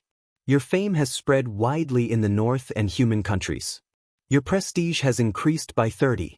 Northgard City Defense Battle, November 1687 of the Huiwe calendar. The northern orcs joined forces with the high-level gnolls and the Bloodblade trolls to launch a life-and-death battle against the Northgard city.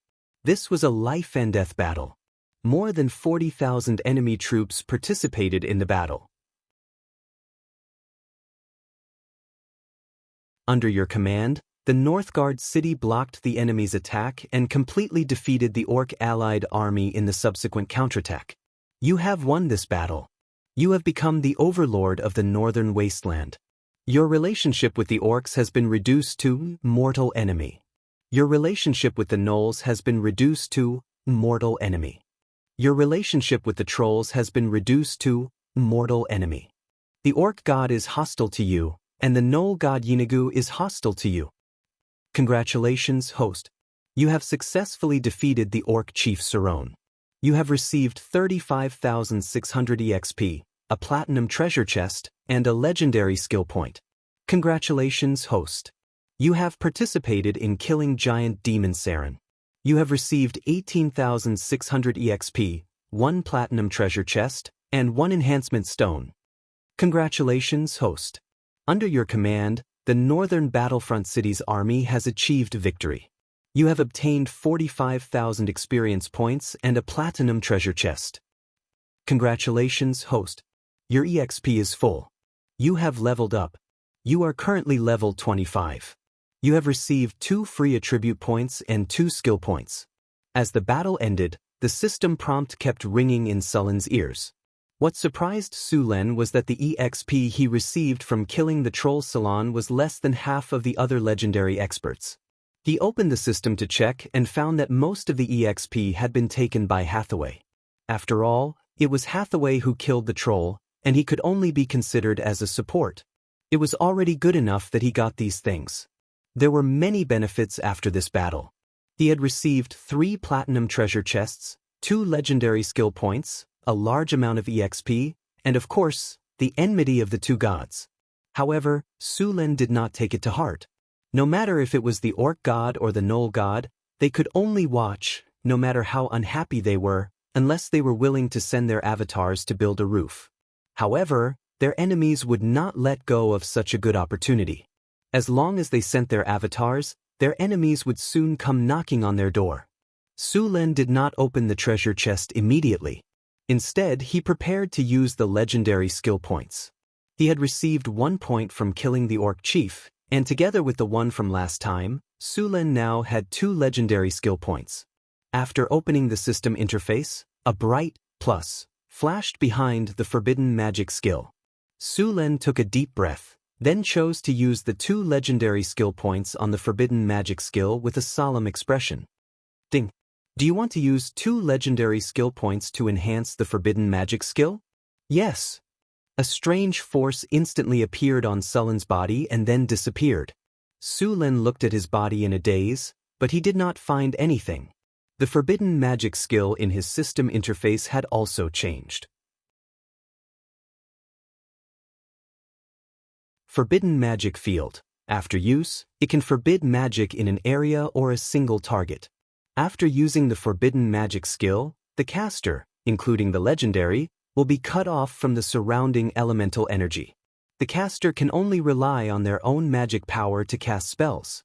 Note, it can only be effective on people who are not stronger than the caster. The duration varies according to the opponent's resistance. Looking at the introduction of the new skill, Sullen's eyes lit up. The upgraded forbidden magic field could finally be effective on legendary masters. With this skill, the enemy's strength would be directly reduced by half. After upgrading the skill, Su Len opened the system space and prepared to open the treasure chest. 3 rays of light rose one after another, and the system prompt sounded in Sullen's ears. Congratulations, host, you have opened the platinum treasure chest. You have obtained the item Lucky Gem *1. Congratulations, host, you have opened the platinum treasure chest. You have obtained the talent, Tenacity of Death, partial information. Congratulations, host, you have opened the platinum treasure chest. You have obtained the item Leaves of Wisdom *1. After the rays of light dispersed, Su Len began to check the rewards. This time he had gained a lot. What surprised Su Len was the partial information of the talent, Tenacity of Death. After obtaining it, Su Len discovered that to obtain this talent, he still needed to invest 2 skill points. Su Len directly used the skill that he had just obtained and successfully obtained this talent. Tenacity of Death, special talent. After experiencing a life and death crisis and escaping the shadow of death, you have obtained the power to resist death. You are immune to instant death damage. Even if your vital points are hit, your death will be delayed. The delay time is Constitution *0. 5 minutes.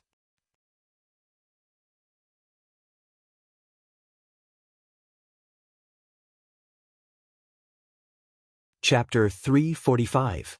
The effect of the Tenacity of Death was very powerful, but it was not useful under normal circumstances. However, the effect of being immune to instant death and delaying death was still very good.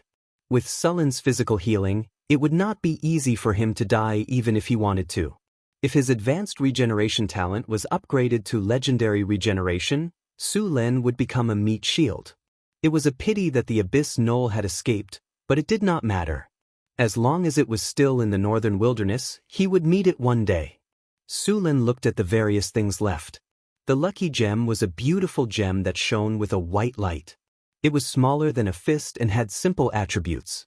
Lucky gem, a magical rare gem. Legend has it that it can bring good luck to people. Effect: using it when refining potions, making equipment, or forging weapons can increase the success rate by 25%. Of course, you can also choose to use it when the skill needs to be judged successful. Note: you are favored by the goddess of luck. This is just right for upgrading the purple dragon halberd. I just got a reinforcement stone. Let's upgrade the purple dragon halberd together. Thinking of this, Su Len immediately took out the reinforcement stone that he just got. The reinforcement stone was a red round gem. The gem was pure and contained a strange power. Reinforcement stone, a rare magic gem. After use, it can upgrade a weapon or other magic equipment by 1 level. It is effective below legendary, including legendary. The success rate of upgrading a level 1 magic item is 80%. The success rate of upgrading a level 2 magic item is 70%. The success rate of upgrading a level 3 magic item is 60%. The success rate of upgrading a level 4 magic item is 50%. The success rate of upgrading a level 4 magic item is 40%. Note: items that fail to be upgraded will not be destroyed. The success rate of upgrading the 2 gems together was 65%. With the bonus from the blacksmith workshop in the northern town, it was enough for Su Len to gamble. Su Len carefully put away the 2 gems. He was going to find a blacksmith master to upgrade the purple dragon halberd after he was done with the things in front of him. Su Len had already obtained a leaf of wisdom, which could increase his spiritual power.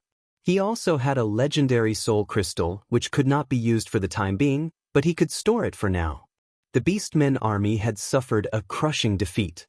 Defeated soldiers were everywhere outside the North Town city.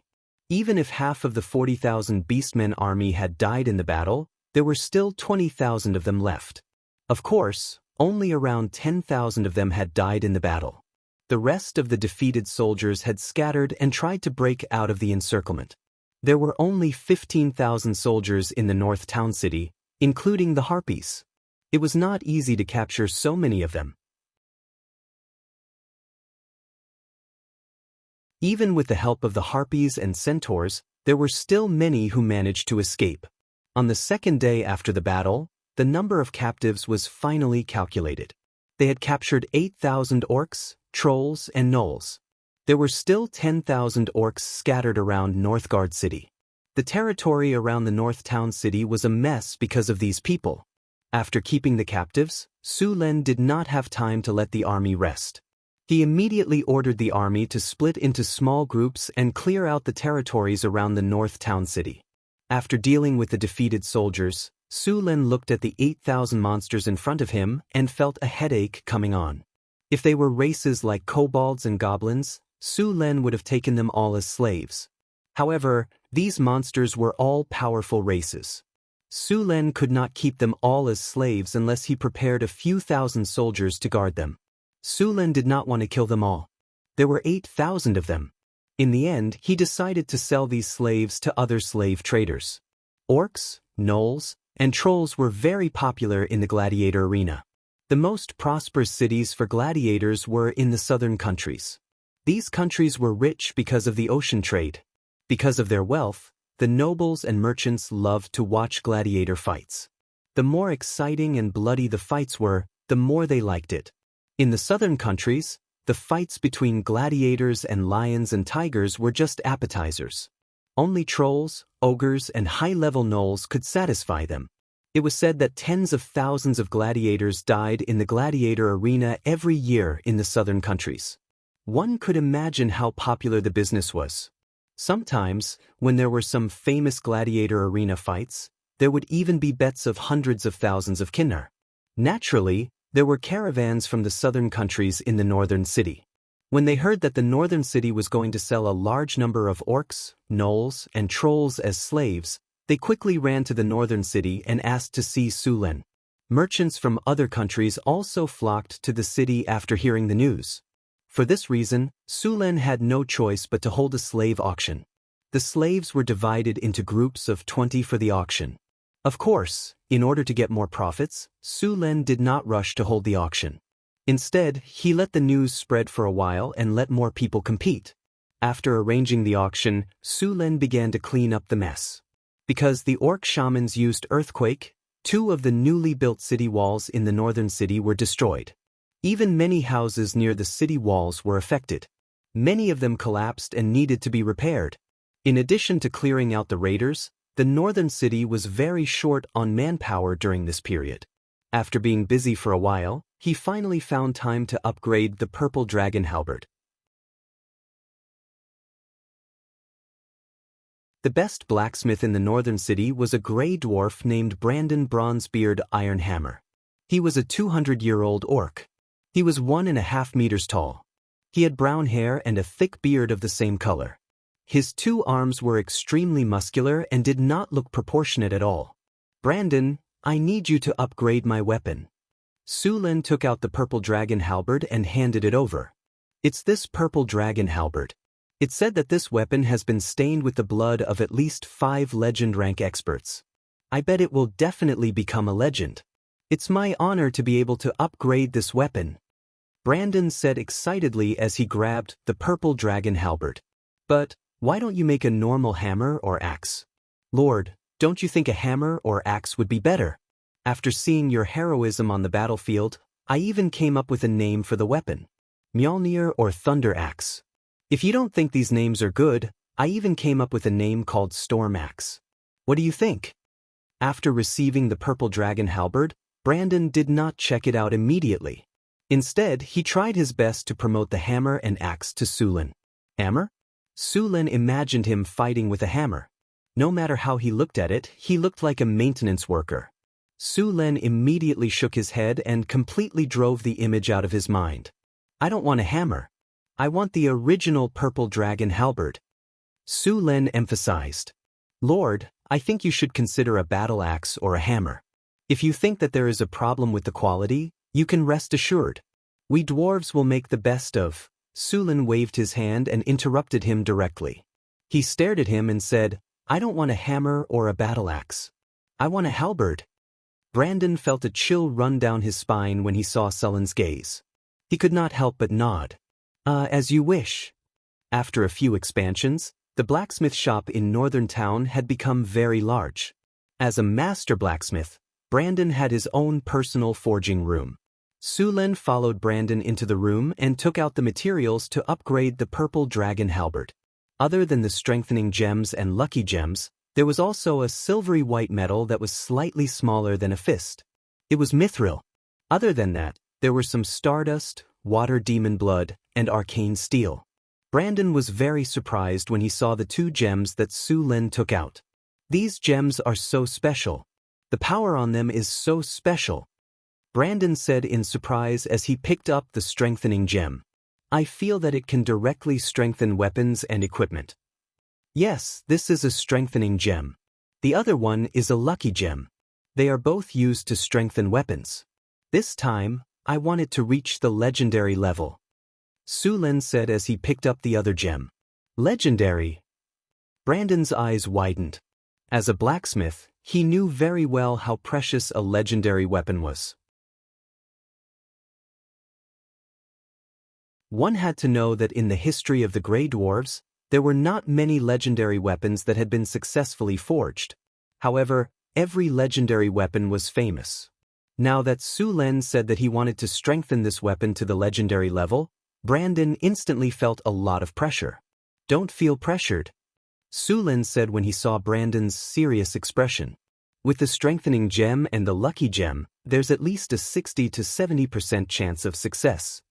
With such a high probability and your craftsmanship, do you still think that it'll be difficult to succeed? Or do you think that your craftsmanship is not good enough? Don't tell me you can't do it," Sulen said as he glanced at him. "Are you kidding me?" My craftsmanship is not good enough? Why don't you ask around? I'm the best blacksmith among the gray dwarves. Isn't it just legendary? Look, this time I'll definitely forge you a legendary weapon of the finest quality. When he heard Su Len questioning his blacksmith skills, Brandon instantly became like a cat whose tail had been stepped on. He was instantly bristling. The hair and beard on his head stood straight up, giving the impression that he had suddenly grown 10 centimeters taller. That's good. I'll be waiting. Su Len snickered in his heart. He was very satisfied with Brandon's high-spirited state. After getting into working mode, Brandon was no longer as chatty as before. He directly raised the fire in the furnace. The red flame soared, and Brandon continued to add dye into the furnace. Soon, waves of heat rolled over, and the temperature in the forging room instantly rose by a few degrees. The temperature of the furnace was so high that the surrounding air was distorted.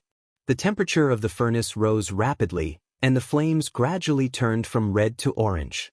Finally, all the flames turned orange. At this time, Brandon put on a special insulating suit, picked up the purple dragon halberd and placed it in the furnace to calcine it.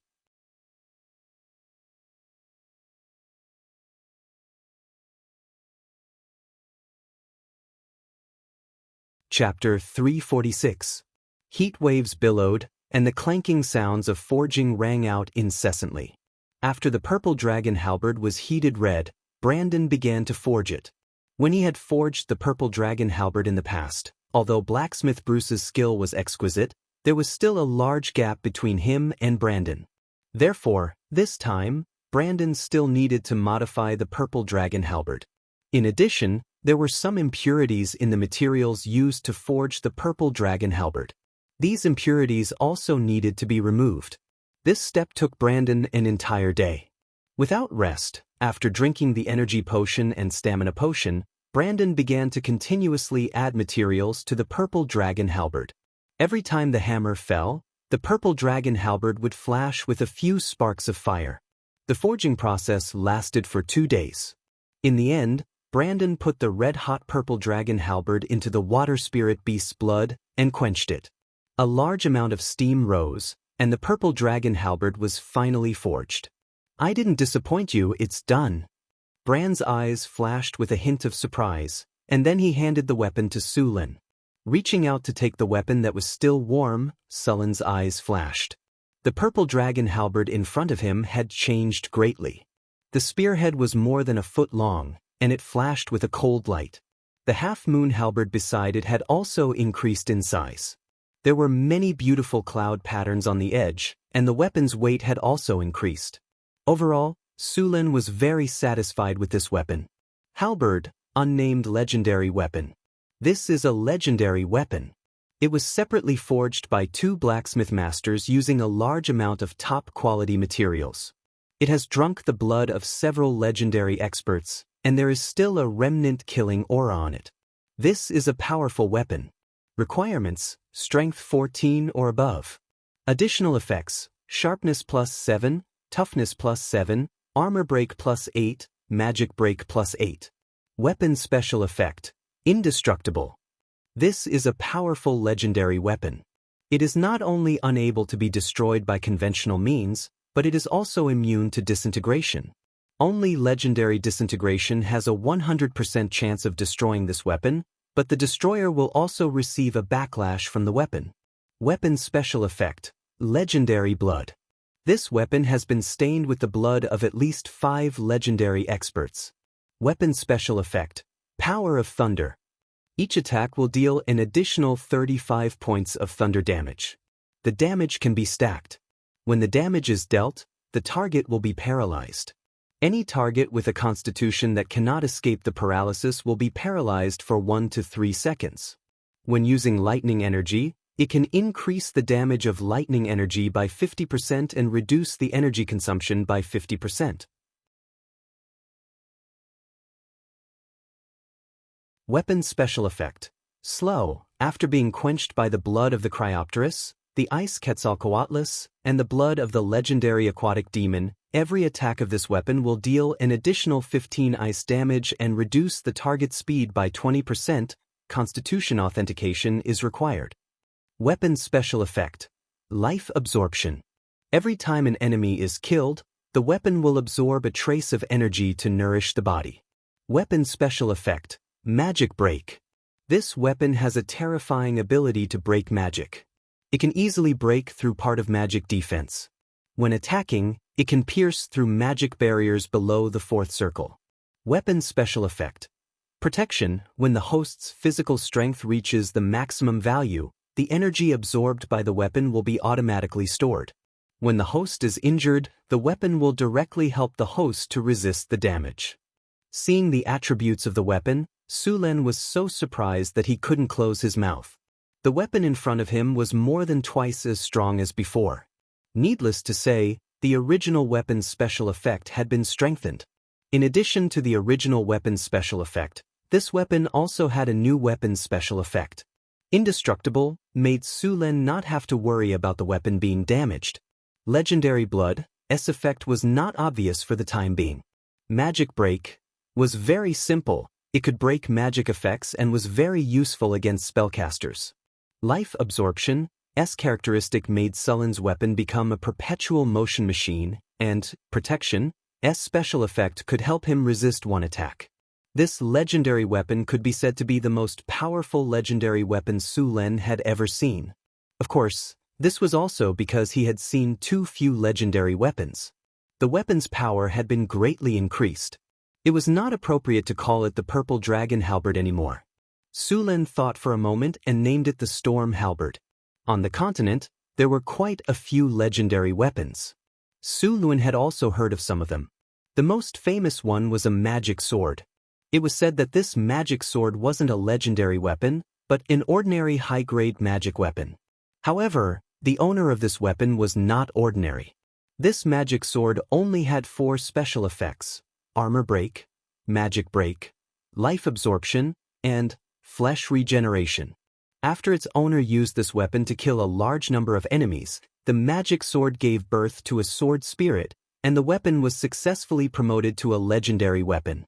In the end, it even became a high-grade legendary weapon that was second only to a divine weapon. This weapon would choose its own master. Only the master it chose could use this weapon in battle.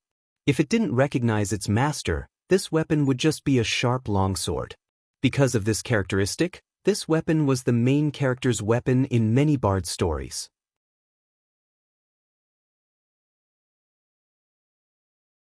Su Lin used to hear about this kind of ordinary boy who accidentally got this weapon and was recognized by the sword spirit. Finally, with the help of the sword spirit, he became a legendary master who shocked the continent. It was also because of this that this sword was very famous on the continent. Su Lin did not know if his weapon would give birth to a sword spirit in the future, but the probability was very low. Since ancient times, in the known history, only the magic sword had given birth to its own sword spirit. Other weapons, including the legendary divine weapons, had never had such a situation. He did not know how the original owner of the sword did it. Su Lin was very satisfied with the Storm Halberd. When he waved it in his hand, the Storm Halberd jumped out of it. The additional damage of this weapon might be nothing to the strong, but it was a disaster for the weak. The physical quality of a legendary master was very strong. He could be immune to this kind of damage. In the end, the real damage would only be a few points, or even less. However, for people below the legendary level, this additional damage was enough to make them suffer. Some divine weapons also had this effect, such as the Flail of Time, which was said to be the weapon most stained with the blood of gods. It was said that several gods had died under this divine weapon. The Flail of Time had a total of 5 heads. It was said that this was one of the most notorious divine weapons in the multiverse. The complete form was a shackle with 5 shackle heads connected to the handle. They were fire, acid, ice, poison, and electricity. In battle, as long as any of the shackle heads touched the weapon, the attributes of all species would explode together. And unlike the Storm Halberd, the damage of the Flail of Time was absolute damage. This weapon also had a very strong disabling ability. Even if a demigod was touched by it, his leg could be broken in an instant. This weapon had a strong armor-piercing ability. It could be said that it was a weapon of mass destruction. In terms of attack, only the Silver Blade of Gith, which had a status above +10, could beat this weapon. For some unknown reason, these two powerful divine weapons had been damaged. The Silver Blade of Gith was destroyed into many fragments and scattered in the multiverse. This weapon had been smelted several times later. The Silver Blade of Gith was a divine weapon made by the Xianxias. It was also the most powerful divine weapon that helped them defeat the psychic monster empire and get rid of slavery and regain freedom.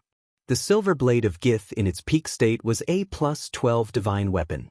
Even after several reforges, it was restored to a +10 level divine weapon at most. The Storm Halberd in Sullen's hand was only a +5 level high-grade legendary weapon, which was far from the Silver Blade of Gith. It was difficult to verify the maker of the Flail of Time. It was said that it was made by the god of massacre. This weapon once set off a bloody storm in the multiverse. Countless demigods, false gods, higher demons, and even real gods died on this divine weapon.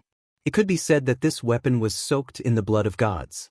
Later, it was unknown when this weapon was destroyed. Now the largest part of this weapon was in the hands of the demon of the abyss, the god of gnolls, Yeenagu. The Flail of Time held by Yeenagu had 3 chain heads, namely Frost, Flame, and Acid. The demon of the abyss had always wanted to reassemble this weapon, but he had not succeeded until now. However, even if there were only 3 chain heads left, the Flail of Time was still a powerful divine weapon. Perhaps because these divine weapons were too strong, some people destroyed these weapons and then threw them in various corners of the multiverse, so that they could never be reassembled into a complete divine weapon. It was said that this artifact was destroyed by the gods. The gods were always very afraid of weapons that could kill them. They tried every means to destroy or seal this artifact. The Silver Blade of Gith was easy to operate. Weapons like the Flail of Gith were notoriously difficult to control. If you were not careful, you could easily hurt yourself. Not to mention the 5-headed Flail of Gith. Although this powerful divine weapon was fierce, it was also notoriously difficult to control.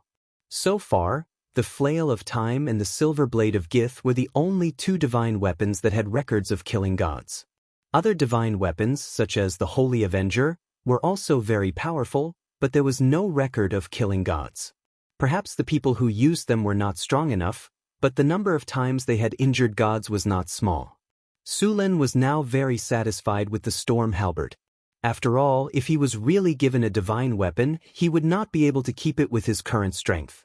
Although the relationship between Sulen and several temples seemed to be very good now, once Sulen had a divine weapon in his hands, these temples would definitely turn against him and snatch the divine weapon.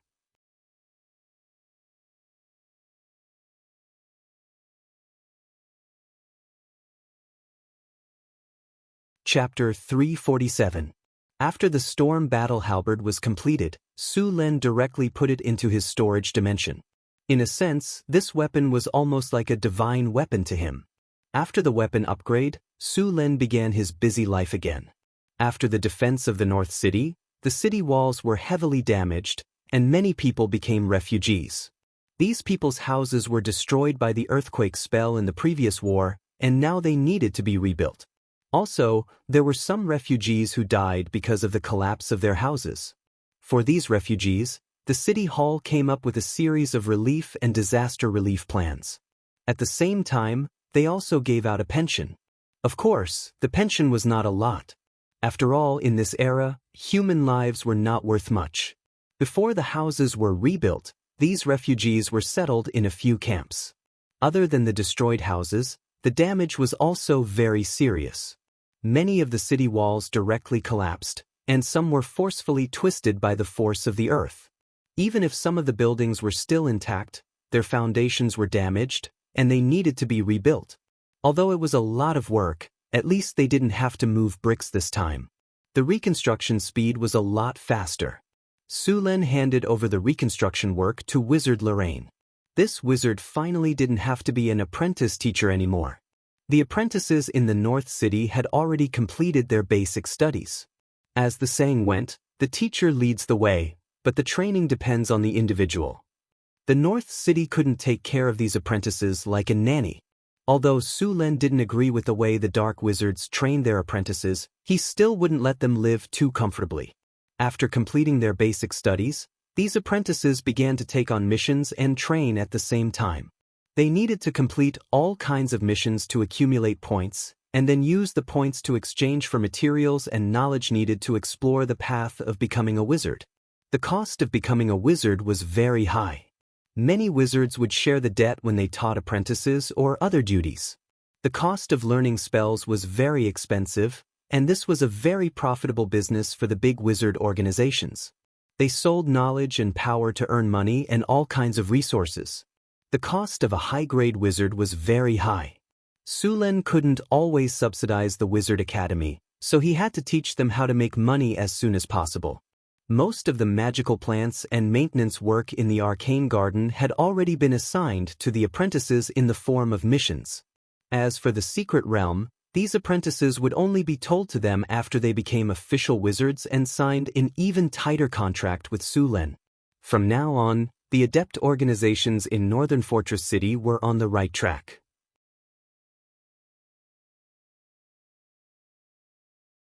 Su Lin also began to consider dividing a piece of land to build a wizard academy. North Town City had suffered a lot of casualties in this battle. More than 1,000 soldiers had died. It was the biggest loss in North Town City's history. However, there were also many benefits. Many of North Town City's spearmen had become Spear Imperial Guards, and many of their archers had become Divine Archers. Su Lin did a simple calculation. There were 65 spearmen and 27 archers. As for the half-elves, many of them had become magic archers. This time, Su Lin witnessed the power of magic archers. Half-elf magic archers could add elemental power to their arrows. Most of them were ice, fire, and thunder, but only a few were added with acid damage. Moreover, these magic archers usually mastered 2 kinds of elemental power. Only those who were particularly outstanding would be able to master 3 or more elemental powers. North Town City's training ground. Boom! An explosion sounded, and dust flew everywhere. Su Lin raised his eyebrows. He was very surprised by the power of the half-elven magic archer's flame arrow. How many times can you shoot such a powerful flame arrow? Su Lin asked the half-elven magic archer next to him.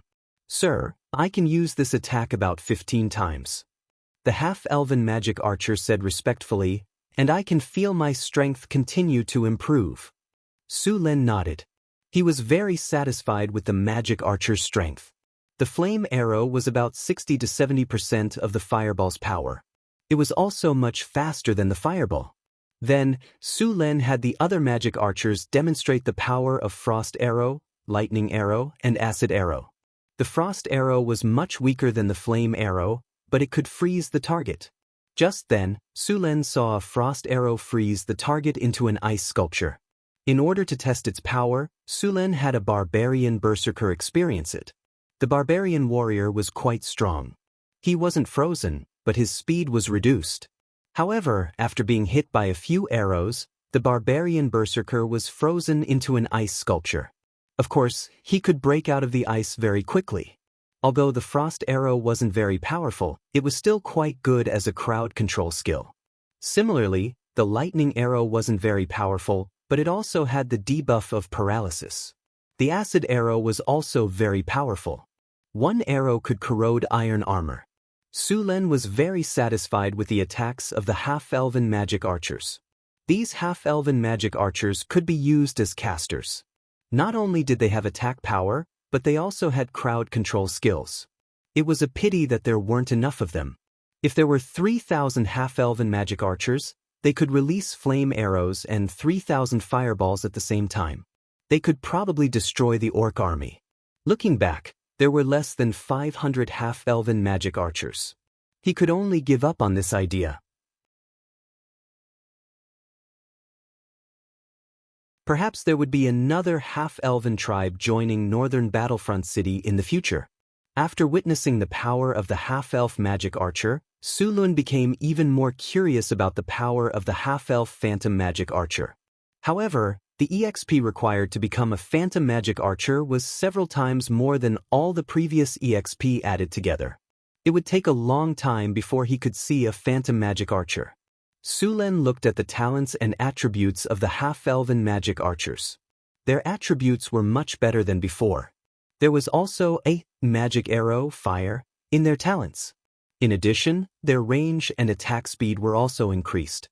In northern Jinbei City, in the training base of the Formation Breaker and the training base of the Shooting Battalion, Su Lun gathered all the soldiers of the Spear Imperial Guards and the archers who had met the conditions for advancement. They were ready to advance. Su Lun was very familiar with the training process.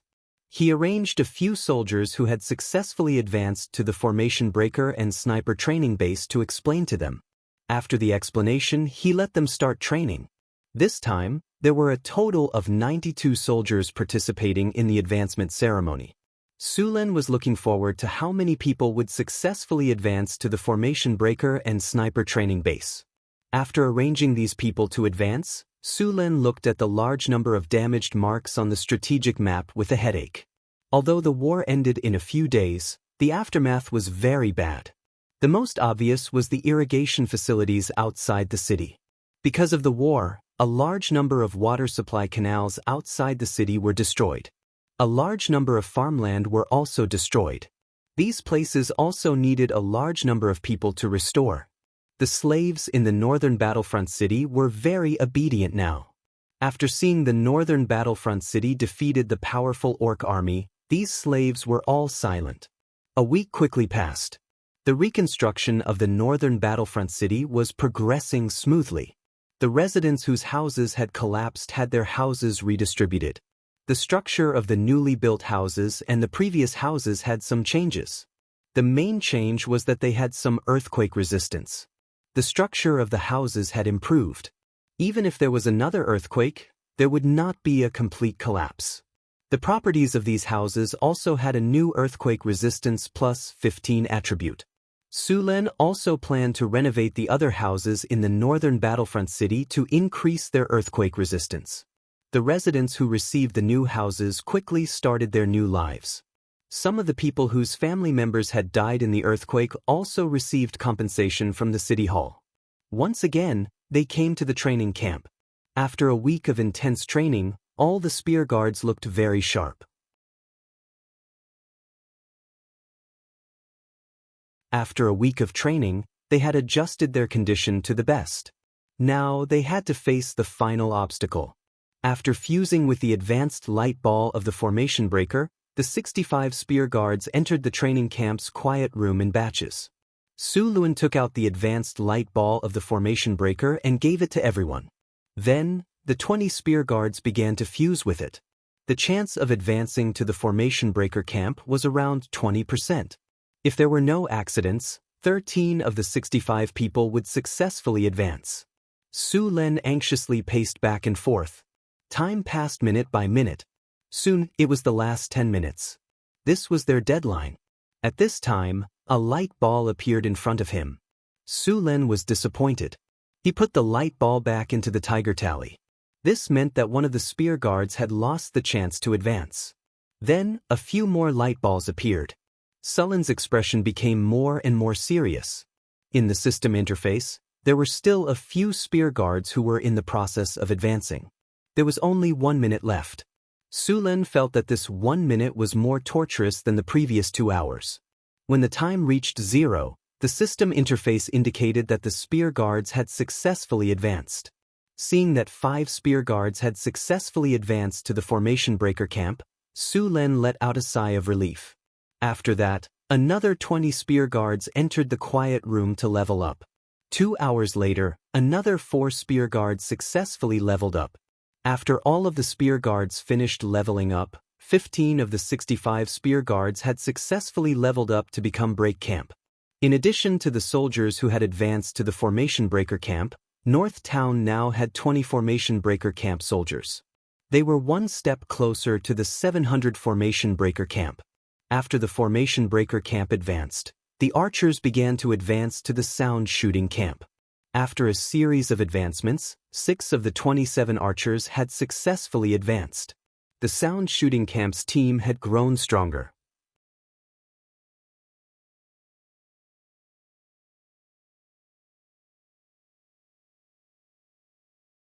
Chapter 348. It was getting cold, and it began to snow in the northern town. Su Luan got up from the bed with some difficulty. 2 half-elf maids walked in with toiletries and a basin of water. Angie looked at Phyllis, who was lying on the bed. The little succubus had returned to the underground city early in the morning. Hathaway and Alex had also gone to the wizard tower. Only Phyllis hadn't woken up yet. After the big battle last night, Su Len felt refreshed. The others were fine, but Phyllis couldn't take it anymore. After all, she was just a normal human who hadn't learned any combat skills or magic. She wasn't Sullen's opponent at all. Angela pouted and helped Su Len wash up. She was obviously still holding a grudge. Seeing their expressions, Su Len smiled and slapped their round and perky buttocks. They were very bouncy. After washing up, the 2 maids helped him put on his clothes. Su Len suddenly said in their ears, "You two will join us tonight." Hearing Sullen's words, the 2 maids blushed. Although they had been trained by Su Len several times, the 2 half-elf maids were still very shy. Seeing their expressions, Su Len knew that it would be another sleepless night. After leaving the Lord's castle, Su Len went to Hathaway's lab. He was going to give her the wisdom leaf. After killing the legendary troll last time, Hathaway gained a lot of experience and successfully leveled up. However, she was still a distance away from becoming a legendary. The wisdom leaf could increase the power of the will by 3 points, which was perfect for Hathaway. Su Luan also wanted Hathaway to level up quickly so that she could master the tower spirit technology and install a tower spirit in the wizard tower in northern town. After finding Hathaway, Hathaway was surprised that Su Len took out another wisdom leaf. After all, it was a treasure that could perfectly increase the power of the will without any side effects. It was invaluable to wizards. The elemental pool in the wizard tower had been built. Due to the invasion of the orc army, the construction of the wizard tower was interrupted for a period of time. Now, the construction of the wizard tower had started again. This time, they were building the ecological park of the wizard tower. The information of the ecological park was obtained from the secret realm. Tower Spirit No. 1 stored the complete ecological park construction technology. However, to build a complete ecological park, Hathaway's current ability was not enough. According to the information of Tower Spirit No. 1, during the Arcane Empire era, the largest and most expensive ecological park built by the Arcanists directly used a half-plane to build it. The ecological park's area of millions of square kilometers. Such a huge ecological park was completely attached to the floating cities. It was the logistics and material base of the floating city.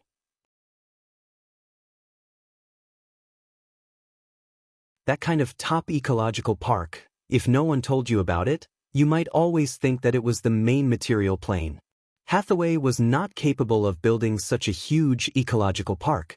It was said that the ecological park of the floating city was built by more than a dozen legendary masters. It was comparable to the ecological park of a material plane. It was not something that 1 or 2 legendary spellcasters could do. In the Arcane Empire, there was an arcanist who had a sudden idea to transform an empty half-plane into a material plane. It was said that the project took nearly 1,000 years. The arcanist also got the title of creator. In fact, the legendary arcanists were already very powerful. They could do almost anything that the gods could do. This was also why the arcanists did not fear the gods. Imagine if they had the power to rival the gods. How much respect would they have for the gods? According to the curious nature of the arcanists, it was good enough that they did not capture the gods for research. In the eyes of the arcanists, the so-called gods were also a more powerful life form. Although the arcanists did not study the gods, they had studied divinity and divine power. That was one of the reasons for the conflict between the Arcane Empire and the gods. In the eyes of the gods, the arcanists had crossed the line. The success of the arcanists' research on divinity was limited. Some of the arcanists who had studied divinity deeply even transformed into liches and finally advanced into demigod liches. If one day you come across a golden skull with a clock and a diamond embedded on it, then you'd better pray for your own fortune. It was definitely one of the most difficult monsters in the multiverse. There were a lot of technologies involved in creating an ecological park. It wasn't easy to create an ecological park, but if it was completed, then the ecological park could be used to create a complex environment. Creatures that were already on the verge of extinction would be able to seek help. Sulen once saw information about a large ecological park in the data of the Tower Spirit No. 1. The Arcanists cultivated a species that had long disappeared in the outside world in the ecological park. That ecological park was built by the Arcanists with dinosaurs as the dominant species. A large number of dinosaurs lived in the ecological park. The ecological park was originally a species breeding ground. Every time the number of monsters in the ecological park increased, a harvest would be carried out. The ecological park in the Wizard Tower was not built too big.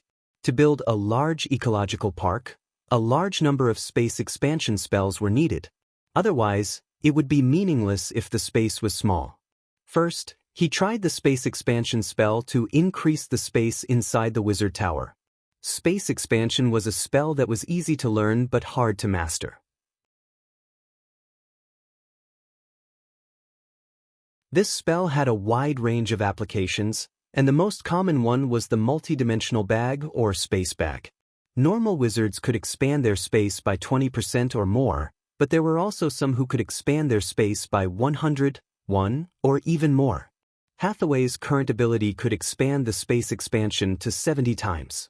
If they wanted to build an ecological park, they would need to expand the space in the Wizard Tower. In addition to the space expansion spell, they would also need to make an environment control rune circle to control the changes in the space at any time. At the same time, they would also need to build a large enough shield to isolate the ecological park from the outside world and maintain the balance of the internal ecosystem. The cost of building an ecological park was very high. It could be said that it was second only to the elemental pool. However, there were many benefits after the construction was completed. The Wizard Tower could have an ecological park that could replenish resources at any time. Sulen was currently only an intermediate wizard, so he could only be an assistant. He could only wait for others to do the important things. Sulen was very envious of wizards who had gifts like eidetic memory and encyclopedic memory. There was too much knowledge to be learned as a wizard. After all this time, Sulen still had a lot to learn. The gift, like eidetic memory, was also a gift that could be cultivated. The best gift for eidetic memory was encyclopedic memory. However, it was not impossible for Su Lun. Opening treasure chests gave him the opportunity to obtain the eidetic memory talent. If he couldn't find it, he could master the encyclopedic knowledge talent first and then upgrade it with the legendary skill points. According to the records of Hathaway, eidetic memory was very rare in the history of their school for 2,000 to 3,000 years. There were less than 5 of them in total. This showed how rare this gift was. After leaving the Wizard Tower, Sulen walked around the city and looked at the progress of the various works in the northern city. Then, he went to the underground world through the teleportation circle. The underground world was still dark. Alex had also been helping in the underground world during this time, but Sulen felt that she should have come here to hide and relax. Recently, it was the breeding season of the harpies. Many low-level harpies were capturing males in the wilderness. It was a bit of a ruckus during this time. Sulen did not have a good solution for this situation. He also could not change the habits of the species. Perhaps it would be possible after he advanced to legendary. When he saw Alex, she was studying a spell. Sulen glanced at it. It was Bigby's Palm of Defense. This spell was a level 5 spell, but it was several times more difficult than other level 5 spells. This god-slaying spell was not a joke. Sulen had studied it before, but he quickly gave up.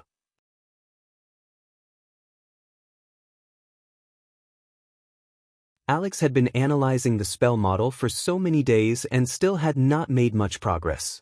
In the structure of the spell model of Bigby's Palm of Defense, there were many rather complicated spell nodes and spell circuits. If the spell model was compared to a circuit board, then other level 5 spells would be as difficult as a calculator, while Bigby's Palm of Defense would be as difficult as a calculator. It required astonishing memory and analytical ability. According to Sullen's estimation, it was almost more difficult to master than level 7 spells. After looking at it for a while, Sullen shook his head and left. He should wait until his level was higher to learn this spell. Sullen strolled along the road and then came to the west gate of Crete. As soon as he arrived, he saw a scene. The little succubus, Chris, was wearing a leather coat and holding a small whip. She was wearing heels that were at least 10 centimeters high. She was walking with a little smug steps. Behind her was a monster that looked like a hound. However, compared to a hound, this dog had 3 heads. Behind the little succubus was a 3-headed hellhound that seemed to have just hatched a few days ago. At this moment, she was tying it around her neck with a pink rope and walking it as if she were walking a dog. The newly hatched hellhound was not large in size. However, its eyes were full of ferocity. Occasionally, when someone passed by, it would open its mouth and growl, showing its teeth as if it was about to pounce. A hellhound? Where did it come from?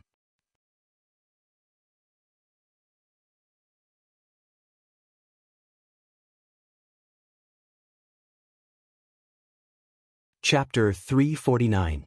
The Cerberus was a creature from the lower plane. Just from its name, one could tell that it belonged to hell. Although hell was a lower plane, it was the complete opposite of the abyss. The devils of hell belonged to the lawful evil faction, while the demons of the abyss belonged to the chaotic evil faction.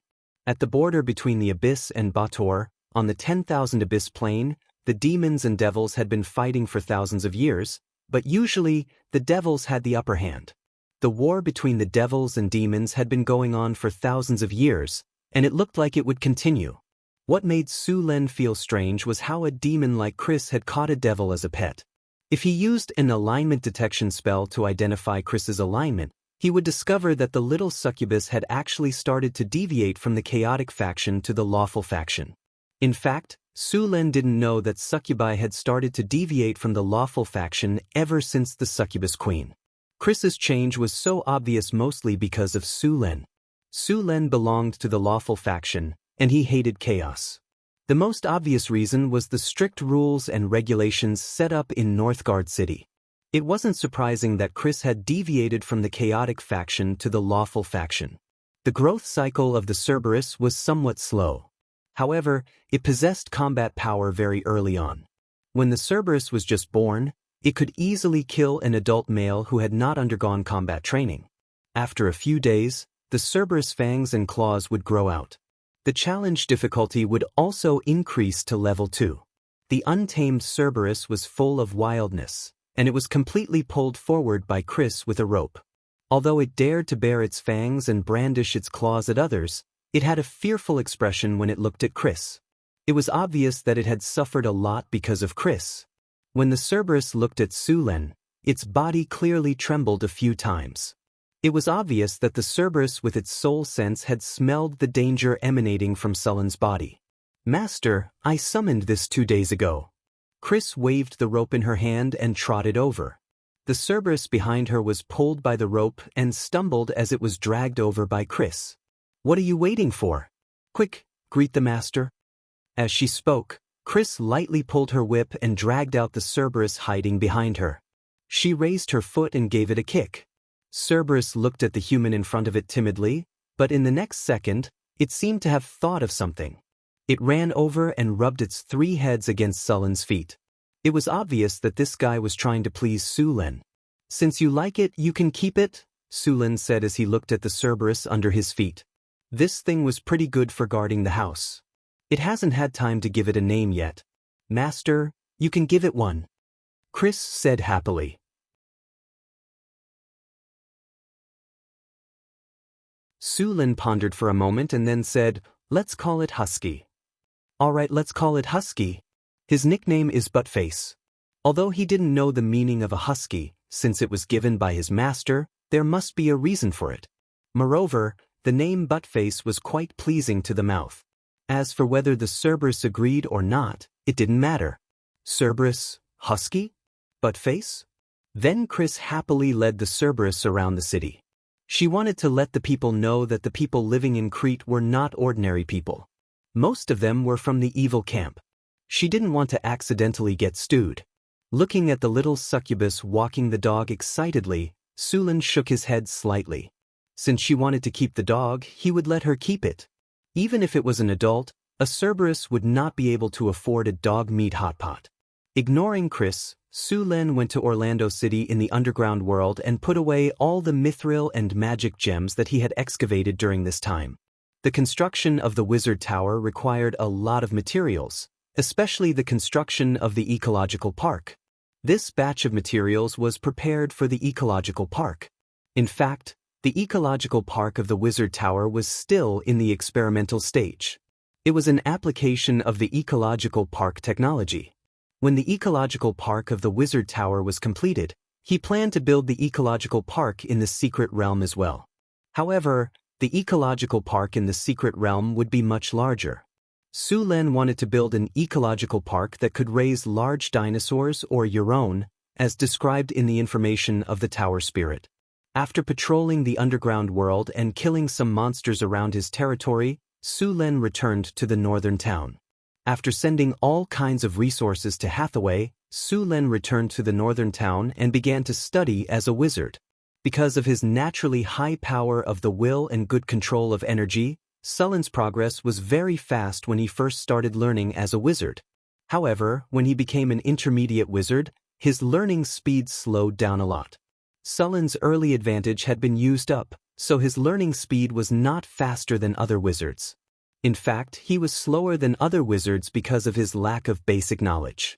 After all, Sulin did not learn the basics of wizardry since he was a child. Luckily, with Hathaway's thoughtful guidance, Sulin was also constantly strengthening his foundation. After returning to the northern town, Sulin took care of all kinds of things and began to read all kinds of wizardry books. There were quite a lot of books in the northern town. Some of them were brought by Hathaway, some by Karina, and some by Grace. In addition to the research of Alex and the others, although the books in the northern town were not as good as those in the wizard schools, they were not worse than those small schools.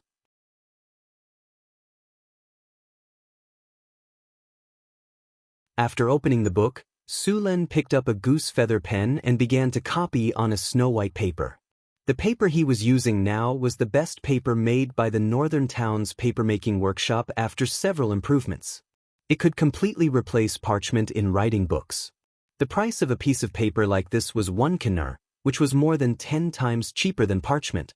Sulin rubbed his head. Soon, the paper was filled with dense symbols. These symbols were the foundation of a spell. What the F***ck? Why do I feel like I was studying advanced mathematics in university in my previous life? Sulin felt a little dizzy. He got up and opened the window of the study room to get some fresh air. Then, he made himself a cup of black tea to wake himself up. It was too difficult. After entering the 5th circle of spells, the difficulty would increase tremendously.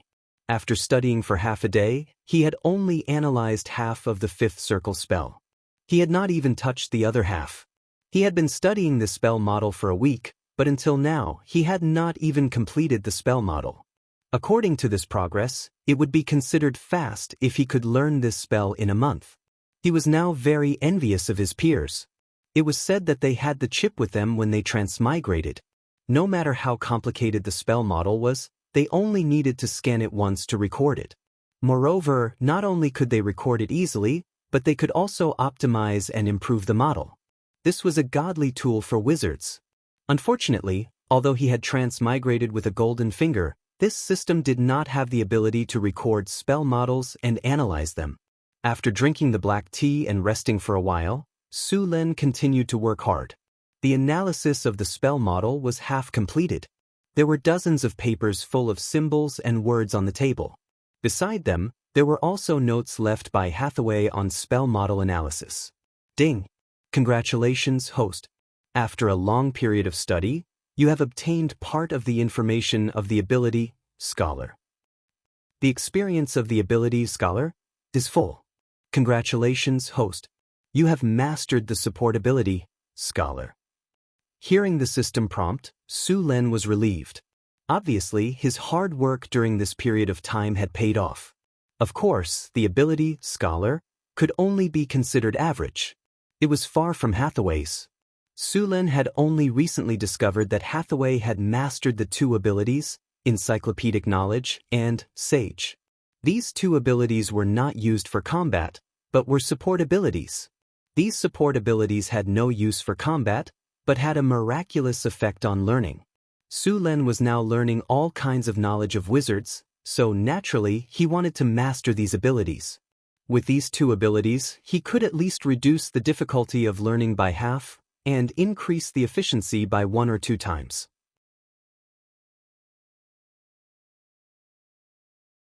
The way to obtain this sage ability was simpler.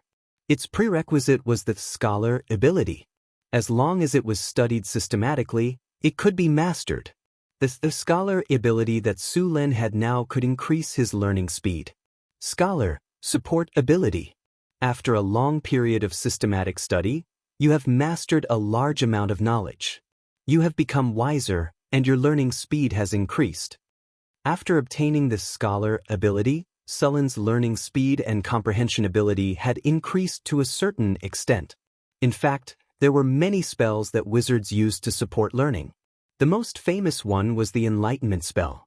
This spell could make an idiot similar to a normal person. Naturally, it could increase a normal person's intelligence. However, this spell was very difficult to cast, and there was a certain price to pay.